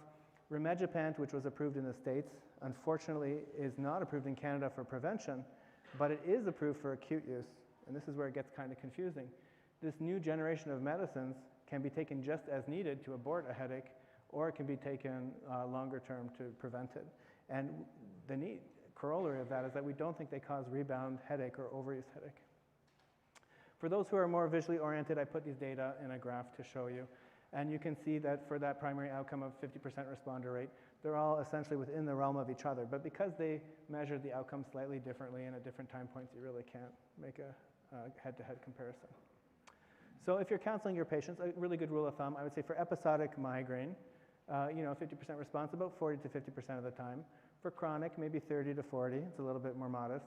And then the super responders, these are 75% or more, 10 to 20% of patients. And all of us in the headache clinic have these gold ticket winners who are hypersensitive to CGRP. And they have an incredible response. And sometimes it's not the patient you think. You think it's the patient that's going to be the difficult nut to crack. And that tells me that what we're labeling as migraine with a clinical diagnosis is probably a very heterogeneous group of people that phenotypically appear the same way through that final pathway of trigeminal complex, but there may be very different underlying things that are setting it in motion. So safety and tolerability-wise, demonstrated across multiple trials for all of these drugs. Probably the most common side effects for the injectable ones will be injection site reaction, which is usually very minimal. If they're having lots of hives or redness that persists, you can usually give them a later generation allergy medicine like Rupall or cetirizine or something. And if you pre-treat with that by a few hours, it usually takes care of it. Other ones, mild constipation. I'm usually a little bit more cautious in patients that have severe like constipation or history of bowel obstruction. But once you get them back into a normal frequency, you can safely start this medicine with them. Other things may be some nausea, some fatigue, but these are low single-digit percentage side effects. And so, like I said, comparing it to some of the classic stuff we use, this is peanuts. So we talked about constipation and hypersensitivity. I wanted to give a quick shout out to our new Canadian Headache Society guidelines, which were updated just this past fall in 2024. And it was a hybrid. Many of the recommendations from our 2012 guidelines still remain in effect, but they reviewed any updated studies that had been done in the meantime. And so this resulted in a reclassification of some of our medicines. For instance, topiramate, which is one of our favorite children in the headache clinic, got demoted and is no longer considered first line. But I've listed them here for you, all kind of collated in one happy table for you. And when it comes to the oral medicines, which you're starting out with, insurance will often require you to try 2 or 3 medications before they're willing to cover the better medicine. And you know, I take a bit of objection with this. I sit on the advocacy committee with the Headache Society, and we're writing position statements that say, well, perhaps there should be fewer failures required. Why should I have to do multiple trials, 3 to 4 months each, of these medications? I'm going on disability. I'm being fired from my job. I couldn't attend my family member's wedding or go on vacation. There really is no argument, apart from cost containment, as to why these medicines should not be considered earlier on in the algorithm. And so, yeah, we'll see what we can do, but I think it will be a great help to patients in getting back on track. And just on another note for that, when you think of the money we spend on things like MS or other neurologic conditions, the drugs are much more expensive and often don't have a great return on them. This is getting people back to work and reducing presenteeism, absenteeism. You know, I could do a whole other talk on the economics of it, but it actually is an excellent economic argument, even if you aren't worried about, you know, the human suffering part. And so really the only conclusion I can reach is that it's the stigma around migraine. It's seen as an annoying disease, or perhaps a disease of women, which is not even true. It's 2 to 1. Men are also affected. So prevention is only half the battle. The classic stuff that we use, NSAIDs and triptans, and often we'll step it up to combinations of the two. And so often when you're attacking from multiple directions, the gestalt is greater. It's like there's synergy there, 1 + 1 = 3. There's some obscure stuff that you can try. Usually a headache specialist will do it, like Timolol eye drops, which reaches peak serum very quickly, or a nerve stimulator. And then the Gepants arrived, which is that new class of medications we talked about, rimegepant and ubrogepant. If you're using opioids for your headaches, I would strongly caution you to think twice. It is a deal with the devil. It gives them temporary relief, but we have good data to suggest that as few as 6 to 10 days per month may be enough to trigger a rebound headache or the medication overuse headache. And this can throw your patient over time into increasing frequency up to the point where they're having daily headache and nothing seems to help except the opioid. So really, in my practice, I save it for people who are palliative. They've been diagnosed with a brain tumor or some other condition and they have a few months to go. There are many other options that you should consider before the opioids. I'm not saying they have no place, but it's just not something I would consider off the top. So don't forget the acute medications. Try a triptan if you don't use them. Your patient will thank you. They work very nicely. They are pregnancy category C, sumatriptan in particular, And so often my pregnant patients are told, you know, I was told I can't take any medicines during my pregnancy. And that's just not true. There are lots of things you can use to treat nausea, Maxaran and ondansetron. You can use triptans like sumatriptan. They can probably try amitriptyline and propranolol or maybe memantine. And for those who want to avoid medicines, which is a personal choice, you can use nerve blocks. And so this is actually a very judicious use of nerve blocks. I think they're used very liberally and sometimes inappropriately for headache. But this is one of those cases where it really makes a lot of sense. The gepants, they can be used first line alongside triptans or NSAIDs, or they can be used when you fail the NSAIDs or triptans, or you can't take them for other conditions, like you're on blood thinners or you have cardiac disease. But like I would say, you know, really just steer clear of the opioids. So how do the gepants work for abortive function? We tend to measure things like 2-hour pain freedom, the most bothersome symptom relief at 2 hours, which I think is a more useful composite for the patient. For some patients, the headache pain is not the thing that bothers them the most. It's the nausea or the vertigo or the light sensitivity. And so this kind of encapsulates, I think, a more important patient outcome alongside the global impression of change. For the visual learners here, we have a graphic representation of this. And again, can't make head-to-head comparisons. The other thing is that the triptan studies were done in the 80s and 90s, so we had completely different definitions of migraine. Our protocols were very different about how we measure these outcomes. But for the sake of argument, you could say that pain relief and freedom at 2 hours is within the realm of each other, but perhaps a little bit more modest with the gepants as we look at sustained relief. That being said, I think this represents a really important addition to our armamentarium, because for the longest time, if you had a heart attack or a stroke, you couldn't take triptans, you were put on warfarin, you couldn't take NSAIDs, and then the neurologist was just like, you know, like, peace be with you, I have nothing to offer you. And then they would kick these people out of clinic, and they were left with awful attacks. So that's one extra indication. I think it's not contraindicated in people who have vasculopathies. And so this is nice to have extra tools to be able to use with these patients. So I wanted to show, and I'll send you these slides, but it's my kind of very quick and dirty practical approach to acute management. And so when I'm starting off, often I will give them 2 prescriptions acutely, naproxen and a triptan, and you can mix and match. I love diclofenac powder in particular because it's very fast acting. It peaks in serum within 15 minutes, and so I find that's very effective. Often while you're waiting for your other oral pills to kick in, they take 45 to 60 minutes depending on what you've eaten. So that's going to bridge the gap while you're waiting for your triptan to kick in. And I will say that often my patients sometimes, they're asking for gepants already. They're reading about it online, they're seeing it on Migraine Canada or other places. And so they'll often have a little starter pack, and I give them some education on stepwise approach, how to combine them. And you can combine all of these quite safely. You may see some warnings in your EMR about triptans and gepants together. There's some theoretical concern about, you know, the vascular synergy. This has not been borne out in reality, and a lot of real-world evidence shows that we're combining them very safely. I think about gepants for the person who's very side effect prone. Side effect-wise, they probably have 1/10 of the common side effects of triptans. The patient who has a lot of cardiovascular risk factors like we discussed. Patients who are grappling with medication overuse headache, because you're telling them you've already maxed out your triptan or your NSAID. And they're like, well, what do I do after that 15 days? And you're like, well, now you have something that you can use, and the more you use it, it actually becomes akin to a preventive. So this is very helpful for negotiating the hostage negotiation when you're pulling away those overused medicines. And lastly, the patients who are contraindicated or refractory to the usual stuff. There's a specific formulation of Suvex, which is a great option. Patients often, no matter how much you educate them, they don't want to take more than one medicine or more than they need, so they delay and they don't want to mix them. But if you put it together in one pill, the adherence goes up, and you'll see the difference in your patients. So just get past this. My second one, I would say usually if they're too side effect prone on sumatriptan, they get that chest tightness or the feeling in their neck or down their arm. It's scary because it sounds like a heart attack. I drop them down to almotriptan, which we often use in children. It's a bit milder, is better tolerated.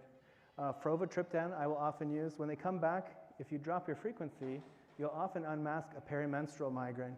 And if you don't ask, you're not going to know. You don't necessarily have to add more daily pills, but if you focus on a regular period and you can predict it on your calendar, you can treat for 3 to 5 days or 3 to 7 days and just minimize the need to take daily medicine. So frovatriptan is a longer acting triptan. It doesn't peak as quickly for relief, but it gives you that broad coverage that may help during a menstrual migraine. For antiemetics, they shouldn't be forgotten. Maxaren, if you work in an emerge department, we always use this as part of the migraine cocktail, but it's really great. Prochlorperazine, for those who can't keep things down, there's a rectal suppository, and all of our French colleagues are using rectal suppositories. I can't convince my patients, I have maybe one or two, but they work really well for those who can't keep stuff down. And ondansetron is lovely for migraine. So you have lots of options. Why should we care about migraine though? You know, like I think a lot of doctors are like, well, it's not really my area, send it to a neurologist. You know, I think the impact can't be underestimated. These are actual quotes from our patients that Christy Tate and I collated. You really start to see how it's insidious. People don't go for promotion or go for a job that they want because they don't think they can take the balance of it. They don't have children or put off kids because they don't think they could handle it. So you have an opportunity to intervene and really change someone's life trajectory by treating this condition that they think they just have to live with. It is the second leading cause of years lost to disability globally across ages and genders, the #1 cause in young women of working years. And so even if you're just callous and you only care about the economic argument, I think there's a lot of low-hanging fruit here and an opportunity to help these people. So how good are we at managing it? Well, we know it affects 15 to 20% of the population at some point. There's over 1 billion people with migraine in the world. Formally in Canada, we have about 2.7 million diagnosed formally. In about 50% of those patients, more than a year between when we diagnose it to when they actually, from when they manifest symptoms to the diagnosis. And only less than a third of them who are finally reach all those hurdles and are diagnosed are actually started on the right medicines. So clearly there's a lot of work to be done. If you're lucky enough to find a doctor who puts you on a preventive, if we consider the old medicines, the beta blockers, the topiramate, the antiepileptics, the tricyclics, fewer than 1/5 of them are still taking the medicine at 1 year, which speaks a lot to the tolerability of these medicines and the fact that they're not very efficacious. Now, I want to make the case here that migraine really isn't just a neurology problem. And CMA stopped publishing this in 2019, but they used to give reports on all the breakdown of different specialties. And in Canada, we have just over 1,000 neurologists. And you can see from our age pyramid that many of them are quite top-heavy in age and getting closer to retirement. And so if you think about 15 to 20% of the population having migraine, even with the ones that we have diagnosed, with only 1,000 neurologists, each one would have to make migraine their full-time priority to actually address this problem. And the reality is that most neurologists want nothing to do with migraine. They're too busy treating stroke and MS or other movement disorders and things, and it's really not a priority for them. Just a quick shout out to Cartesian dualism. I mean, we're not going to go down this rabbit hole, but I wanted to bring it up for a reason. You know, Descartes gave us the Cartesian plane, which is lovely, but he also gave us this horrible legacy in neuropsychiatry, that the mind and body are distinct and separable, and perhaps we treat them separately, and this resulted in the schism of neurology and psychiatry. He thought that the pineal gland was where the soul resided because he mutilated some cats and burnt it out, and they developed insomnia and went insane and died. And there's a few logical jumps in there. And I would say that we were left with this legacy, and so classic neurology decided we're going to focus on the circuitry. We're going to look for tumors, strokes, bleeds, things that we can quantify, a break in the circuit. A lot of our understanding of function was developed from lesional studies, so a lot of negativism. And then anything that we couldn't explain using that mechanism, we just attributed to psychiatry, some other kind of principle. And the problem there is a fundamental error in logic. It's all residing in the same chunk of tofu.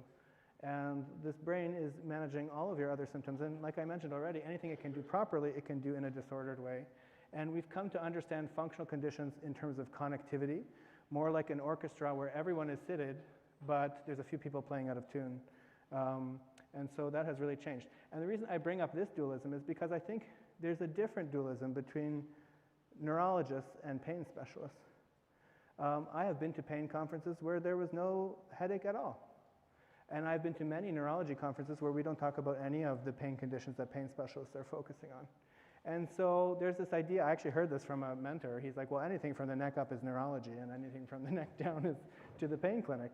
And I think that's a little bit of a simplification.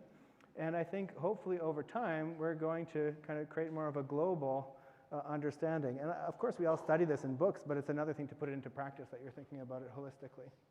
So I think, as a neurologist, I could be doing more to address neuropathic pain and back pain and other types of myofascial issues and getting them on the right track. But I would encourage all other providers to think about screening for migraine, or at least passing them on to somebody who can deal with them if it comes up. And there's more of a link to these conditions than we're willing to admit.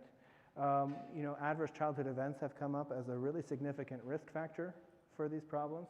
And we think there's a critical period in which you're setting your autonomic tone in the insula and other structures where it's rest and digest versus fight and flight. And when something awful happens to you, you're perpetually keyed up and ready for the next attack. And there's a cost to that. And that long term, you develop a series of sequelae that causes central sensitization. And we see in these patients, all of us have these individuals with IBS and fibromyalgia and endometriosis and interstitial cystitis and migraines. And they're often kind of treated as if they're frustrating or difficult. But it's not that they're difficult, it's that we don't have good tools to help them. And I think the other issue here is that it's like that story about the blind scientist touching the elephant. We're all touching a different piece of the elephant and describing it with our own models, but we need to kind of come together and find strategies that are more holistic, like perhaps some of our ancestors might have suggested. And so I would argue that migraine and headache aren't a specialty problem. Migraineurs will present to so many different providers at different points in their care journey, and so it may be as simple as sending them to Migraine Canada if you don't have time, or referring them on to a neurologist or other pain specialists. So we need all hands on deck. So what's in store for migraine as we look forward? Well, I think this is kind of fun. CGRP is not the conclusion here. While it works very well for some individuals, we still have many individuals for whom it is not helpful. And I think we're entering an era of polypharmacy where, for instance, in hypertension or epilepsy, I don't stop just because your seizures went down by 50%. I'm going to keep adding medicines and combining them rationally to aim for seizure freedom. And why should we settle for 50% reduction in headaches? I want migraine freedom. I think that's what the patients want when you ask them. And we've just been telling them that's not reasonable. And I think we can set our sights higher. I listed here some of the targets that are currently under research. And the top two frontrunners, I think, are PACAP, which is the pituitary adenylate cyclase activating polypeptide, similar to CGRP, but it acts in the hypothalamus. And it's a parallel pathway that some basic science research has suggested is complementary to CGRP. So it would make sense rationally to combine it. And psychedelics like psilocybin. We currently have a number of studies that are very promising undergoing in migraine for PTSD. I spoke last year about some of that. And so this is a very exciting time for migraineurs.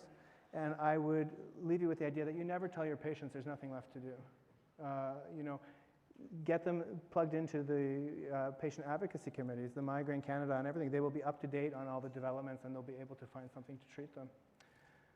We're not going to go through PACAP. I just wanted to put it in for some reference. There was a really great study that was presented in Korea a year and a half back and published in 2024 that showed some promising changes with the molecule. And we're entering into phase 3 trials in Canada next year, and I'm excited to be taking part in that for my patients. This is a very exciting time for migraineurs. What do these targets mean for you? I mean, the agents that we have are helpful, but not for everybody. We have a possible combination therapy. This is really helping us to understand migraine, but it's not just migraine because this intersects with the orexin system in the hypothalamus and insomnia. This interacts with other chronic pain conditions and mental health conditions. So as we pick away at the corners of these things, we realize it's coming full horseshoe. Like neurology and psychiatry are once again uniting, and I think we're going to have a more comprehensive, unified theory of these experiences. So key takeaways: migraine under-recognized, undertreated. It's associated with moderate to severe disability and a lot of economic burden, both to the individual and to the state in a public payer system. And there are many opportunities for these people to be set on the right track, and each one is a fresh ticket. And I would say that the new antibodies and GPANs are something that if you haven't tried, really give them a go. You're going to have a couple success stories and you'll be converted. It really is remarkable. And even for those for whom it doesn't work, there's lots coming for them. So I would say, taking all of this together as a whole, if you think of all those interesting people, the sausage man and the Egyptians drilling holes in people's head, If you practice headache medicine and pain medicine in general, you're joining a really interesting fellowship of people, I think, who are curious. They're observing their patients and listening to their stories. They're not dismissing them. And that kind of close attention is going to give you the insight to make the next big break. So more resources to help you. Headache diaries, you should encourage your patients to keep them. You'll find trends that you can treat. We have a migraine tracker app that's free from Canadian Headache Society that really, you press one button, you got an annual summary you can read quickly in clinic. Send them to Migraine Canada, excellent patient-led group that does a lot of advocacy work for migraineurs and provides wonderful resources that are vetted by neurologists. And if you want to join our Headache Society, we are happy to have you. We have an annual conference that's coming up in the fall. And we provide all sorts of resources for you, from the guidelines to handouts, how to transition care between the specialist and other providers.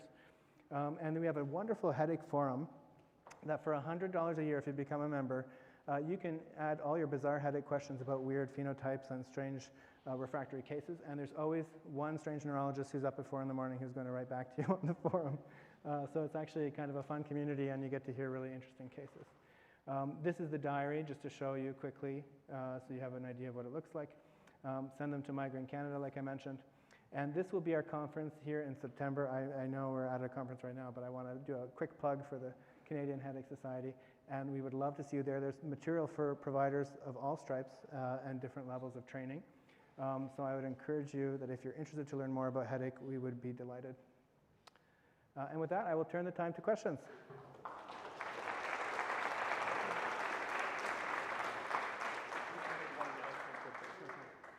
So we have about 10 minutes for questions. At 1:40, please do go back to Convocation Hall. If you came late, I know some of you came late, there's still plenty of food outside. If you've already got your food, feel free to take an extra cookie. You cannot bring the food into Convocation Hall and eat it there, so kind of just keep it hidden in your bags. For those people watching the live stream, we had 12,000 people watching the live stream this morning. Make sure you switch to the live stream in the afternoon. And now we'll open up to about 10 minutes of questions. Thank you so much, Alex. My Take some pleasure. questions. My pleasure. And so now I hope you'll never look at a Costco hot dog the same way, between the ergot bread and the sausage toxin.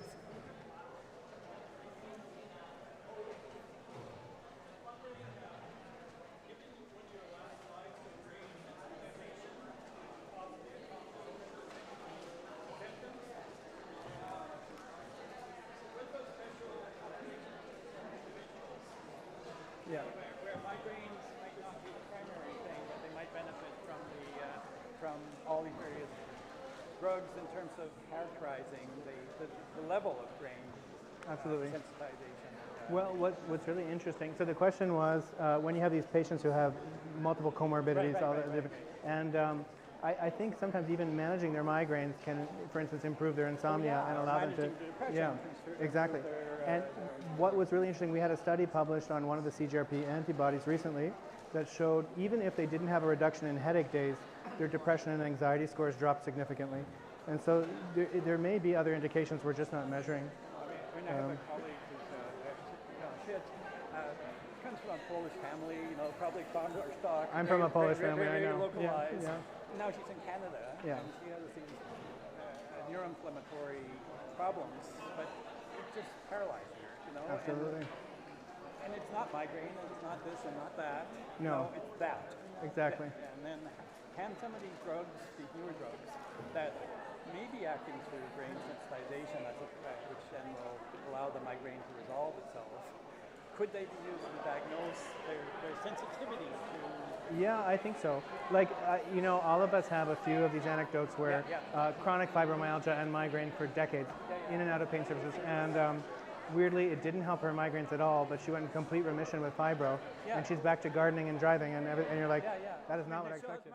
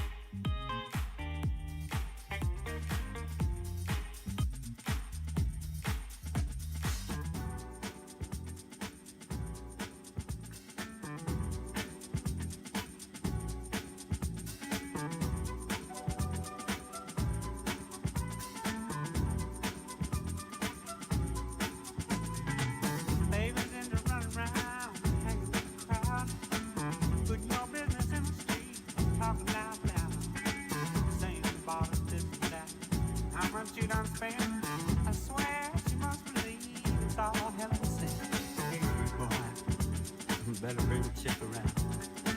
To the sad, sad truth, the dirty low down.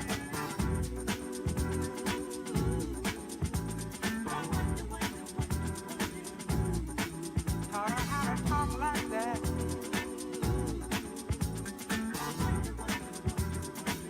Give that big idea.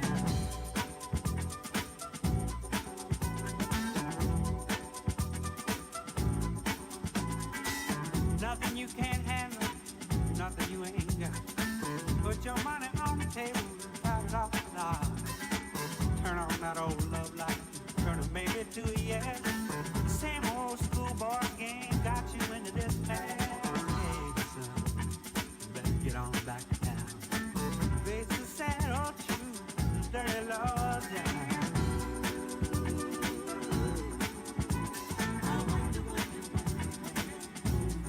Put those ideas in your head.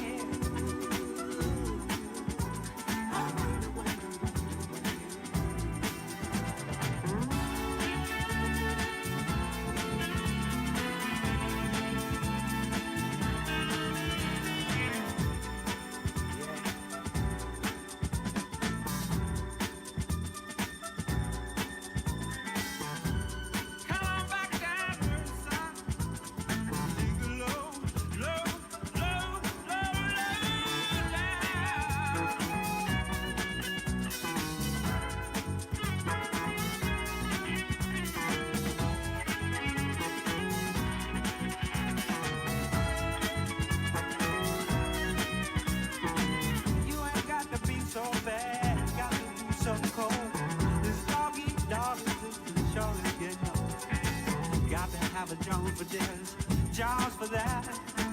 This running with the Joneses, boy, just ain't where it's at. You're gonna come back around to the sad, sad truth, the dirty low down.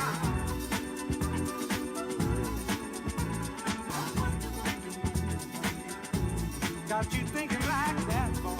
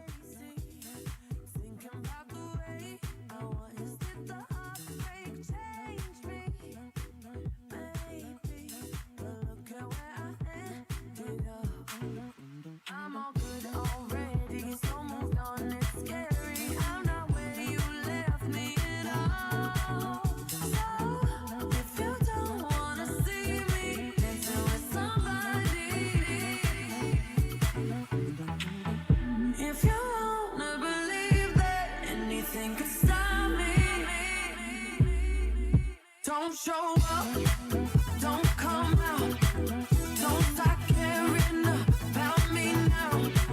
Walk away, you know how.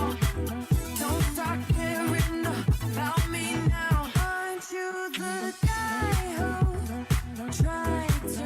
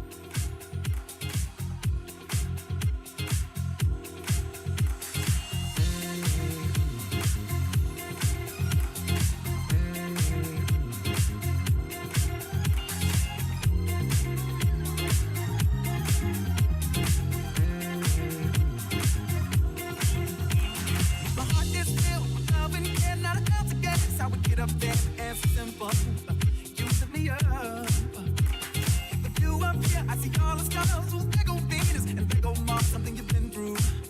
You're from above. Hey, when I first saw you, I got excited. Tried to keep my composure, trying to hide it, but I didn't know. I didn't let go.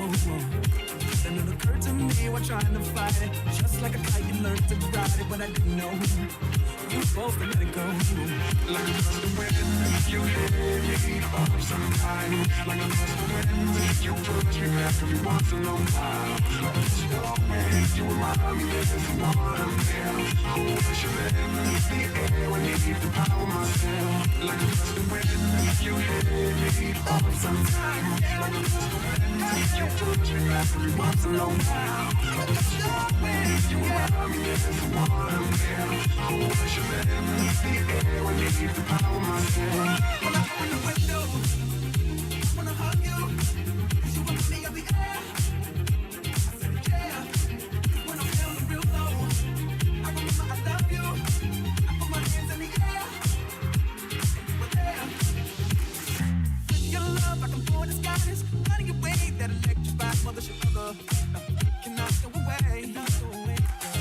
Telephone bands of the northern sky, it's the closest thing, and here is why, 'cause my color, you love me away. I need it like a breather. The ink claws will make one of us. Cares if we don't see it. Don't you know that they're the same? I need it like a breather. If you're never this far, forever you're so far. Cares if we don't see it. Tell me in another way, like another way.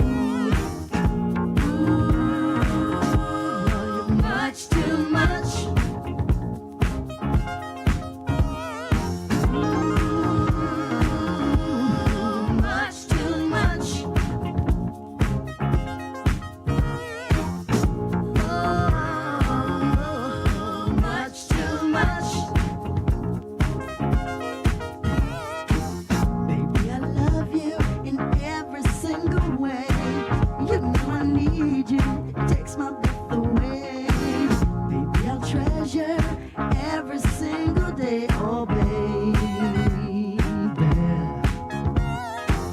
How long I've waited for you to come my way. Now that the time has come, takes my breath away.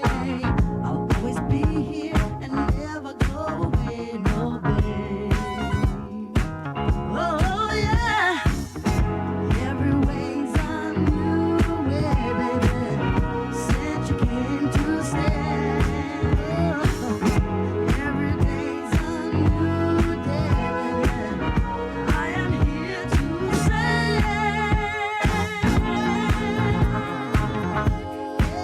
it's too much.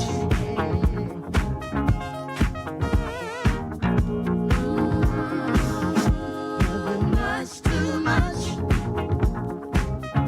I am here to say, I just live much too much.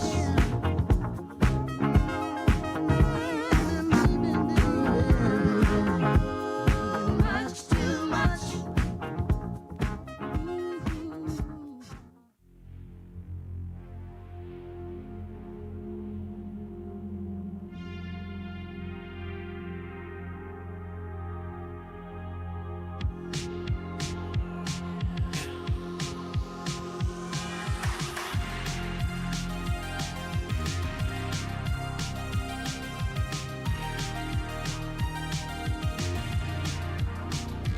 I've been trying to call. I've been on my own for long enough. Maybe you can show me how to love. Maybe I'm going through a drought. You don't even have to do too much. You can turn me on with just a touch, baby. I look around, since city's cold and empty. No one's around to judge me. I can see clearly when you're gone. And I said, ooh, I'm blinded by the lights. No, I can't sleep until I feel your touch. I said, ooh, I'm drowning in the night. Oh, when I'm like this, you're the one I trust. 1 minute. Woohoo! 1 minute, please.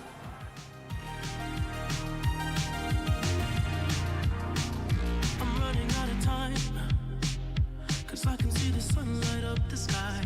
So I hit the road in overdrive, baby. Oh, the city's cold and empty. No one's around to judge me.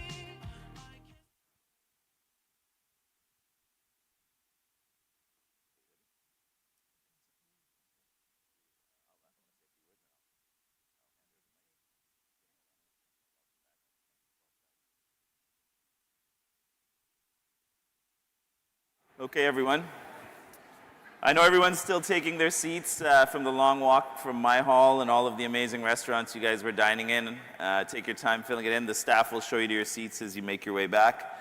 So we're going to start the afternoon portion. We're going to end, and we're going to file out of here with Norm's band leading us for the parade. I really want to thank the 12,000 viewers that were live this morning. We're going to keep building on that number and keep seeing where we land at the end of the day. So we're going to move into the afternoon portion, and I'll let Dr. Dorena lead us off. All right. So we survived lunch and a deep dive into headaches. And if you're feeling a bit foggy, don't worry, because our next guest specializes in that brain state. So thank you so much. It is my absolute pleasure to introduce Dr. Beverly Orser, a superstar in anesthesiology, a professor at the University of Toronto, and a proud member of the Order of Ontario. She is internationally recognized for discovering how anesthesia inflammation can mess with memory, all thanks to something called extrasynaptic GABA-A receptors. And I'll tell you that personal message for me, I wouldn't be standing on this stage if it wasn't for Dr. Orser. She's the one who convinced me to do my PhD when I didn't want to do it, and I tried to quit about 3 times doing it. And so the rest was history. I made it through with the department's support. And lo and behold, she's now the chair of my department, and I have the privilege of introducing her. So she is a member of the U.S. National Academy of Medicine and a fierce advocate for academic excellence. Basically, if the brain had a VIP list, she would be on it. So please help me welcome the brilliant, accomplished, and definitely more alert than the rest of us, Dr. Beverly Orser.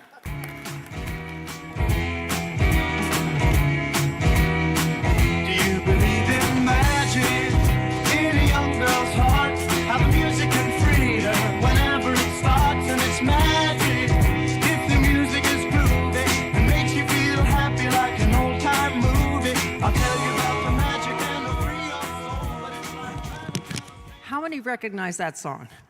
Tell me if you, yes. Okay, I got a call from Hans over the weekend, and he said, I want your walk-up call song. And I said, do you believe in magic? And I thought, nobody's going to recognize it. So you made me feel much better. First of all, thank you for that very kind introduction, and thank you for all of you for joining us today. I selected that song when I got the call because the transformation I have seen in pain is nothing short of magical. Now, I've been practicing for over 40 years as a physician and an anesthesiologist, and the changes have been simply astonishing. Pain was once considered simply a byproduct, unfortunate, but a byproduct of surgery or chronic illness. That was the way it was. Subsequently, we started to measure it as a new vital sign, but not much changed in terms of management. However, thanks to many of the people that are going to present today and who are in this room, including Hans and Tanya and the leaders you see here, pain is now a disorder that we can mitigate, we can prevent to great effect. So in a sense, the leaders of the field, many of whom are here, share the spirit that has been attributed to Steve Jobs, the founder of Apple, magical thinker, visionary. And it's that magical thinking that allows us to reach beyond the here and now to what could be, to see what the future looks like, where acute and chronic pain are avoided and treated and avoided. Many here in this room practice magical thinking, dreaming about the future, but here it's coupled with rigorous science, practical, clinical, and preclinical approaches, and nothing could be more powerful. We are absolutely delighted that this event is being held in collaboration with the Temerity Faculty of Medicine and our Department of Anesthesiology and Pain Medicine, because we've really changed our attitude to pain, driven by the leaders that are here at this meeting. And we've done so by changing the name of our department, establishing new professorships and chairs in pain medicine. In fact, today we are celebrating our academic day, and I have to go back to that, but 4 of the chairs and professorships we mentioned today are held by our pain team. We've also partnered with our Department of Psychiatry, where together we are tackling really complex, difficult pain disorders, which also involve mood dysregulation. And our pain physicians are using anesthetic drugs to treat psychiatric disorders, so that relationship continues to strengthen. So we're on the cusp of a new era in pain medicine, and this extraordinary event, this extraordinary weekend, is viewed as an inflection point in pain medicine in Canada and around the world. So congratulations to all of you, to Tanya and Hans, and all those involved in planning this event. Thank you, and I hope you enjoy your day.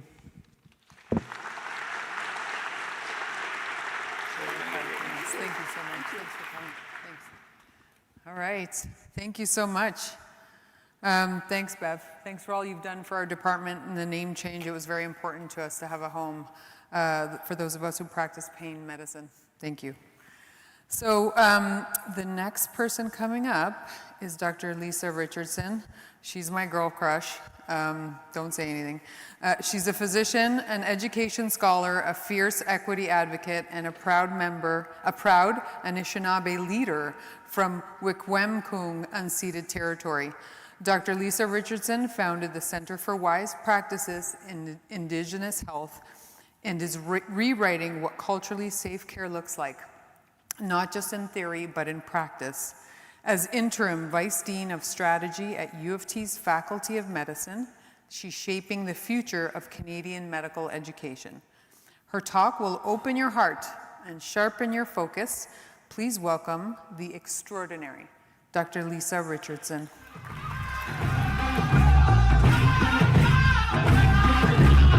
They're still locking us up, we'll never be defeated. The only chains around my neck are medallions beaded. Our treaties are broken, these lands are unceded. They use us as tokens, we're still being mistreated. They're raided, they're raided, they're raided, they're raided, they're raided, they're raided. I don't have anything, Rose, yeah. So when Hans asked me to speak, he actually said it was true TED Talk style. So I don't have slides. I'm ready to speak to the room. And I thought, oh, there's not too large an audience here. Should be okay. And then he told me there are 12,000 people online. So welcome. Welcome. My name is Dr. Lisa Richardson. I'm really excited to be here and really want to thank Hans and Tanya and everyone who's been involved in organizing this conference, such an important event. I actually routinely speak without slides. And I do that because I want to acknowledge different ways of knowing and different ways of being. As an Anishinaabe Kwe, Anishinaabe woman, I think about oratory and the power of oratory as a really important form of knowledge translation and knowledge mobilization for us. And although I can certainly create PowerPoint slides, I love doing that, I love graphic design, for me it's actually about asserting our space in these institutions to be able to use a traditional form of knowledge translation, which is oratory, the oral tradition.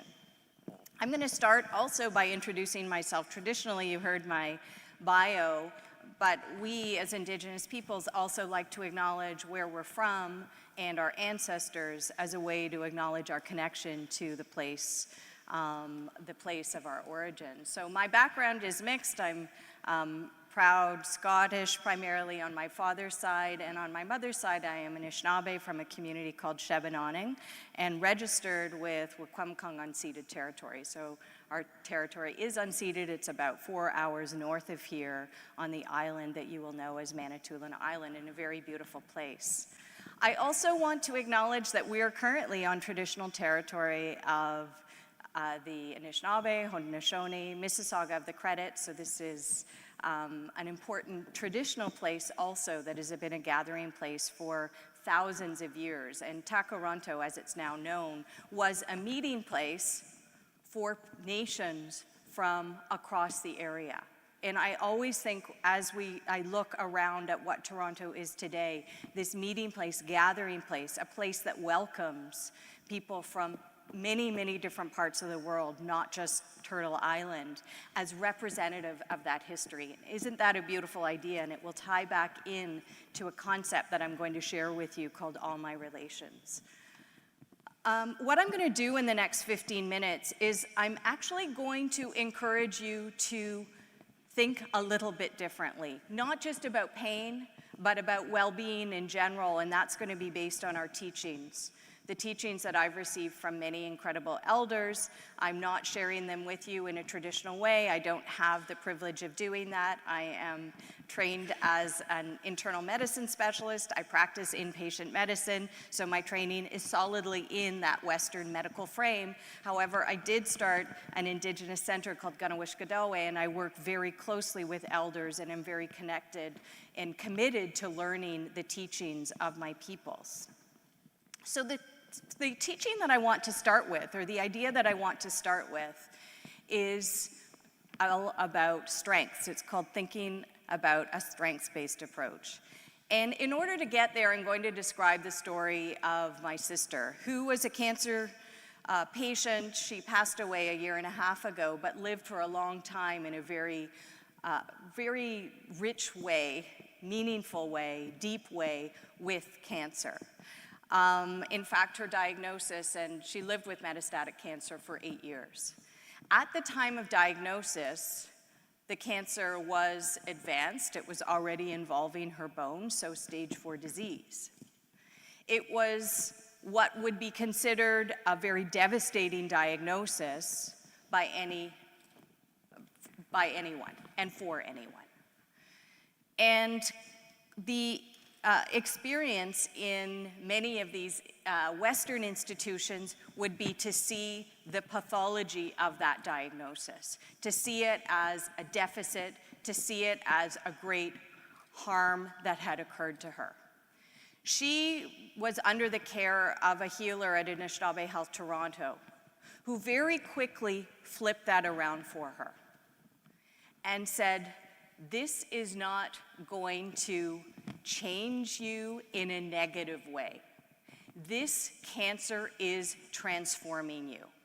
And so the idea of living with something that transforms her at the deepest level, the mental level, the physical level, cellular level, the emotional level, and the spiritual level, is a very different framing than living with something that is going to kill you, living with something that is a pathology, that is an illness, that is going to completely change your life. Of course, it did change her life. But that framing of living with a cancer as opposed to being in the mindset of battling it was quite a significant one for her.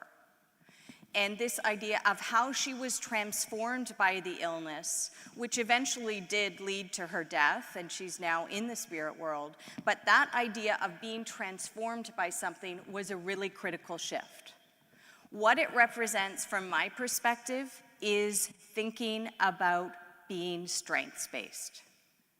We are taught as medical practitioners to be deficit-based. In fact, that is deeply present when we describe the health and well-being of Indigenous peoples. We have data that constantly speaks to our health gaps. It speaks to the fact that we have higher rates of diabetes, higher rates of amputation, higher rates of suicide, higher rates of end-stage renal disease, and higher rates of metastatic cancer in certain forms. So imagine seeing yourself constantly depicted in that way, not only in the media, not only in our research, but in those interactions with healthcare providers. And in addition to being conceptualized in a deficit-based approach, many of our peoples encounter racism at that point of care, in addition to being in a system that is deeply exclusive and has been. So I am not suggesting that with a strengths-based approach, we ignore the gaps. Those gaps are very significant, but what I'm asking you to do is to understand that those gaps have emerged due to very specific determinants of health.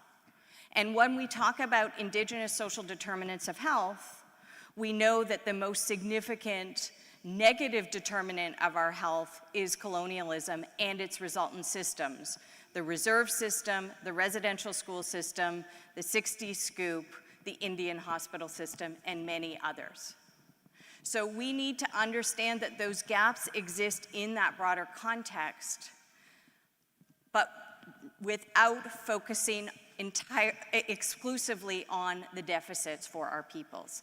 So what does that mean? Actually, it turns out that one of the most protective determinants of health for our peoples is culture. Culture, language, ceremony, access to our teachings, access to ways of knowing, such as these ideas that I'm talking about right now, being transformed by a condition rather than being diagnosed with it and seeing it as a death sentence. So this idea of switching from deficit-based to strengths-based is extremely critical. I'm going to talk now, when I speak about the protective social determinants of health, about one of the other factors that we know is important for our peoples, and this is self-determination. Self-determination is the right for us to determine what is meaningful, what is important, to practice our own ways of knowing, to practice our own ways of governance, to practice our languages, to have access to all of those cultural practices that were banned or assimilated. In many cases, assimilated. The goal was to assimilate them out of us. If we understand that, that self-determination is protective, then we have to think about what does that mean in the healthcare setting.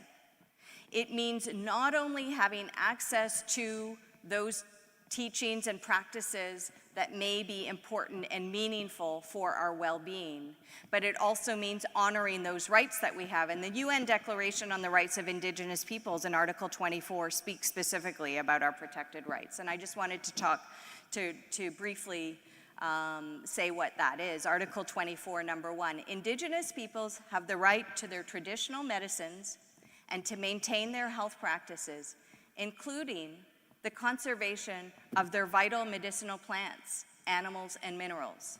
Indigenous individuals also have the right to access, without any discrimination, to all social and health services. So this is a very powerful idea, that we have the right to those teachings and those medicines that we've learned from our ancestors, that ancestral wisdom, Indigenous science, alongside the best of this biomedical system that I'm proud to work within and that I certainly uplift and practice in my day-to-day.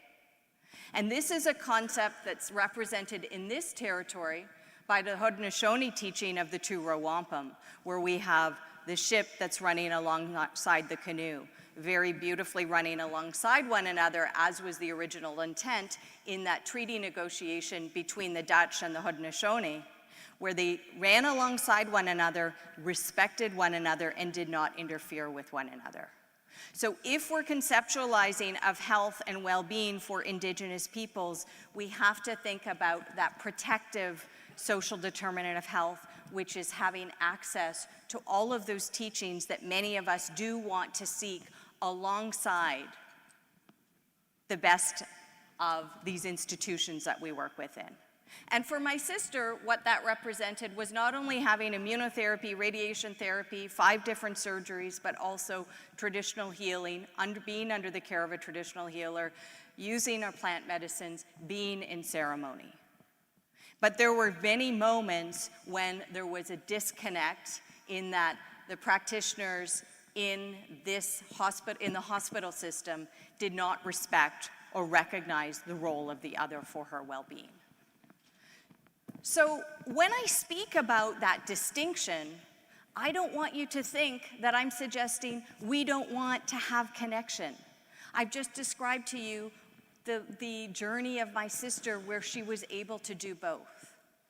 And that is really what we're seeking in our work, which leaves me to the last concept that I want to share with you that will hopefully be another generative one, in addition to the idea of being strengths-based and protective social determinants of health. And that is the idea of relationality. Being in relation with one another, being in relation with the world, being in relation with ourselves. This is most beautifully articulated to me by a Anishinaabe writer named Richard Wagamese. And I'm going to read with you because every time I read this, I think I could never paraphrase this writing.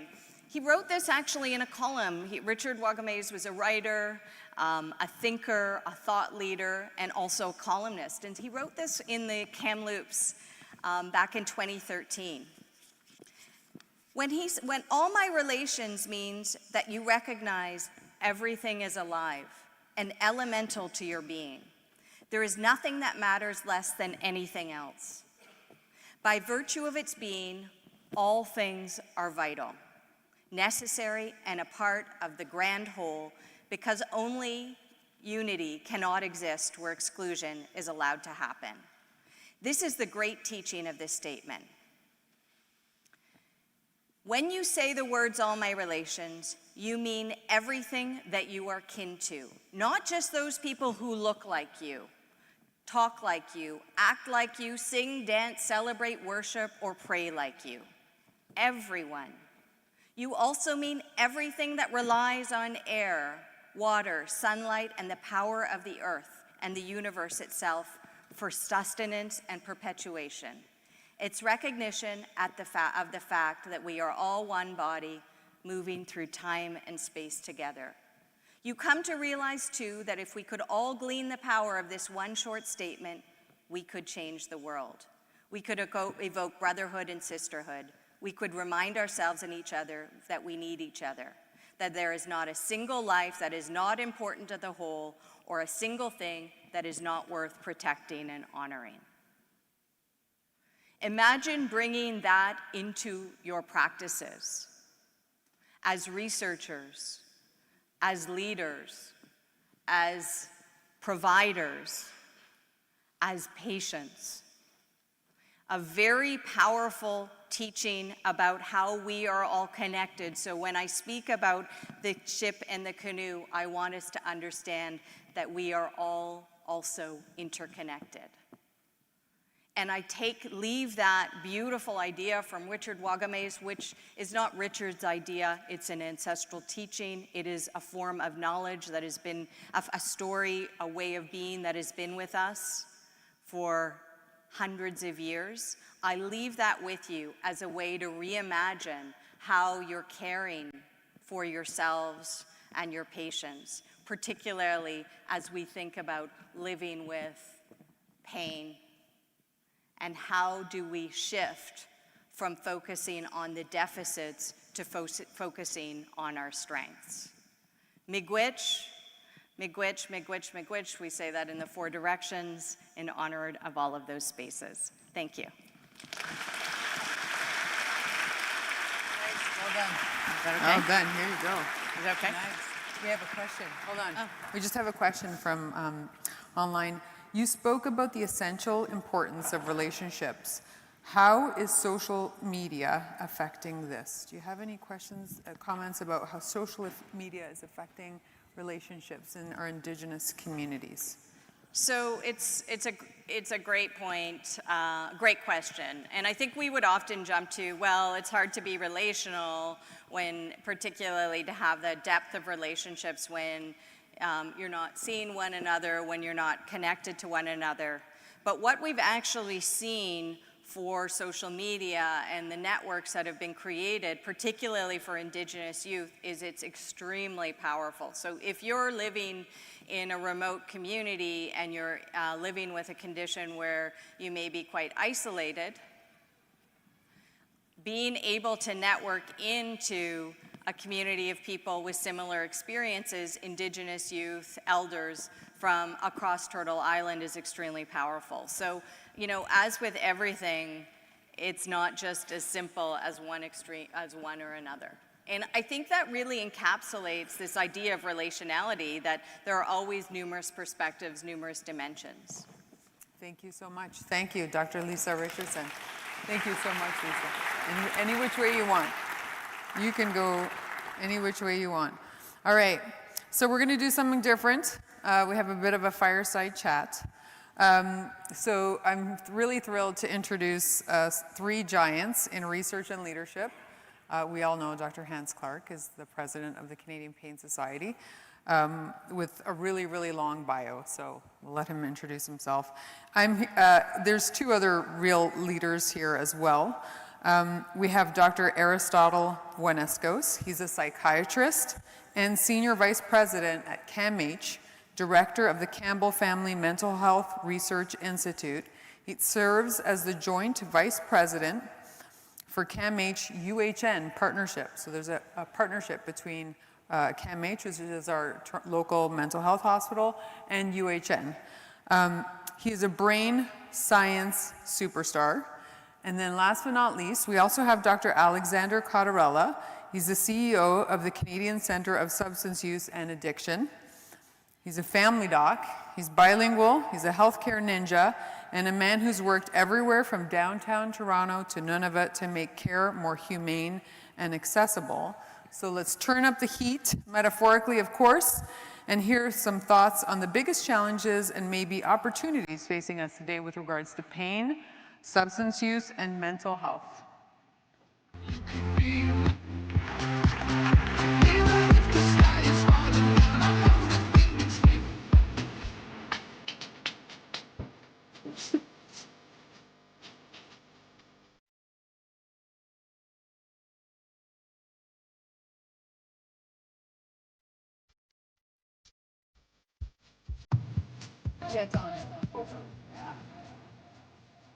Well, thank you, Dr. Dorena. Thank you for that introduction. And gentlemen, thank you for joining us today. So I hope this is where it's going to come a little bit full circle in terms of, you know, our ministers this morning talking a little bit about mental health and addiction. And so I've been sitting in this space, and I think a lot of people in this room were mad at me about a decade ago, and I said, this is something we have to address. And, you know, it's certainly not what the mental health side of things, Dr. D. fireside chat. Welcome to the fireside chat. Go. You can Okay, eat you them. guys can roast, I'll You talk. can Okay, eat all right, there we them. go. There's no fire. And but you so- can eat it. And seriously. so, right, Lily? You always watched full the of twins. surprises. All right, You so really watched the twins. about a decade ago, when I started to say, hey, this is something we have to address, and the psychiatrists and the mental health side of things said 1 in 4 people we see has an addiction issue because of their opioid, and I said that is not true. That is not the data. Our data will speak differently, and it's probably 1 in 10%. And it's on us to figure out how we actually help our patients and monitor things as this moves forward. But no matter how many interviews I continue to do across this country and internationally, what is the only thing people want to talk about when I want to talk about pain? They want to talk about OxyContin. And this is something that has to stop and has to change. And we're moving that. We've moved the needle. We've reduced our prescribing. And so the one thing that's clear, though, is all of the money and a lot of the resources have gone towards harm reduction, gone towards safe supply, and we're 10 years into this crisis, and we haven't really seen a shift from a mortality perspective. And so I've been saying for years that I think we need to talk about bringing the pain piece to the equation. And I was very fortunate that Dr. Cottarella was the one who reached out to me to say, hey, why don't you come and speak at some of our meetings, et cetera. I was welcomed in, we had some of these discussions. And he was also the one who said, why don't we enter into a little bit of a memorandum of understanding? And I thought to myself, this is what we should have been doing a decade ago to get the solutions and move the needle in the direction that we needed to go. And so I hope that, and one of the reasons I wanted to do this in a public space, and it's not on it's not on our program, because this is really for our society and others to really think about and talk about. And so I'm going to start the first question to Aristotle and to Alex. Alex, I'll start with you. So what do you think has caused the worsening of the opioid crisis, despite all of the attention attributed over to the past decade? Well, thank you so much, and thank you for having us, but also for absolutely talking about this need of looking more at this intersection. So, what's happened, I think there's been a couple of key pieces that we really need to keep in mind. And I think the first part is there have been some really big collaborative challenges. I think there's a lot of pain, a lot of hurt, a lot of death, and everyone wants to find that perfect solution. And time again, we see there's not a silver bullet. There's not a one-size-fits-all for complex problems.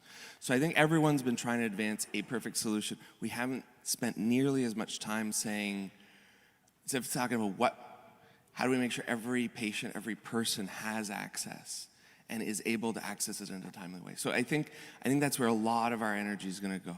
I think the second part that's really important is the landscape has shifted dramatically. So we are now in what we call a synthetic drug era. It's like drugs are not longer dominated by the plant-based drugs. Now drugs are everywhere. They're cheaper, they're easier to get, they're easier to make. It means that our approaches around prevention, treatment, all these different things need to be different. And so I think some of it's an overarching need to adapt.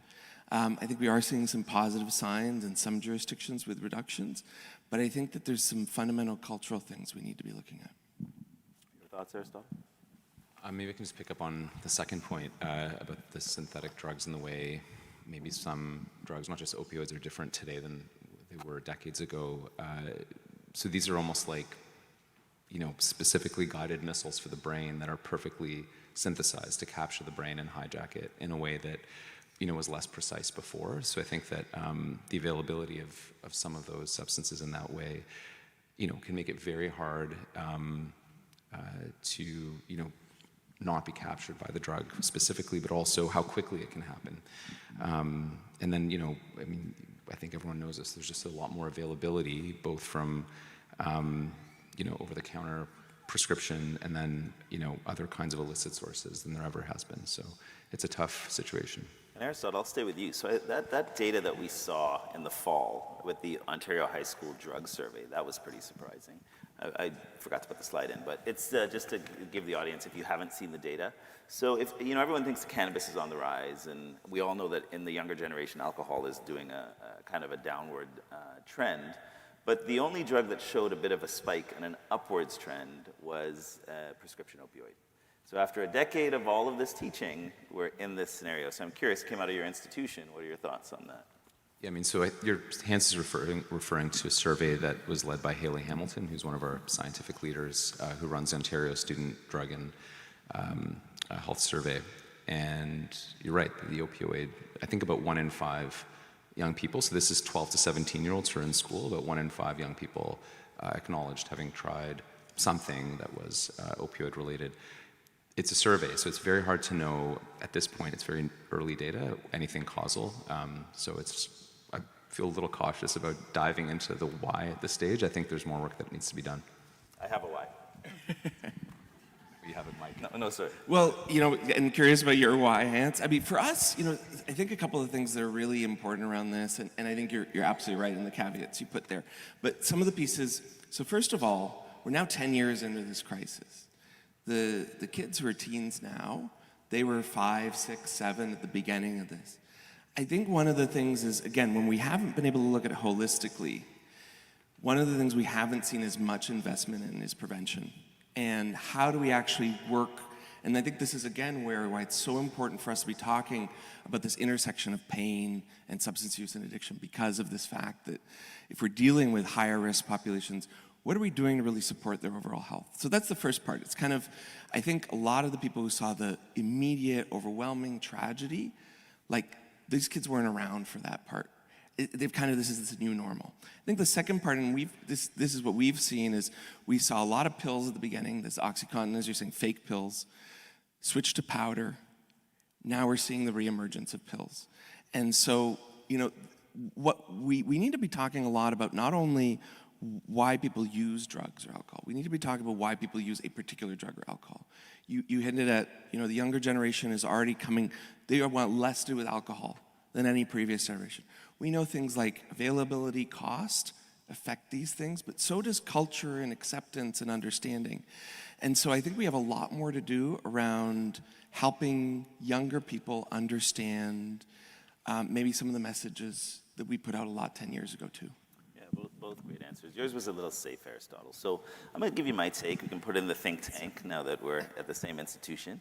And I'll say that, one of my thoughts are we worked so hard to reduce our opioid prescribing, and when our pain patients go to the pharmacy today, they get the Inquisition asked about their 8 or 10 Percocet pills. And from a harm reduction perspective, we can prescribe 2,000 milligrams in certain pharmacies, and that's what we do, and that's all fine.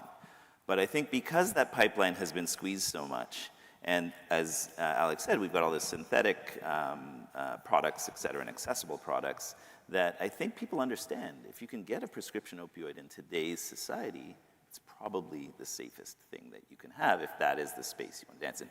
Hypothesis, but that was my why. And just really quickly, so one of the things I think is really, when we talk to our European colleagues, one of the things that's amazing is, there's always this fear, okay, what are you going to do when fentanyl lands on your shores? And they say, you know what? We know probably at some point we're going to have a fentanyl problem. But fentanyl has already landed on our shores repeatedly. It just hasn't entrenched itself. And there's still this perception in our culture here that you can treat pain, you can treat mental health issues, you can treat hurt with a pill. And it doesn't exist in the same way in many European cultures, this idea of problem, pill. And so until we get to the basis of that, there's still this desire, and we're still going to see this need to reach out for problem, pill. Love it. I love what you're saying, Alex. That brings us on to kind of de-siloing things. Like, it's so great working in pain because we all work together with different types of teams. And I think that's what has to happen in medicine. But hence, how do you see bringing the 3 organizations together here, the Canadian Pain Society, CAMH, the Canadian Centre for Substance Use? We still kind of function separately. So I think Alex just hit it on the head. And you're looking at a room of multidisciplinary care. That's what the pain space is. And unfortunately, you're right, pills for a solution. And we've hopefully moved beyond that here. And so the way I see this kind of continuing forward as a cohesive unit is a couple of ways. The first is, if we can be a united front as we talk to our policymakers, as we talk to actually how we go about integrating change in this complex problem. One size doesn't fit all. And even folks like Tara Gomes, who's done all of this research solely on the opioid harms, has now brought pain into that equation and said, where's that part of this solution? And so a united front is a powerful front. And I know my basic science colleagues are out there asking, so, you know, how does that build? And if we build an ecosystem that has the ability to support it from top down and bottom up, vice versa, there will be lots of opportunities for everybody in the game and all of the multidisciplinary teams. So that's from a financial perspective. The second is the most important part, and we have a symposium tomorrow afternoon. Dr. Callan Williams from Yale, actually, is one of our postdocs who's now going to be appointed at CAMH. And she's really focused on the intersection of pain, alcohol, smoking, opioids, benzodiazepines, you name it. And we're thinking about creating some new care paths and de-siloing this as we move forward. And that really is the answer as we move forward. And that's how these three organizations and institutions can work together, canvass the policymakers, and make policies that are cross-cutting, not solely one side of the spectrum or the other. And you know what we do in Canada and most of the world? We go from one swing to the other side of the pendulum and never land in the middle. And so let's all land in the middle and make both sides of the equation better. I love it. Thanks. So Aristotle, I wanted to ask you, you're playing a lead role in the partnership between the University Health Network and the Center of Addiction and Mental Health. So really great programming. So the mental health and physical medicine really existing together. So congratulations on moving this forward. Why is this important, and what impact are you envisioning for patient care? Thanks, Tanya. So there's a lot of people who help bring this together. I have a role sitting with both teams, and the core idea of this partnership is to ensure that all of the people, at least our organization, two organizations take care of, have outstanding mental and physical health care. So a lot of people living with mental illness often have a mortality rate and an earlier mortality. So people with severe mental illness will die 15 to 20 years earlier, usually because of undiagnosed or undetected or underdetected physical health conditions like cancer, cardiovascular disease, and so on. And on the flip side, patients with cardiovascular disease or other illnesses are much more likely to have depression, people with respiratory disease, anxiety, and so on and so forth. And then those things in that context can be factors in relation to readmission, prolonged length of stay, having challenges following up with care. So the idea is that we take Canada's leading general hospital and Canada's leading mental health hospital and create a really tight partnership. And there's a number of initiatives that we've already started to move forward across organizations. That's at the clinical care piece, which is number one because it's patient-centered, but also in research. And then even in education and training, what we've come to realize is there's never going to be enough psychiatrists and psychologists to take care of all the mental health and addictions issues out there. So the idea is to find ways to upskill frontline providers and others to be able to both detect and support people with mental health and addiction challenges. So there's a lot there. There's a lot more I can talk about, but we're putting a lot of work in together across organizations to make this happen. Congratulations. That's huge. Right. So, Hans, you were going to ask me a question. I am. So, Madam President. Madam President. Madam President. As we're considering entering to this partnership with these organizations, the one thing that I think we have the opportunity to do is to ensure that this is a sustainable plan, right? And so what are your thoughts in terms of how, you're going to attack this when you become the president? So I run the Toronto Academic Pain Medicine Institute, and we're a partnership amongst the 5 academic institutions that have pain clinics in the general Toronto area. So it's the greater Toronto area. And we review 7,000 referrals. Like Christian is one of them. He's standing, poor guy. We didn't even make him sit down. And so he's responsible for, him and the team, responsible for adjudicating those referrals. In 2018, we were declining 11% of those referrals because of active substance use and untreated mental health disorders. And then after an influx of money kindly from the ministry, there was a significant decrease in wait times. So funding is really important. So I think if we highlight the fact that with a little bit of funding, you can make a huge difference in your wait lists. Our wait lists at CAMH, we have an IPARC program, which is an addiction and mental health program for people with pain at CAMH. Our wait list went down from 360 days to a month and a half after ministry funding. So today you can get an appointment in a month and a half, which is it's better than waiting a year. So I think kind of putting our heads together to try to find ways of getting funding to manage this together. It does not exist in silos, just like the video said at the very beginning. We can't treat these things in silos. So having separate hospitals, you know, we should be programs together. So I think putting our heads together. Sounds like the future is bright. So this was not haphazardly thrown here. We're now about to talk about psychedelics. We're now about to hear about the post-war on drugs era. And, you know, in this kind of last 30 seconds, I want to thank both of you, first of all, for your bravery in standing in front of a room of the pain community and talking about substance use and talking about, you know, the de-siloing of mental health and its interplay. So is there anything you want to leave us with, you know, the last 30 seconds as we turn the floor over to our next speaker? I mean, I think pain is the perfect prism through which to look at the connection between mental and physical health and addiction too. It's you know, something that struck me as a really amazing opportunity. It's a huge challenge, but it is an extraordinary opportunity, I think, whereby, you know, even though there's a challenge of, you know, one thing then comes with another and comes with another, then there's also an opportunity whereby if you perhaps help in one direction, you might also help with issue 2 and issue 3, for example. So I think it's a really exciting place to be, and congratulations on putting all this together. Yeah, and I am really excited about the potential of looking more at this intersection and figuring out what we can do. When we have such high prevalence rates of pain, such high prevalence rates of issues with substance use, this cannot be a specialist problem. It has to become an everyone problem. We've been working a lot more with small towns and cities, actually. We just brought together mayors from across the country. And what was amazing is they get it.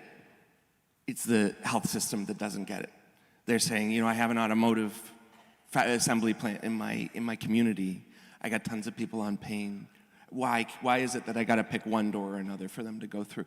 And so I think what we're hearing is we need to start listening to the communities, and we need to find ways to be working together. We need to find ways to really just deliver on these pieces. They know, and they're saying exactly what they need. Our most recent stats are showing $20 billion a year lost productivity linked to substance use and addiction. And I'm sure the costs around pain are even greater. It's double. So if we really are serious, as our new Prime Minister is talking about investing in the economic wellness of this country, investing in people, we gotta start listening to them, and we gotta say, okay, people who have substance use issues are gonna have pain, people who have pain are gonna have substance use issues. How are we gonna help them get better, get well? I mean, we can debate as much as we want the more controversial elements of things. There's the reality that probably 80% of people living in this country do not have access to evidence-based substance use health interventions. And I think the pain community is going to be a huge, huge part. And I cannot wait to work more closely together to get those things into people's hands so we can help each other out. Amazing. Well, thank you guys again. And I think we're going to bring Dr. Pereira out to keep the day rolling. Yeah, thanks. Thanks, guys. Thank you. Thanks.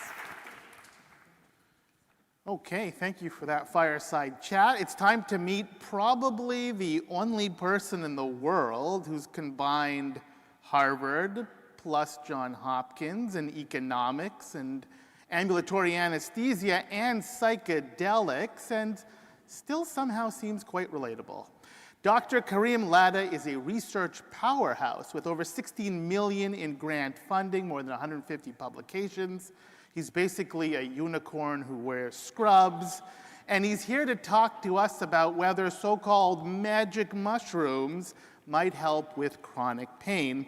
And let's be honest, if there's anyone who's going to help you responsibly dose that with science and curiosity, it's Karim. Please welcome Dr. Karim Ladha.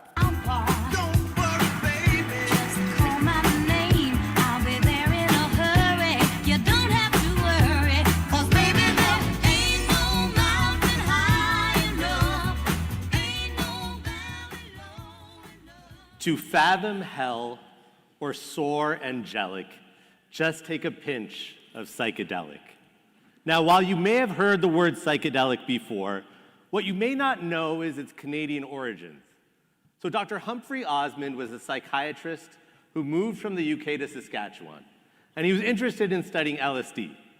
If you've ever been to Saskatchewan, this sort of makes sense.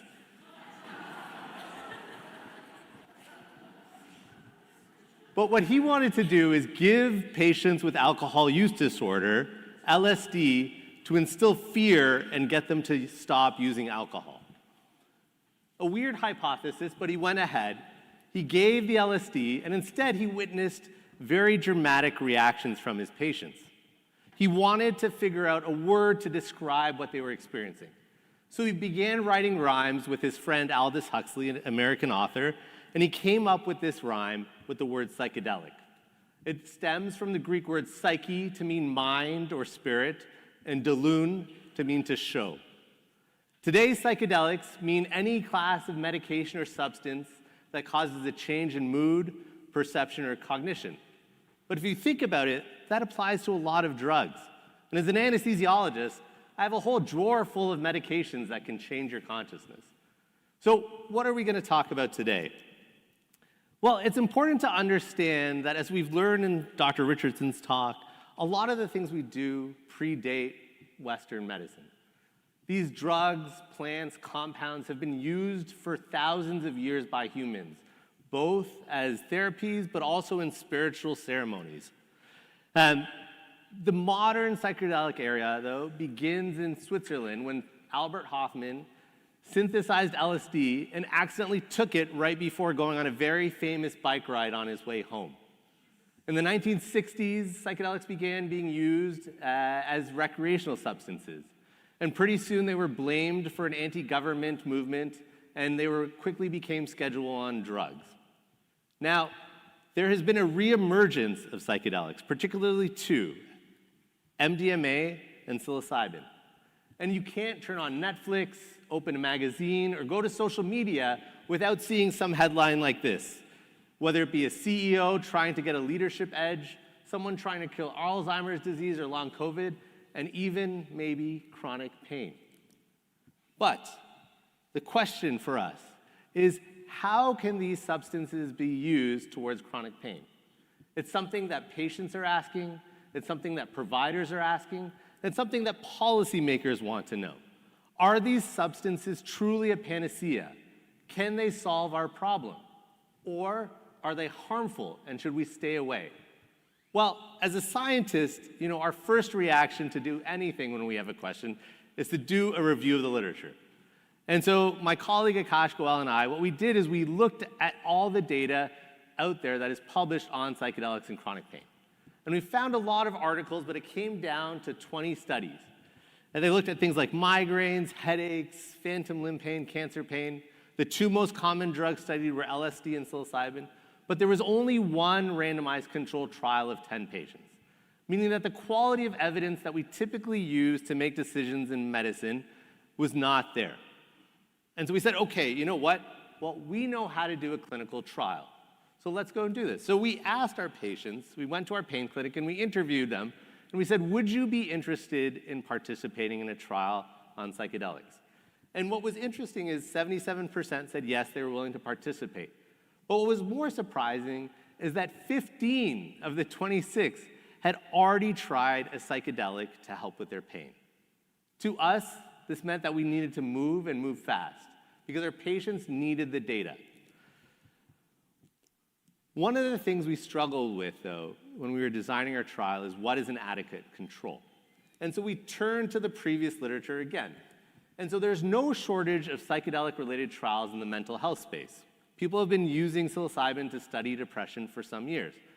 And so if you do research or recognize some of the fonts from these examples, they're from journals like the New England Journal, JAMA, Lancet, more prestigious journals than I'll ever publish in. But when they looked at psychedelics, they did something interesting. They randomized patients to either getting psilocybin at 25 milligrams, which will make you hallucinate for 6 to 8 hours, or give you a dose of 1 milligram, which is essentially inert. And so you had patients who were supposed to be blinded to their allocation. They weren't supposed to know what they got. And so one group went in and they sat with 2 therapists and they hallucinated for 6 to 8 hours. The other group took the pill, which was at 1 milligram, and had an awkward 6 to 8 hours with 2 therapists, wondering when something was going to happen. And so it's no surprise that a lot of these trials were positive. And this is one of the reasons why MDMA was not approved by the FDA. And so we thought and we said, well, can we do something better? And so we looked and we found these interesting articles. And so what people have done in the past is they've actually given people dextromethorphan, which is the active ingredient in cough syrup. And what they found is that if you give high-dose dextromethorphan, you can make someone hallucinate for 6 to 8 hours, and sometimes people can't tell whether they're getting a classical psychedelic or cough syrup. And so with that was born the Peace Pain Study. So we have funding from CIHR to do this pilot. We're looking at 30 patients with neuropathic pain, and we're randomizing them to either getting psilocybin or dextromethorphan. Both groups will get psychotherapy, and this trial is currently ongoing and recruiting actively right now. So I often get asked why I'm interested or why I do this, and I think it's important to understand why I'm excited. So the first thing is the armamentarium of a pain physician is quite limited. I am tired and fed up of seeing patients who have to resort to getting medical assistance and dying because we simply do not have the tools to help them. And so if something shows promise and the preliminary data suggests that there is plausibility, we should do everything to pursue this.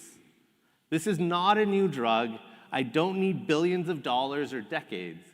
We can get this from Queen Street. But I think the other important thing, and Dr. Cottarella mentioned this in his talk, is it's not the same old just giving someone a pill anymore. Instead, integral to psychedelics is the therapy part. And even in a multidisciplinary clinic, in a pain clinic, we sometimes operate in silos. But with psychedelic-assisted psychotherapy, we simply cannot do that.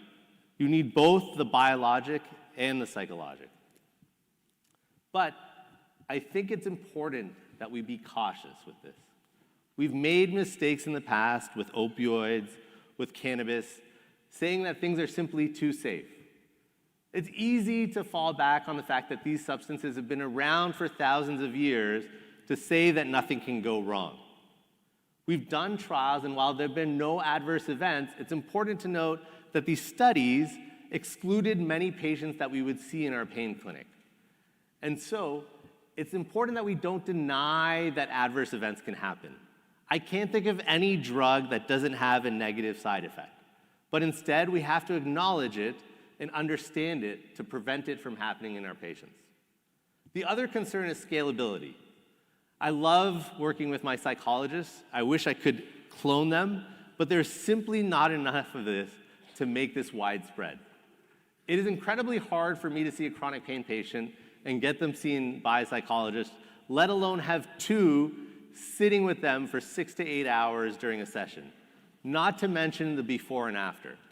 One of the things we're working on at Women's College with my colleague Nilesh Sonerji, who's in the back, is the idea of group-assisted psychotherapy. And can we do this in a more efficient manner? And then finally, the one thing that I think is really interesting is I presented this trial to someone who does a lot of work in psychedelics, and they said, well, your control is too good. And I said, well, what do you mean? I need a good control. That's what a clinical trial is. Don't I want something that's going to be psychoactive? And what they said to me sort of gave me pause, and it makes me think. So when we do this work, we can give someone ketamine. We can give someone psilocybin. We can give someone MDMA. We can even do breath work to induce an altered state of consciousness. And so what does it mean when we have these techniques and substances that work on completely different mechanisms of action, but they all seem to treat the same disease? And is it simply that we're altering someone's consciousness and that's why they're getting a benefit, or is it the drug itself? But I think it's an important question that makes us think about chronic pain and how we treat it. And so I want to leave you with this slide, and this is something I talk about a lot. So this is something called the Gartner Hype Cycle. The Gartner Group is a consulting company, and as you know, consulting companies charge a lot of money to apply the same framework over and over again. to different problems. And so I'm going to pretend I'm a consultant today. And so the Gartner Hype Cycle was initially developed to describe new and emerging technologies. But it actually aptly describes what happens for chronic pain interventions as well. And so what happens is you have an innovation trigger, you get this peak of inflated expectations, you go through down to this trough of disillusionment, you climb the slope of enlightenment to the plateau of productivity. And if we think about things that we have today, so opioids, I think we're finally at a place with opioids where we say that there's a role for them, we understand how to use them, we're on the plateau of productivity. Cannabis, if you remember, millions of dollars were given to researchers to do studies on pain in cannabis. Now, you can't find any. We're at the trough of disillusionment. And so for psychedelics, right now we are at the peak of inflated expectations. And what is important is that as we as a scientific community and chronic pain providers and patients, that we maintain our impartiality, we keep our nuance so that we can understand these things and figure out what it is. And through research, we can get to this plateau of productivity. I'm not saying don't be hopeful. I'm not saying don't be excited. But if we do the studies correctly, we'll do right by our patients and make sure that everybody stays safe and has a good time. Thank you.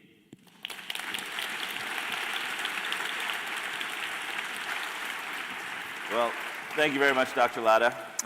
There is a few questions that came in online, and we're just going to put the QR code back up. And so I thought this was a good one for you. So psychedelics and psilocybin in particular is very serotonin kind of mechanism of action. So is there any expectation this will be any different to the other serotonin drugs we have in the market? Yeah, I mean, the other serotonin drugs on the market don't necessarily make you hallucinate for 6 to 8 hours. So I think that's one of the key things that we have to figure out is it truly a serotonin effect or is it something else? And they've been studies where they've looked at brain networks and functional connectivity. I'm not a neuroscientist, so apologies to anyone who is. But I think what we truly do not understand is how these drugs work, and as a class and even individually, and that's something we need to focus on more. Thank you, sir. So we're going to move on. Thank you for that. And our next speaker has really changed drug policy around the world, and he's actually made it make sense. Ethan Nadelmann is the founder of the Drug Policy Alliance, a legendary harm reductionist, and a tireless champion for treating addiction as a health issue. Not a criminal one. His TED Talk has now over 2 million views, and you want to hear Ethan speak. And his podcast, Psychoactive, is a must-listen for anyone who wants to rethink what justice actually means. If anyone can talk about what comes after the war on drugs, it's Ethan. I'd like you to please welcome the policy rock star himself, Ethan Nadelmann.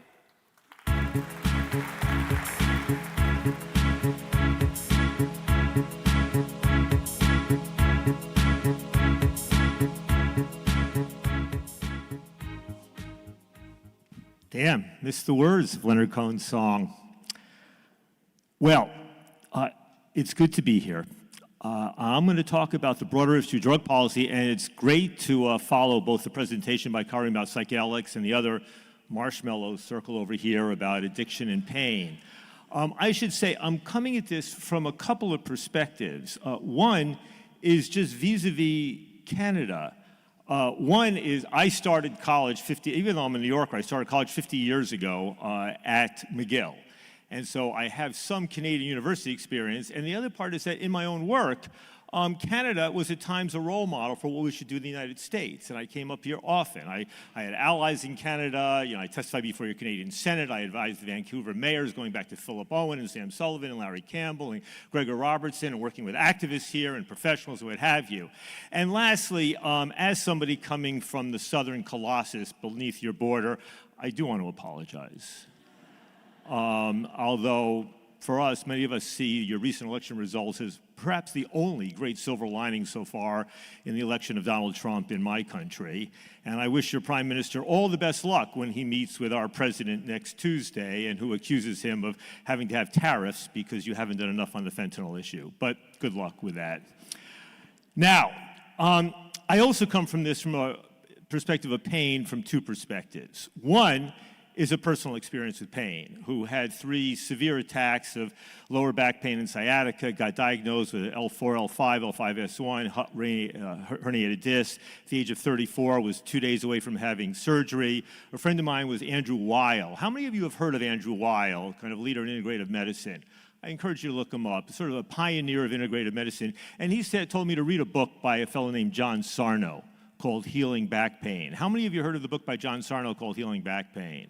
I encourage all of you to read it. For me, it was an extraordinary cure that put my back pain and sciatica behind me and that transformed my understanding of the mind-body relationship. So even if you didn't get every fact right there, it was monumental for me.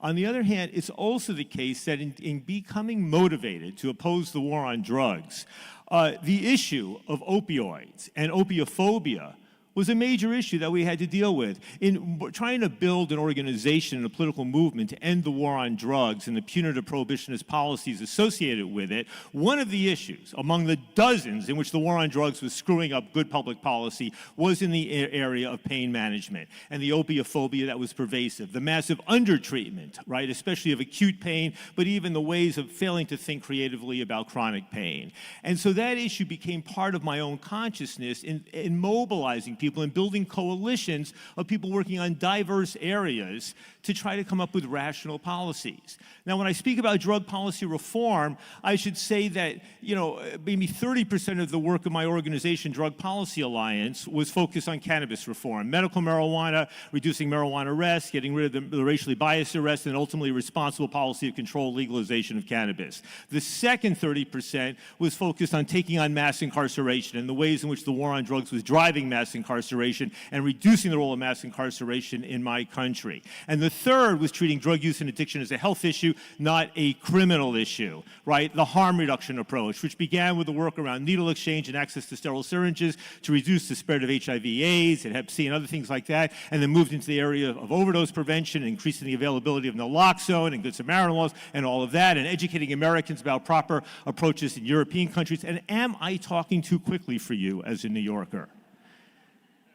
Am I talking too quickly? I could slow it down. Nah. Okay. And I should say Canada at various points was a role model. I mean, I have to say in 2003 at our biennial conference, we put Canada up on the main stage, right? We gave our biggest award to 2 mayors of Canada, Philip Owen, who sacrificed his political career to advance safe injection sites, and Larry Campbell, who was a major leader and then became a leader in the Senate, and a remarkable member of the Conservative Party from Quebec, Pierre-Claude Nolan, who had really been the champion of sensible drug policy in a very peculiar way in the early part of this century, right? So we know that Canada was a major leader, and then the embarrassment for so many of our Canadian allies when your Stephen Harper became Prime Minister, and then we got Obama, who finally opened up to progressive drug policy, at least in his second term. So my hope is when I look at Canada, we've oftentimes looked at Canada as a role model, as an inspiration for doing the right thing in the United States, whether it was about harm reduction, whether it was about, to some extent, about cannabis and a whole range of other areas. Even on psychedelics, some of the openness around psychotherapists prescribing or using psilocybin and other substances like that here is a positive development for us. Now, it's also been true of Canada that although you've never been as harsh and as terrible as the United States, I've heard Canadian allies say, when it comes to drug policy in Canada, this was some years ago, and especially with respect to cannabis, that our bite is worse than our bark.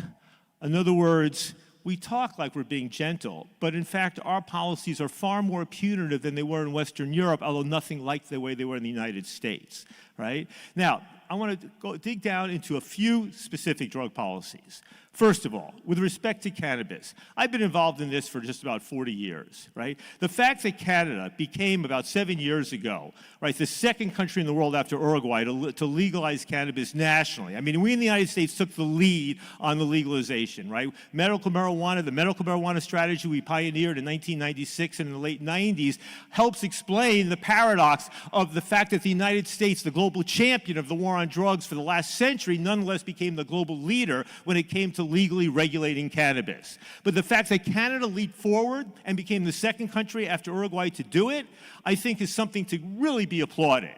And I have to say that as we worry, as cannabis use becomes more common, we know cannabis is a drug. We know people can have a problem with cannabis. We know cannabis can cause elements of delusion and other sorts of problems. But let's not forget that the number one reason we moved forward on the legalization of cannabis was to end the negative consequences of cannabis prohibition, to end the hundreds of thousands of people being arrested, primarily young people of color, to end all of the sorts of ways in which people were being punished in the civil system, fired from their jobs because of drug testing that had nothing to do with their capabilities in the job place, inhibiting the role of research into medical marijuana. That, keep in mind, as the media looks for the new stories about cannabis being the new terrible drug or how cannabis has changed so much, don't forget why we need to always turn our back on cannabis prohibition, and that the challenge needs to be to understand the ways in which we can maximize its benefits and minimize its harms. Right? If you think about it, the broader framework of drug policy and harm reduction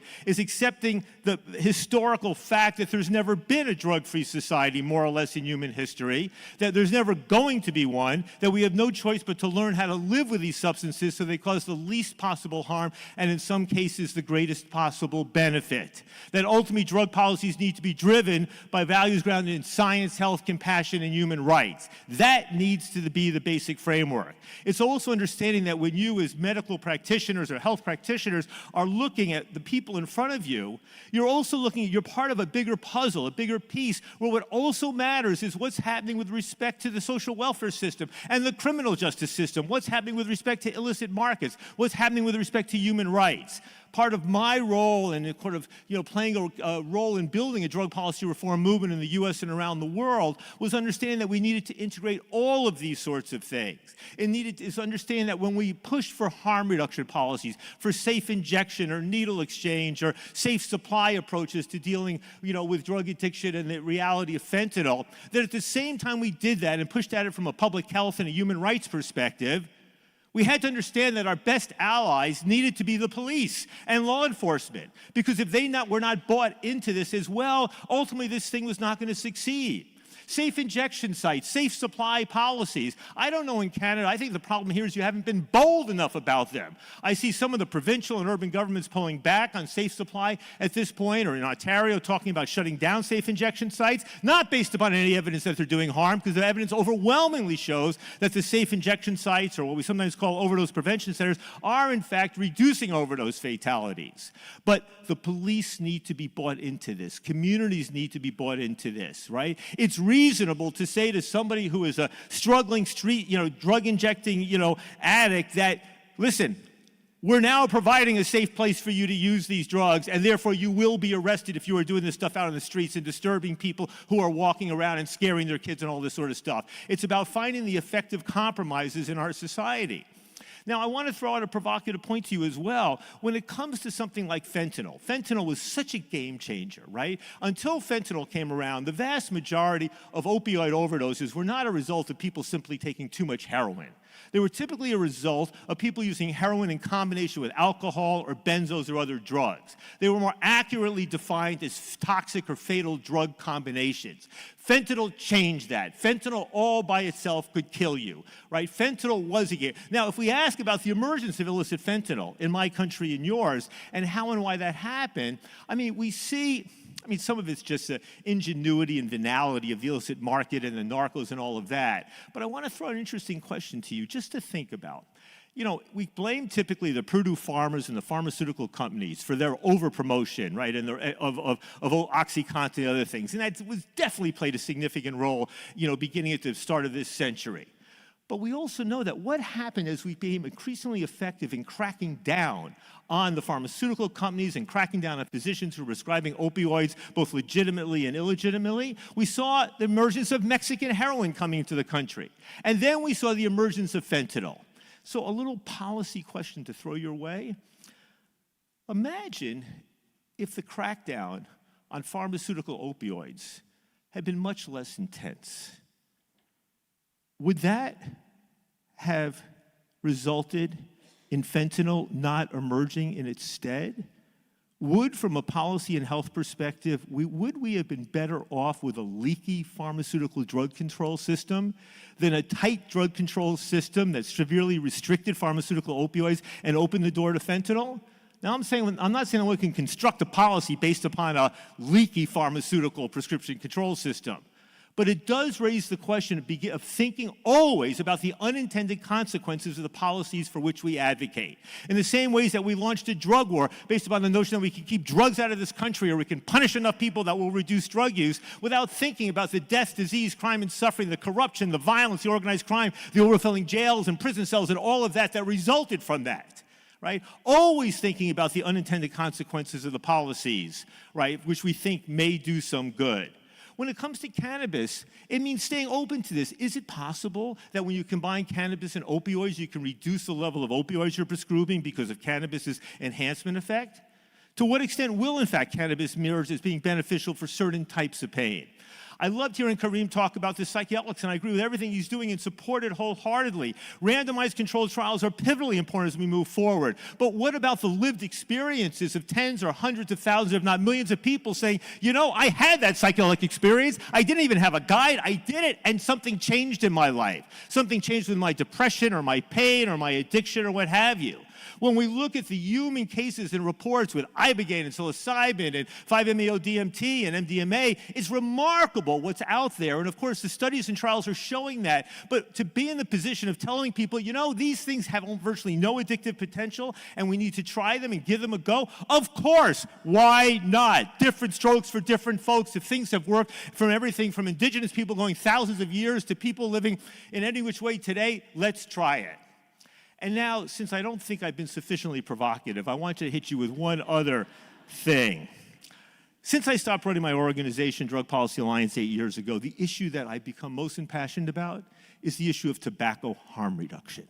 The importance of getting people who smoke to switch, if they cannot quit, to non-combustible forms of nicotine, whether they're the e-cigarettes or the heat-not-burn products, or whether they're snus or the nicotine pouches you put here, right, where the evidence is overwhelming about these things being dramatically less dangerous than combustible smoking. When you have over 1 billion people worldwide smoking cigarettes and dying prematurely from smoking-related ills, to enable, to expedite the transition from that to non-combustible forms of nicotine, which carry dramatically fewer risks, well, we should be doing everything possible to make that happen, even if some of these products appeal to younger people. For how long was the entire war on drugs, the policies of mass incarceration, the blocking of all sorts of progressive health-based policies justified as one great big child protection act? And today, the justification for opposing tobacco harm reduction and encouraging adults to switch to non-combustibles if they cannot quit is once again falsely put out there as one great big child protection act. In fact, the risk to young people of taking up, e-cigarettes or these things, it's real. But compared to the benefits of adults switching who have been smoking and adults who could not find any other way to switch, this is a fundamental public health issue today for us to be on board of. I am so disillusioned when I look at my liberal political allies who supported me and supported our efforts on medical marijuana and marijuana legalization and harm reduction and reducing incarceration, et cetera, but then leading the way to ban vaping. No. When I look at smoking rates are over 50% among people struggling with mental illness, and yet the organization supposedly advocating mentally ill oppose tobacco harm reduction? On what basis? This is a policy, if we move rapidly enough, let me put it as boldly as I possibly can. If we could switch from a world in which 1 billion people are smoking cigarettes, with a huge percentage of them dying prematurely, and maybe 100 million are using non-combustible forms of nicotine, to a world in which we cut that 1 billion down to 100 or 200 million people smoking, while at the same time the people using nicotine in a non-combustible form goes up to 500 million, or even 1 billion, or even more than 1 billion? From a public health perspective, it would represent one of the greatest successes in human history. Punchline here, when you're dealing with pain, one of the most honorable, dealing with the management of pain, I think the courage it requires, the sense of nuance of dealing with people right in front of you, the understanding that whatever works must be tried so long as it is reasonable. At the same time, it's incumbent upon you to keep your eyes and your ears open on everything, from the non-pharmaceutical versions of dealing with pain and managing pain, to all of the things ranging from the psychedelics and cannabis and other things, and who knows, even nicotine, but all of these things, it's about keeping your mind open to the ways in which other areas of drug policy are as or more flawed even than they are in this area, and understanding and hopefully perceiving yourselves as part of a broader movement to deal with drugs in our society from the basis of science, compassion, health, and human rights. Thank you very much.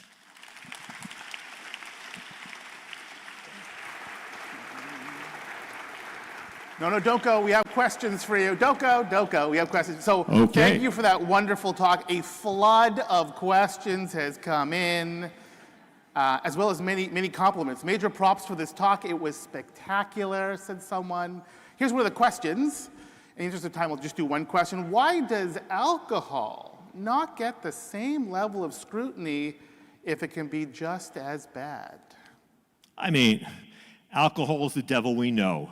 It's the one we've all learned to love. It's part of our society and part of our culture. And even though it's harms, if you look at look at David Nutt, the great British drug researcher and scientist, briefly the head of the British Advisory Council, and he ranks the orders of the dangers of drugs, and alcohol is right near the top. So I think it's just that it is so profoundly part of our culture. Even when alcohol was banned, in my country, you still have more people using alcohol dramatically than cannabis, for example. I am delighted, however, to see in some states now you see alcohol consumption jumping very substantially among all age groups, and so oftentimes being replaced with cannabis, which, although not perfectly safe, is dramatically safer than alcohol for most people.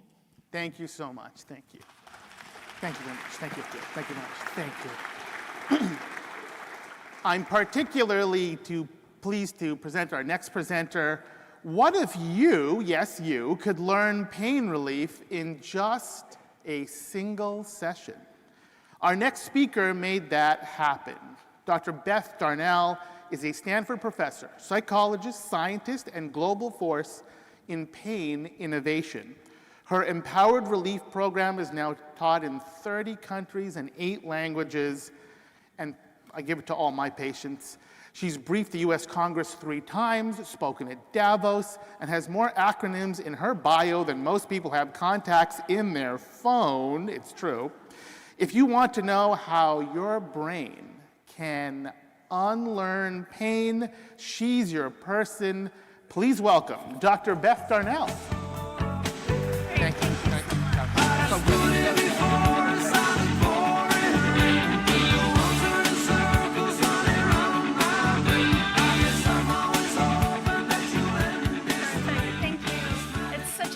To be here and share some of my work. I am a pain psychologist scientist, and I both develop and investigate interventions that provide pain relief, analgesia, and also for opioid reduction where that's relevant and desired. So I want to start off with a question to all of you and just think about what's the biggest problem in pain care. I submit that the biggest problem in pain care is access to care. People can wait a month, a year, multiple years trying to get the care that they need, and sometimes they never receive it. Even when pain care is provided, people don't know if they're walking through the right door. Are they being provided the right treatments, the ones with the lowest risks first? Let's take surgery as an example. How do we help people have less pain after surgery? This is Judy. She's just had breast cancer surgery, and she's following her doctor's orders, and she's taking her medications as prescribed. But there's something important missing from those orders. People can work directly with their central nervous system to provide themselves with relief. And this approach is important, but it needs to be taught to our patients, provided to them as part of their medical and surgical care plan. After all, surgery is just a controlled injury, and the brain registers and interprets injury and pain as a threat, a problem to be escaped. Now, healing from surgery requires that we quell pain, that we calm the central nervous system to stage it for an optimal state of recovery. And we want to apply this as early on after surgery as possible. Now, a biopsychosocial approach is low risk, low cost, and there's no side effects typically. I developed a single session, 90-minute intervention called Empowered Relief that teaches people how to calm their central nervous system, to dampen pain processing before and after surgery, and also for chronic pain, which I'll talk about next. It includes simple skills and about 20 minutes a day to teach people how to train their nervous system towards relief. So their heart rate stays lower, their breathing rates stay lower, and it stages mind and body for an optimal state of recovery after surgery. In our first published randomized controlled trial, we showed that people like Judy, who received Empowered Relief after breast cancer surgery, required less opioid medication as they were recovering compared to people who received a health education intervention. And we next studied it in people undergoing orthopedic trauma surgery. And in this study, people received an iPad in the hospital after surgery on postoperative days 1, 2, or 3. And they received the Empowered Relief intervention that way. And we found that people who received Empowered Relief had less pain after their surgery and all the way to 3 months later, relative to people who received a general health education intervention. And in a scoping review of the medical literature that we just conducted, we found that Empowered Relief for surgery is the only behavioral perioperative intervention that is being applied widely for post-surgical recovery. And it's most often being delivered via Zoom classes by live instructors, so it's very low cost.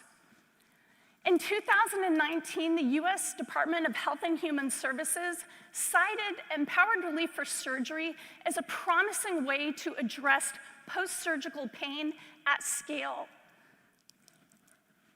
So I want to put forward this idea that a brief pain relief skills intervention can help people recover from surgery more quickly, low cost, and it can be integrated directly into the medical setting. This is speed, scope, and scale. Now let's talk about chronic pain, which you know impacts 20% of the world population. Now, medical approaches are important, but alone are insufficient. We really need a whole person approach, and people need to fundamentally understand how they can modulate their own central nervous system to gain relief. These approaches typically involve people learning various skills, gaining resources, taking those skills and applying them into action plans. Then they use those skills on a daily basis. Fundamentally, they understand which daily choices provide them with relief. And this approach is often delivered by a psychologist. And while effective, this treatment is often inaccessible due to the fact that we have too few psychologists and due to the fact that the treatments often involve up to 16 hours of face-to-face time with a therapist. So the treatment formats themselves are creating a barrier. We studied this about a decade ago, and unsurprisingly, patients told us that attending 16 hours of treatment is often infeasible for them, but the vast majority of people aren't even offered this option at all. So one key solution is to look beyond the traditional formats themselves to new innovations. And while I touched on Empowered Relief in the surgical context, I want to provide some more detail on it here. Empowered Relief is a one-session intervention that rapidly equips individuals with effective pain relief skills. It's didactic. This is not therapy. In a 2-hour session, people gain 3 core pain management skills. They complete a personalized plan for Empowered Relief. They download a binaural audio file app that they can put on their phone or on a personal computer device, and they can use that daily and ongoingly for continued relief. Because of its format, large class sizes are possible. So at Stanford, we register 150 individuals in a single Empowered Relief class. Now, we've conducted 11 clinical trials on Empowered Relief, and I just want to touch on the results for a few of them now. In this first study, we enrolled 263 individuals with chronic low back pain, and we randomized them into one of 3 groups. Either they received a single session of health education with no skills, or they received 1 session skills-based Empowered Relief, or they were randomized to receive 8 sessions of what is considered the gold standard behavioral therapy for chronic pain, cognitive behavioral therapy. And we hypothesized that this 1 session of Empowered Relief would confer about equal benefits for symptom reduction at 3 months as the gold standard 8-session CBT. So it was a really high bar for us to hypothesize that 1 session would be about as effective as 8, 3 months post-treatment. And in fact, that was what we found. And our primary outcomes were pain catastrophizing, pain interference, pain intensity, and we also found similar patterns of clinically meaningful benefits across a range of secondary outcomes, which you see listed on this slide: sleep disturbance, depression, anxiety. So we were learning that this intervention was multidimensional and somewhat all-purpose, while reducing treatment burden by 80%. We next looked to see if these benefits would be sustained at 6 months, and we found that they were largely. And we next studied online delivered Empowered Relief. That expands access if people can get the treatment online. And in this study, we enrolled people with chronic pain of any type, and they were randomized either to online Empowered Relief or to usual care in the clinic. And we found a similar pattern of multidimensional benefits that were clinically significant 3 months post-treatment with moderate effect sizes. Now, these last 2 studies that I just described to you, Empowered Relief was delivered by a psychologist, by a pain psychologist. In the United States, we have 150,000 psychologists. We have 5.7 million nurses. So if we're going to scale pain treatment, we need to look beyond psychologists only and increase the scope and include other disciplines, other professional disciplines to deliver the intervention.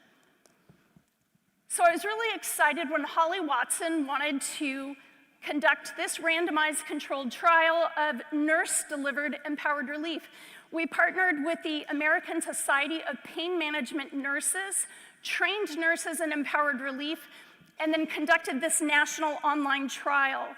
150 people with chronic pain were enrolled and randomized, and the primary study endpoint was 2 months post-treatment. And what we found was that Empowered Relief was effective and imparted clinically meaningful reductions for pain intensity, pain catastrophizing, depression, anxiety, improving self-efficacy. This similar pattern of multi-dimensional benefits. Now, the highly structured format of Empowered Relief allows for interprofessional delivery with high fidelity to the treatment. How many of you have heard about Marfan syndrome or are familiar with it? Okay, I see a lot of hands. So you know that Marfan syndrome is a rare connective tissue disorder or disease, impacts multiple body systems and organs, and it's associated with a high degree of pain comorbidities. Marfan is both a rare disease and it is rarely studied. We look to see how many pain treatment studies have been conducted in people with Marfan. Do you know how many?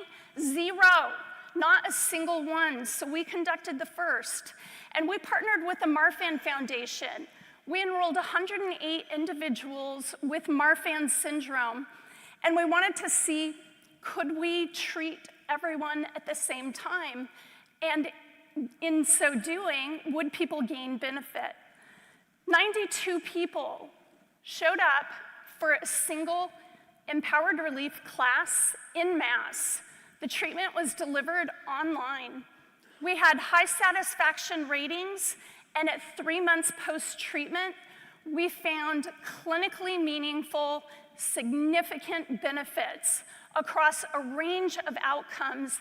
And you can see here, these were just our primary outcomes: reduced pain intensity, pain interference, and pain-related distress or pain catastrophizing.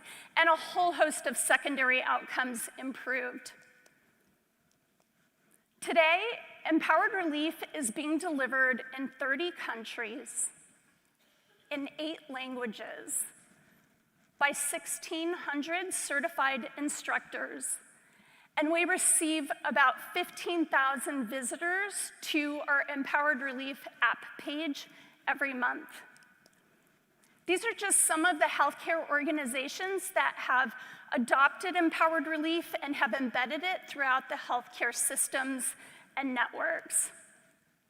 And in Canada, Dr. Junie Carrière, who is at Sherbrooke University, she has funding from CIHR and has been investigating Empowered Relief in primary care delivered by physical therapists. And she's studying this in people with acute low back pain episodes. And Regina Visca, she has been a real pioneer for Empowered Relief in the Quebec province. She has Empowered Relief integrated into new interdisciplinary primary care programs for chronic pain. It's being applied in team-based family medicine clinics, as well as in primary care access points. So this is for patients who don't have family medicine physicians, and they're often cases that are referred from the ED. And she's also applying it in local community service centers. And this is especially serving most vulnerable populations. You can also find it in some Canadian VAs, as well as in Pain BC. We have tailored versions of Empowered Relief. I described the one that we have for injury or surgery. We also have a version for people in the military and veterans. And we partnered with the California Department of Corrections and Rehabilitation to tailor Empowered Relief to the corrections setting so that incarcerated individuals can receive it in primary care throughout the California prison system. So we've really scaled throughout the California prison system. Researchers and clinicians at the Stanford University Pediatric Pain Clinic have tailored Empowered Relief to youth. And Dr. Alexandra Neville received funding to develop a complementary version for parents and caregivers, and so that is in development now. We have digital versions of Empower Relief that enable on-demand access. They're interactive, they tie into the EMR, they're secure, and we're applying this in different patient populations: chronic pain, surgery, workers' compensation. These automated on-demand options facilitate access, but they'll never really obviate the need for live instructor-delivered classes.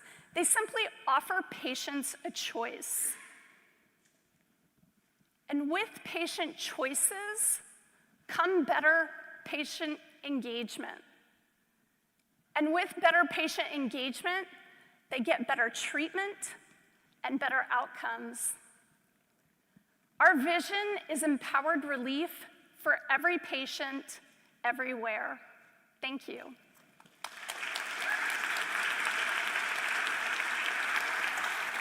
Well, thank you very much, Beth. A couple questions online for you. You got about 8,000 fans right now. So the first one was, I think I know the answer, but do you have to be a psychologist to facilitate empowered relief?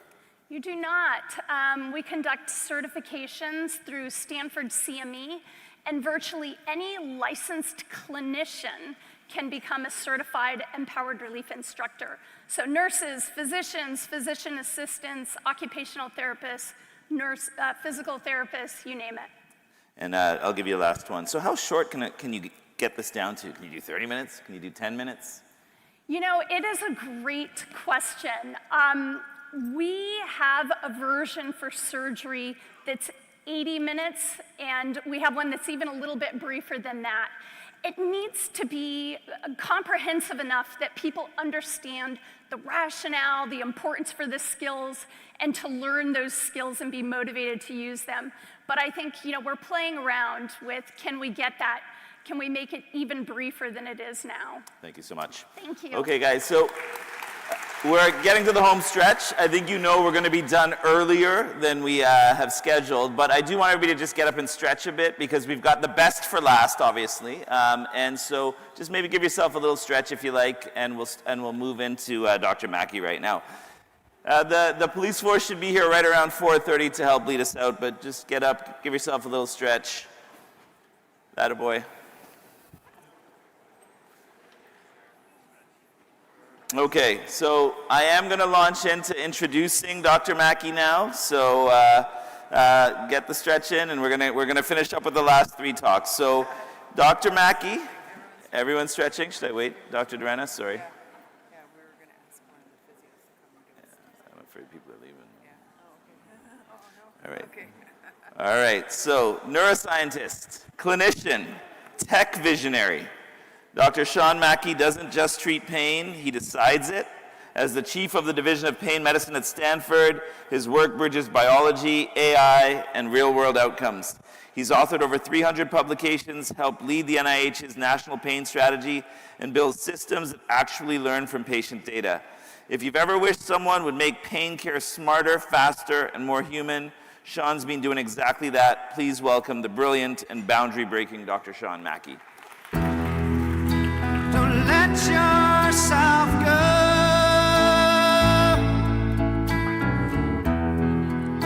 'Cause everybody cries.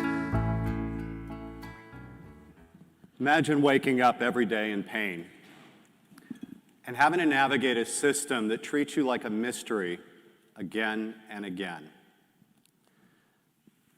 Now instead, imagine working with that same system that is learning from you, that's capturing your data, and it is developing new adaptive approaches. It is not just filing that data away in a static manner, but every time it's improving your care, advancing science, and helping to improve the care of the next person.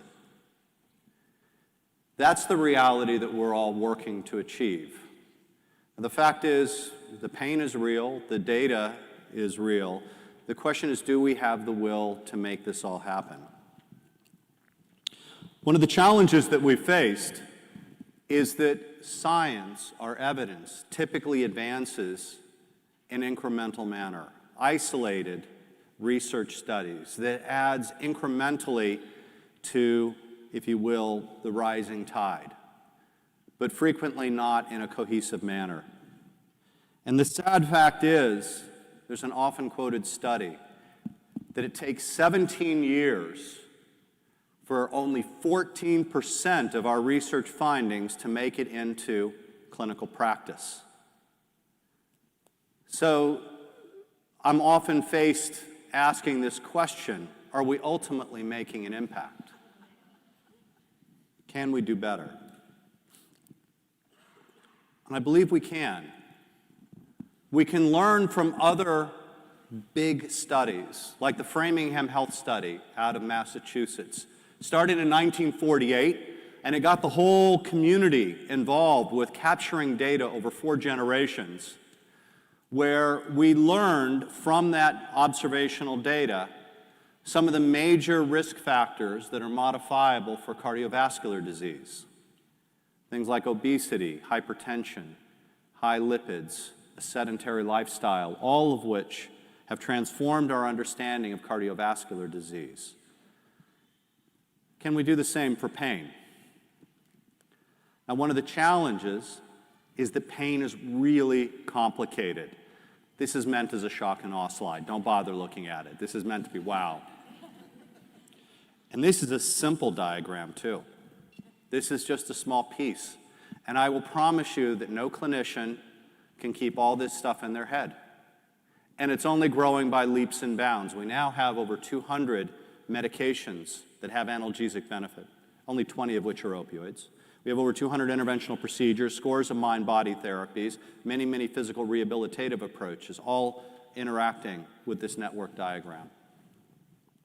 So can we build a system that learns from your data? And the answer is yes. The National Academy of Medicine in 2007 put forward a 12-part series called The Learning Healthcare System, an informatics platform that brings together scientists, clinicians, administrators, people with lived experience. It takes the data in from our clinical environment. It is continually learning and updating and integrating in new biomedical data and using that to advance care. Instead of the drips and drabs that I showed you before, the little droplets, instead we're taking data and we're making it a tremendous force to advance healthcare. This was the motivation for my creating Choir back in 2011. It's an open source, free, my favorite 4-letter F word, free learning health system that I funded through philanthropic efforts to create a platform to capture real-world data, to integrate in other data sources, to learn from that data, and use that to advance patient care. Since then, we've put this into multiple clinics throughout the US, some in Canada, Israel, collected hundreds of thousands of patient encounters, helped support many, many research grants and research careers. More importantly, it's helped us change the culture of how we care for people in pain, because no longer has it been, in my opinion, it has been based on good quality data. And it's data that's helped us to personalize care for people like Susan. Now, one of the key things about these learning health systems and integrating in AI is they're not meant to replace the clinician. They're meant to augment or assist clinical decision making. By way of just a simple example, this is a trivial example. This is again Susan, who comes in with fibromyalgia, back pain, abdominal pain, neck pain, a pretty typical presentation, who had been all over to seek care and had not gotten better, had come to see us. And what you see on this, again, simplistic graph is some of her mood symptoms, physical function, pain interference, pain behavior, all elevated. Higher scores represent worse functioning. We trialed her on Dr. Darnell's Empowered Relief. We gave her a drug called low-dose naltrexone, a drug that we have studied in our clinic that's been shown to work for fibromyalgia.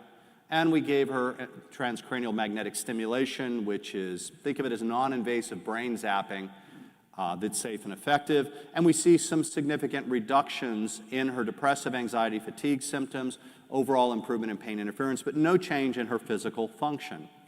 So we use that as a targeted area for intervention. And we see this frequently in our patients, that we can help people's mood and fatigue and pain get better, but we don't see them improve in the actual physical functioning. And so we integrated in functional goal settings, and we track that over time. And we find that over time, Susan got more and more and more active and more motivated.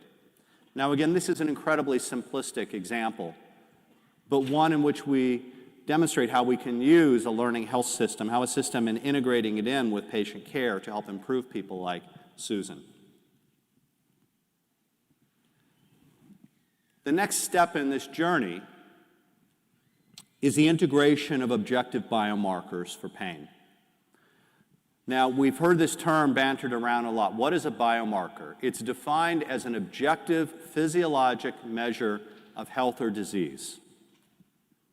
It is a measure like heart rate variability. It is your microbiome. It is genomics. It is brain imaging data. It is anything that can be objectified and integrated in. And there are different types of biomarkers that we're all going after, all with different contexts. We have diagnostic biomarkers that can help us determine whether somebody has a condition or not. I don't need that for pain, I can just ask them. But it can help classify people. We have prognostic biomarkers, which we're working on at Stanford, which has determined the natural history. Are people going to get better, or are they going to get worse over time? Predictive biomarkers, which is the holy grail for all of us. The right treatment for the right person at the right time. That's what we all want, that precision medicine. So the idea here is to take these biomarkers and integrate them into a learning health system where, once again, the system is learning, it's adapting, and we can use that information to then push out targeted behavioral therapies like empowered relief. And we're doing that right now at Stanford in 2 separate clinics. One in the workers' compensation clinic at Stanford and one in our chronic pain clinic. It works. And we can automatically track patients' responses over time.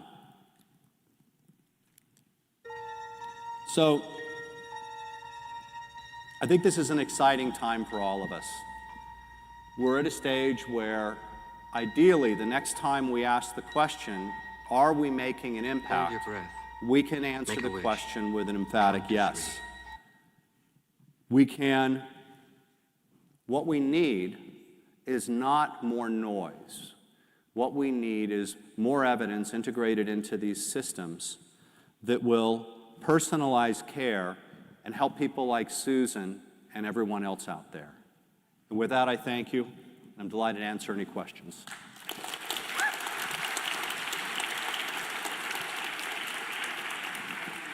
Nice.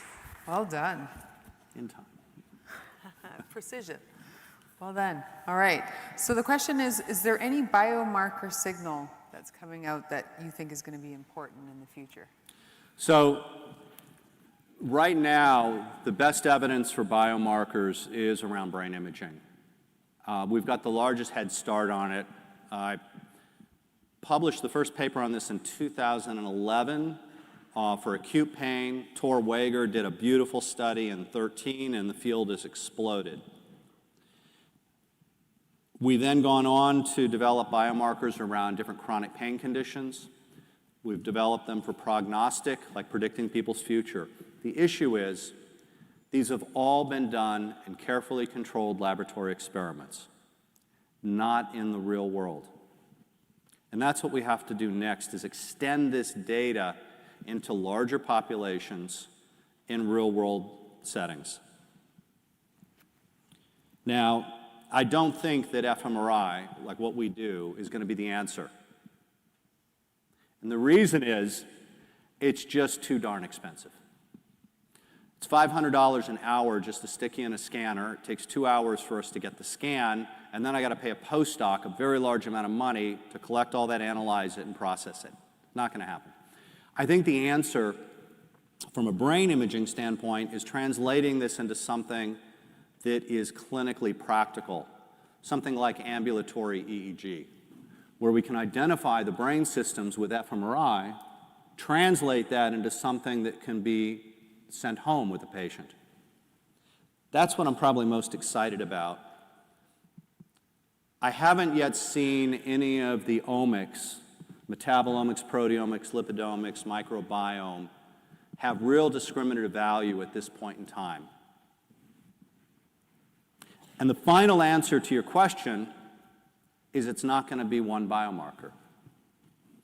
And I'd love it to be just a simple EEG measure. It ain't gonna happen.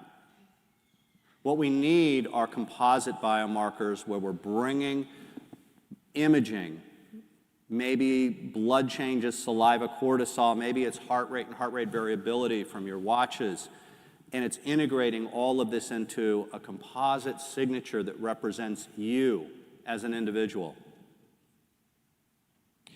And I think we have to deeply integrate in the personal nature of this because each and every one of you is different from the other. Just think about temperature. You know, we've all heard now that 98.6 is actually not the average temperature, or at least it's certainly not for each person. So we have to bring in your personal data to that. That was a long-winded response. What else you got? That's it. That's This is it? great. Thank you so much. This is your second talk today in Toronto. All They right. gave a talk this morning at Shields Day. We squeezed them. We squeezed out all that knowledge. Thank you so much, Sean. That was awesome. So I just want to remind you that we have 20,000 views online, so lots of online content. Well done. All right. So the next person I want to introduce, if Ontario's pain system had a project manager, her name would be Rachel Bosma. She's the glue between research, policy, and advocacy, helping build a pain care system that's smart, responsive, and equitable. She's the director at the University of Toronto Centre for the Study of Pain. She's the chair of Pain Ontario. She's a research scientist at the Toronto Academic Pain Medicine Institute. She is my work wife and a true connector of people and ideas. She's here to talk about transforming pain care into something that actually works for people. Please welcome the visionary, Dr. Rachel Bosma.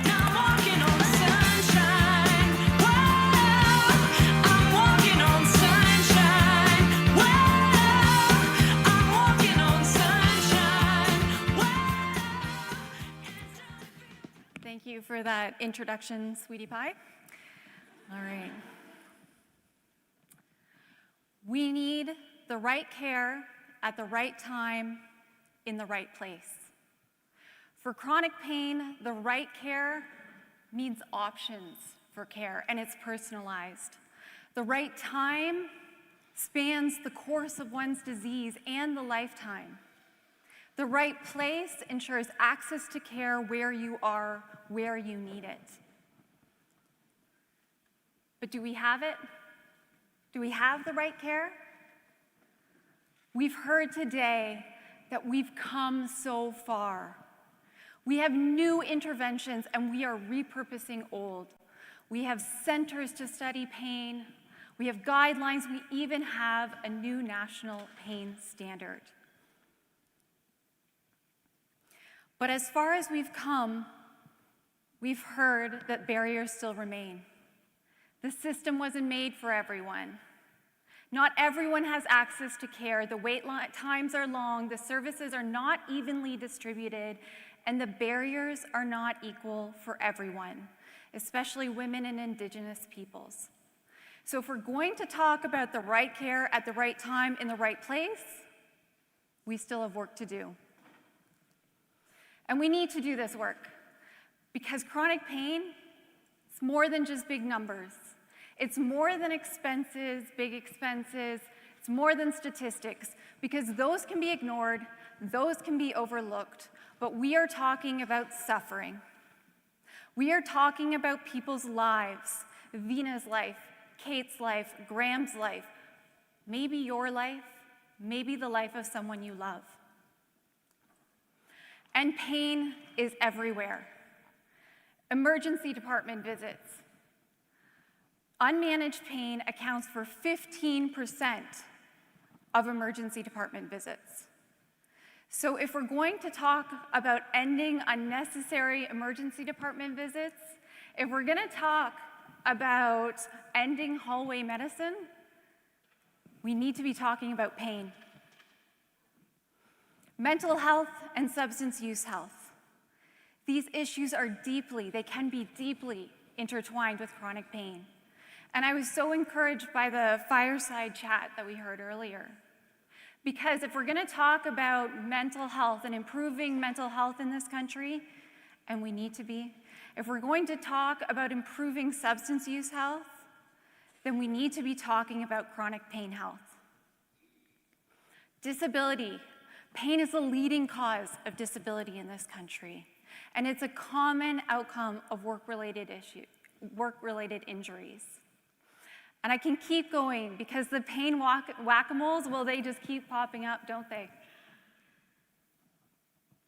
Pain is everywhere. So for the policymakers in the room, pain might not be your portfolio, but it's certainly causing you problems.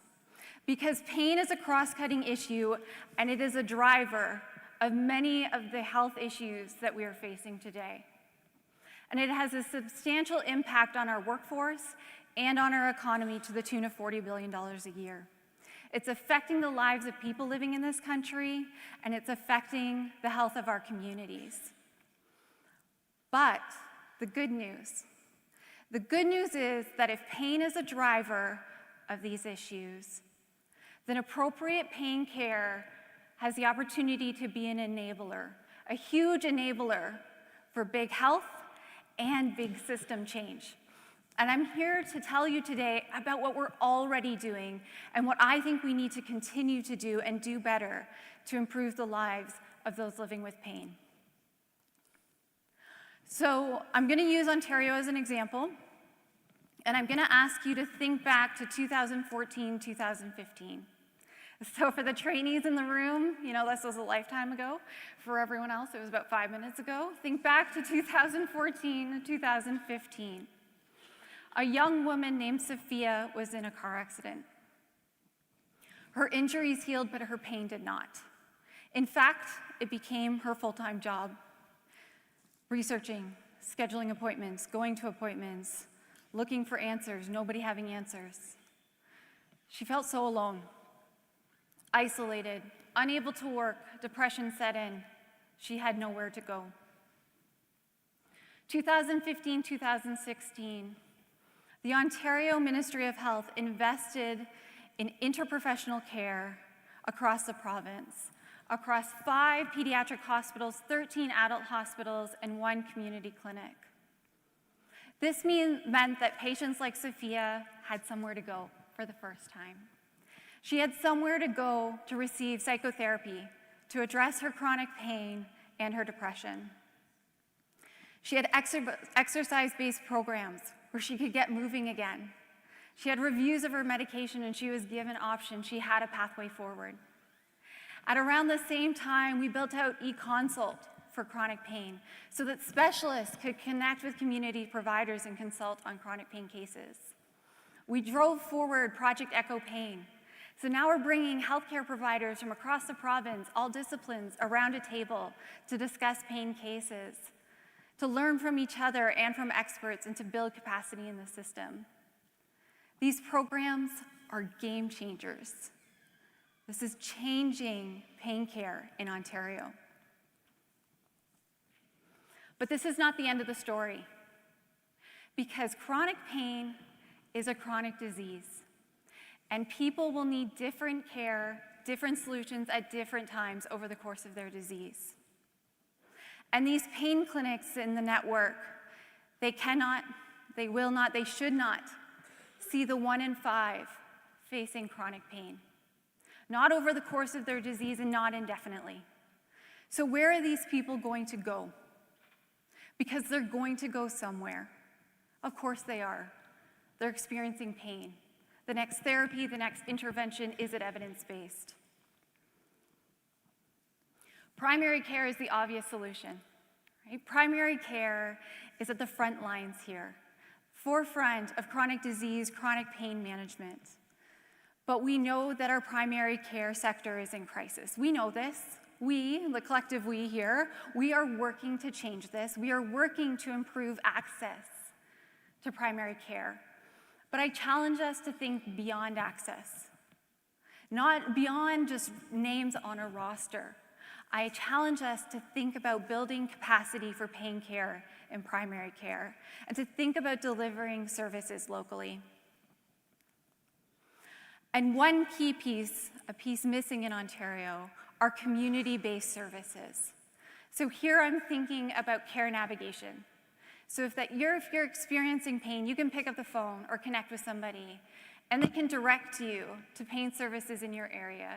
They can direct you to pain education. They can direct you to the social supports that you may need.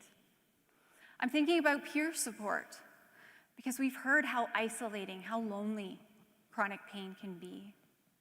And we know that peer support, when people come around and they share experiences, they create community. They validate the pain experience, and they empower people living with pain. These services do not need to be delivered in hospitals. They don't even need to be delivered in the doctor's office. But they need to be delivered somewhere. These services are essential. And other provinces, such as British Columbia through the work of Pain BC, have shown us that when we invest in community-based services, people's lives improve and the health system improves. And organizations like Pain Ontario are championing these efforts locally.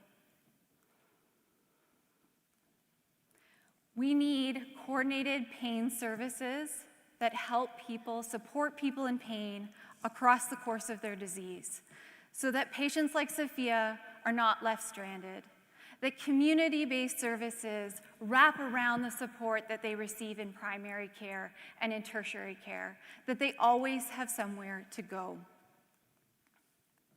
8 million Canadians, 3 million in this province, suffer from chronic pain, and these numbers are only getting bigger. So we need to think bigger. We are living in a chronic disease world with an acute care health system. So we need to go beyond incremental change. We need to go even beyond innovation, and we need to think transformation.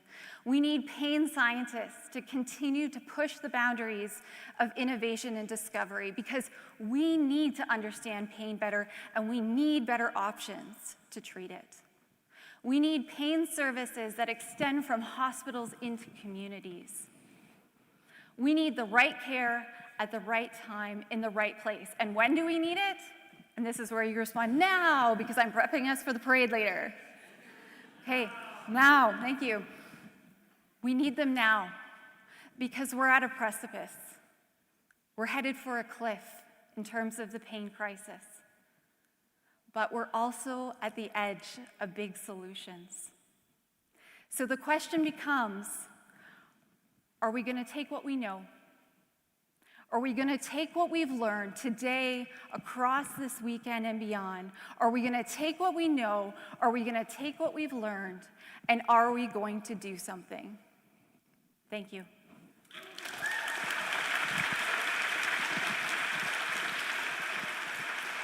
We have questions for you. We have questions. So many questions have come in for Rachel Posma. Here's a couple. Let's go with the first one. You mentioned pain is a cross-cutting issue and a driver of many other issues. So why do you think pain is not getting the attention it deserves? That's the first question. Yeah, thank you. That's a great question. And I think we touched on that theme today. I think it comes from our understanding, or rather lack of, and I don't mean us in this room, but when pain is only being recognized as a disease in its own right for the past 5 minutes, a couple years, right? It takes a while for that to trickle down. And we've also approached things like pain in silos. So it depends where you go in the health system to this date, right? If it was seen as just a symptom, as just a result, as Bev mentioned earlier, of something else, then you're always looking at the something else and you're not looking at pain. So I think that that's changing. I know that it's changing. Attention is being paid to this. We are understanding it. We're recognizing it as a disease. We're training the next generation of healthcare providers to see it as a disease and to understand it better. We're talking to mental health experts. We're talking to substance use health experts, and we're trying to break down these silos. But there's still work to be done. And a second question, what is the most efficient way to build capacity, which I think you mentioned, in primary care for pain services? Building capacity in primary care, yeah, it's a great question and it's a great opportunity. And I think The answer isn't obvious, because I think the obvious answer is just, they should just know it, they should just do it, but that seems to be our answer for everything in our healthcare system. So I think we need to look very closely at equipping our primary care sector. I think we need to be building out primary care teams that are interprofessional. So I think the question was the most obvious. I'm not giving the most obvious, I'm giving kind of a systems health answer. In Ontario, we're really working towards this. I think it's building capacity across disciplines. We've heard pain's complex. You saw Sean's slide. You didn't understand it. It was too busy. It's too complex, right? So we need different approaches. We need different voices in the room. So they need to be in those care settings with different scopes of practice. But I think, too, the obvious answer is we need to train our future providers about pain and that it's a disease. There was this landmark study, it's older now, saying that vets, right? We've heard this study, vets received X% more pain education than even physicians. And we've been working to change this, but the work's not done. So how are we training the future generation of care providers? How are we training them to understand pain, understanding their scope of practice and where their scope, kind of ends and where they need to tap on colleagues and how to do that? How are we training our future care providers to talk to the patients in front of them and to listen to them and to understand that for whatever reason they're coming in the room for, there might be more. Right? They might be coming in the room for a different issue, but when you really listen, you can look for some of the drivers of other issues and address them holistically. Thank you very much. Thank you. I now get to introduce two people. I am going to read the first intro because in the past hour alone, more than 3,000 new people started watching the live stream. So those numbers keep going up, which is fantastic. If you've ever wondered who's leading the charge on pain research and pain care in Canada, you're about to meet him. Dr. Hans Clark is a clinician, researcher, advocate, and the voice behind some of the most innovative pain initiatives in this country. Today, he's teaming up with someone who brings vital, lived experience perspectives. And Dr. Hans Clark is the president of the Canadian Pain Society. And with him, Graham Lord just finished his diploma in addictions and community support work, and he's stepping forward to be part of the solution. A key member of the CPS Local Organizing Committee, a sports lover, traveler, and someone with real lived experience navigating pain. Graham brings honesty, heart, and hope to this conversation. Please welcome Hans Clark and Graham Lord.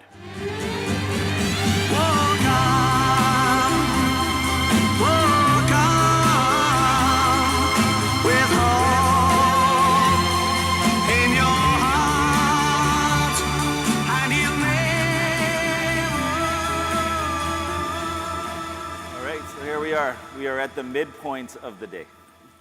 So this will be the last you will see of a stage, and we are at the midway point, and we will have the assembly and the parade out front, and we will walk proudly and show the world and the media who we are and why we're here. And so I really want you to understand that we started with the patient journey, and Graham is here because we are also going to end this portion of the day with the patient journey. I'm going to say a couple of words about Graham. He had a pretty horrific motor vehicle accident. He ended up with brachial plexus injury.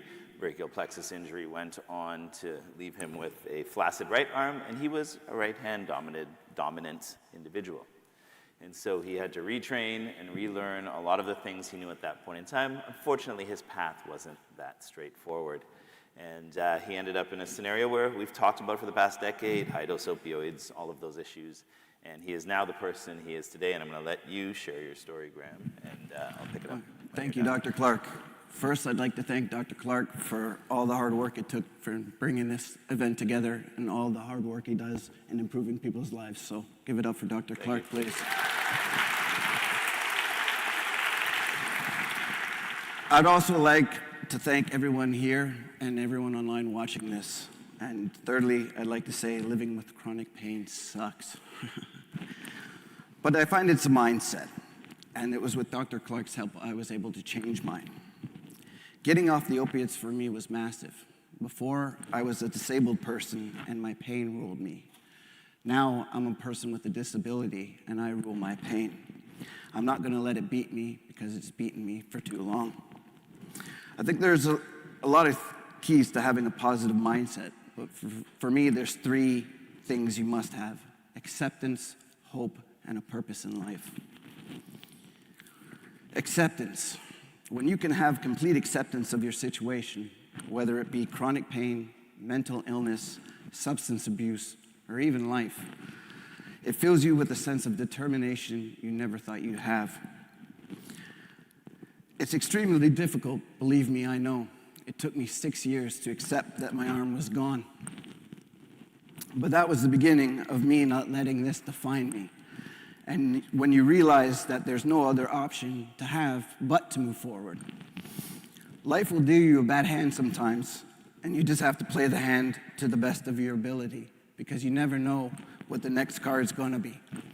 Which leads me to, which leads me to my next point, hope. Hope. You always need to have hope. Hope for something better, hope that something can be done, or hope that you can find a way to deal with the situation the best that you can. These days, I put my hope into God. I just recently converted and became a member of the Roman Catholic Church. But you don't have to believe in God to have hope. As I said, I just recently converted. So there was a time there when I didn't believe, but I still had hope. As fleeting as it was, I had hope that my life would get better. And I stand here before you today, my life infinitely better than what it was before. I also had hope for a robotic arm, a hope for which I still have. So even when your situation seems hopeless, there's always something to hope for. And a purpose in life. And lastly, I believe you need to find your purpose in life. I believe we all have been put here for a reason. And a lot of us don't know what that reason is. We all have skills, talents, and personal characteristics that can benefit society, the workforce, and each other. And I think you need to find what you're good at and what you like to do and try and combine them together. You must actively search for it. It will not come to you. And when you have the purpose, you will find you have focus, drive, and determination at a level you never thought you would have. I believe my purpose was guided to me spiritually, and that I have been put here to help people who are going through what I went through, not experience it to the level that I did. And that's what I intend to do. So in summary, I'd like to say that living with chronic pain is a journey. It's going to have its ups and downs, good days and bad days. But if you can maintain a positive mindset and attain these 3 aspects and work on yourself, then it becomes more of a challenge instead of a chore. Thank you.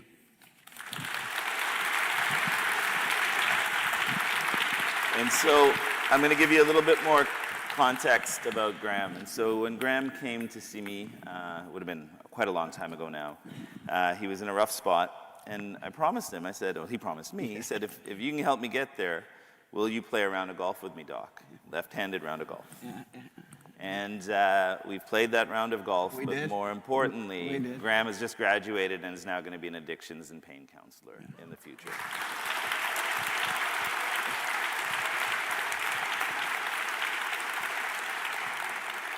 And so we're here because of Graham, because of Vina, because of Virginia, because of all of our patients and Pain Canada, who supports all of our patients in this country. And I'll tell you, this was published this morning. The QR code is there. It's now online, and I want you to see what that says. A pain funding gap and a database analysis of pain research funding over the past 15 years. And I want you to look at that red square and those red bars. That's the level of pain funding our community gets. And I know this is controversial, and people will not like me, and I've never been afraid to talk about these things, so you can put my poster up there, that this needs to change. And there are structures in place that are obviously need to be readjusted so that we can change some of those numbers and those metrics. And so, because that's really abstract, let's look at what those numbers look like. $12 billion of funding has been given out by our federal government, of which $256 million has gone into pain-related projects. CIHR has handed out $760 million, of which $16 million has made it into the pain community. It's a problem for 20% of our population. It is now a disease, and fair enough, it was not a disease before. So we were where we had to be because we were a symptom of something. But now we are rightfully in the place of being a disease that needs to be taken at the level. Does everybody know who the Canadian Cancer Society is? Does everybody know who the Canadian Blood Services are, and hemophilia, and all of these things? Those are household names. 1 in 5 households has someone living with pain in their household from some entity. And so this is why we are here, and this is why we are mobilizing today. I can tell you that we too have been doing some really cool work in the digital health space. Through some of our clinics, we can employ all of these questions and track them for quite some time. And I can tell you that we just published a really cool paper. And if you collect the data and you collect it en masse, you can get to a place where you can start to intervene and see those folks that are not on the trajectory you want them to be. You can catch the Grams at an earlier stage, not 12 years on his fentanyl patches and his high-dose opioids, which is where I met Graham. We can tell you, by picking up and looking at the data in 5 or 6 weeks, who needs that multi-D treatment, who needs the psychology piece, who needs the physio piece, who else we can go down the other treatment modalities and be more efficient at it. We want to always understand how we can help save the economics. Well, these are ways that we can move some of these things forward. What's power? Power is education. Power is in ensuring that you as a patient, and you heard Kate earlier today talk about what your rights are in that clinical encounter, in that clinical setting. And you take someone and you put them in an institution like a hospital, and that is the place of least power that they will ever stand in. And so the more we encourage and the more we educate and the more knowledge we give to our patients, the better off we're going to be. And this was a systematic review talking about that. Another QR code in terms of preoperative education materials that we've created for our patients. And so these are things that we continue to focus on.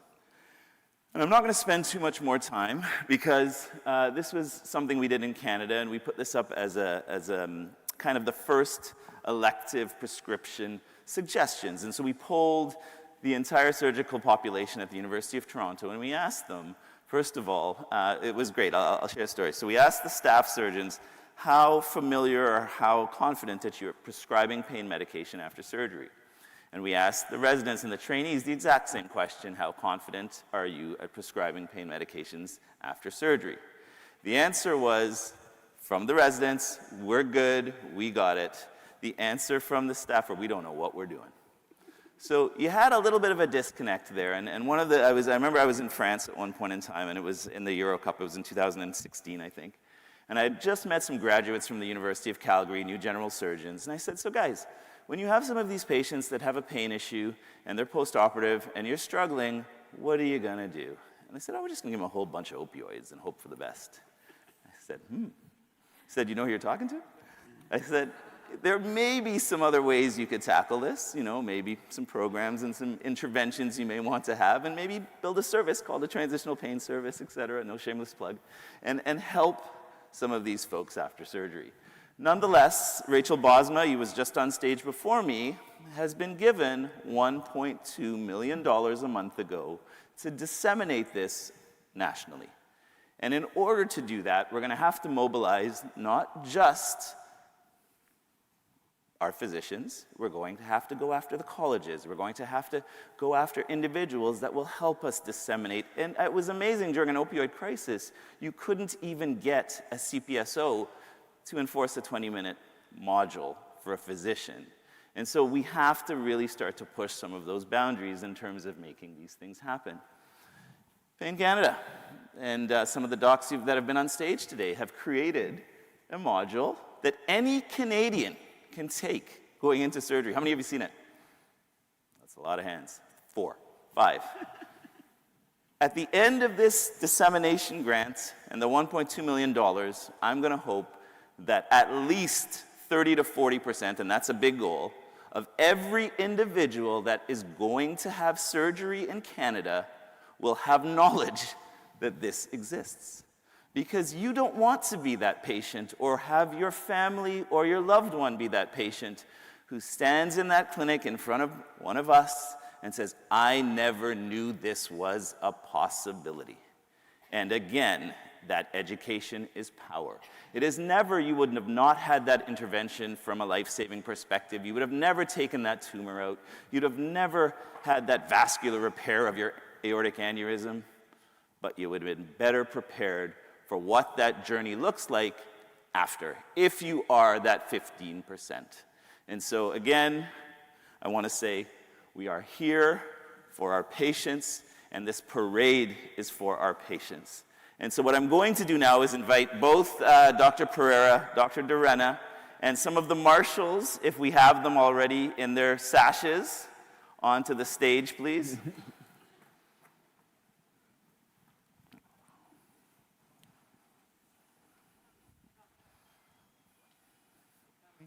All right. Can you hear us? And so, who have we chosen? Can we ask Dr. Bosma, Dr. Buckley, Virginia McIntyre, and Dr. Campbell to the stage, please?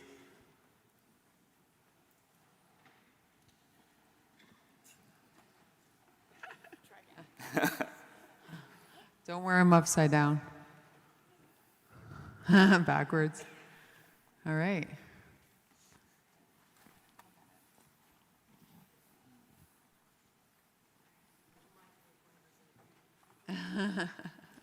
You're the winner. This year's Miss Universe. Did we lose Did we lose Virginia? She's coming. All right. So the 4 pillars of the Canadian Pain Society, right? Clinical care, advocacy, research, our people with lived experience. Wonderful. Thank you for joining us today.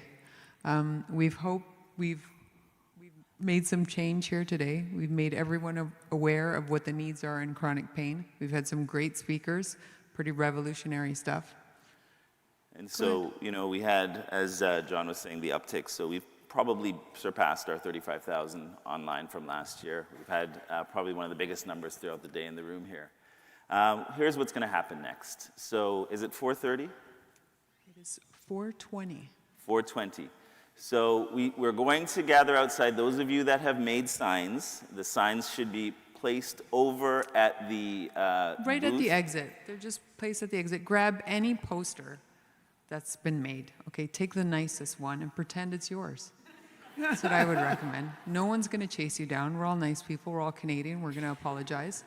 So just take the nicest one. And Norm, want to say a few words about the band, and they should be here in about 5-10 minutes. You want the handheld? Sure. Okay, we need to get something clear here. You will not be subjected to me playing, so you can relax. But I had a great conversation with Fiona last night about the art contest, or the art awards that are being presented, and the commitment that people make to art, and art as a reflection of their pain experiences, their coping with pain experiences. And we, all day long, we have had people's walk-on music of various sorts, and you get the sense of what happens when you have music. So since I was very young, I've been engaged in music. There was a brief moment of delusion in my teens when I thought being a professional musician would be an excellent idea. I'll tell you, you really want a day job. And I've liked my day job, and I've done very well by it, and I am not a professional musician. But I've had the opportunity, and much as in my professional capacity, of hanging around with people who are really excellent at what they do, and as a result, I get better. So that's worked in my professional life. I've had the opportunity to hang around with some remarkable people and learn from them. In the music world, I've done the same thing. So I managed to hang around with really interesting people. I do play in a British brass band, which enters international contests, and we have, in fact, fact, been the champions at the first section of the North American Brass Band Association several years, in the past 7 or 8 years. We got our clocks cleaned this year, but we were out of practice because we hadn't been down there for a while. But I've also had the chance to play with some other folks, and one of the tuba players in our band, Ian Feenstra, plays with Turbo Street Funk. And they seemed like a much better choice to lead a parade through downtown Toronto than the Weston Silver Band. So we've engaged them. So Turbo Street Funk is going to be waiting for us outside. All right. And so Turbo Street Funk is expected to arrive at 4:30. Now, I will tell you, Tanya, Dr. Drenna and I had a lot of debates back and forth in terms of who should be leading us. Really? Well, okay, fine. I wanted to do a Caravana theme and have all of the, the revelry and people and yes, the steel band and all of that. But I just thought that the jazz band was a much better fit, and given Norm is one of our national leaders, that it would be great to engage you and your bands on this endeavor. Plus, because if we had had some time in between like we do now, we'd left a lot of time to get here. We would have had like shot stations outside and things like that if it was Caravana. So, but we're going to go at it a little bit more, what shall I say, subdued. I just want to remind everyone there's 2 parade routes. There's a shorter parade that stops in Queen's Park in the back, and you can sit and rest until the rest of the parade goes around the front of Queen's Park, and we'll pick you back up. And then we'll walk through Victoria College campus. We'll show you all the buildings, so keep an eye out for buildings like Hart House, Northrop Frye, Isabel Bader, Emmanuel College, where all of the rest of the weekend is going to happen. Okay, tomorrow, please don't forget to come caffeinated for the plenary session. And we have snacks that I'll start preparing tonight at 10 o'clock, okay? And so Dr. Pereira was kind enough to model what you would be looking for. Can you turn in the around? Parade. Yes. And yes, so wonderful. we are here to help, and we can help. And so when you get around King's College Circle, and we make that T to go right or to go left, look for a couple. Is it going to be Rosabelle and Jenny? Yeah, Rose and Sandra Robinson, who's the admin director. They're going to lead you to the So they'll be standing on the left. If you want to go left, you follow them. If you want to go right, you stay with the bigger parade. So any other housekeeping before we... No, just one big thanks to Che, who we'll see later. Thank you so much for the walk-up songs, Che. Well done, buddy. Thank you, friend. Music unifies us all. Do you want to give us one last song to walk out on? And for those of you who remember Ottawa, if you were there last year, that's your man again from last year. So he did a great job. Expect the same performance, no pressure, Che. All right, everyone, a nice stroll, slow pace, okay? Take your time. All right, so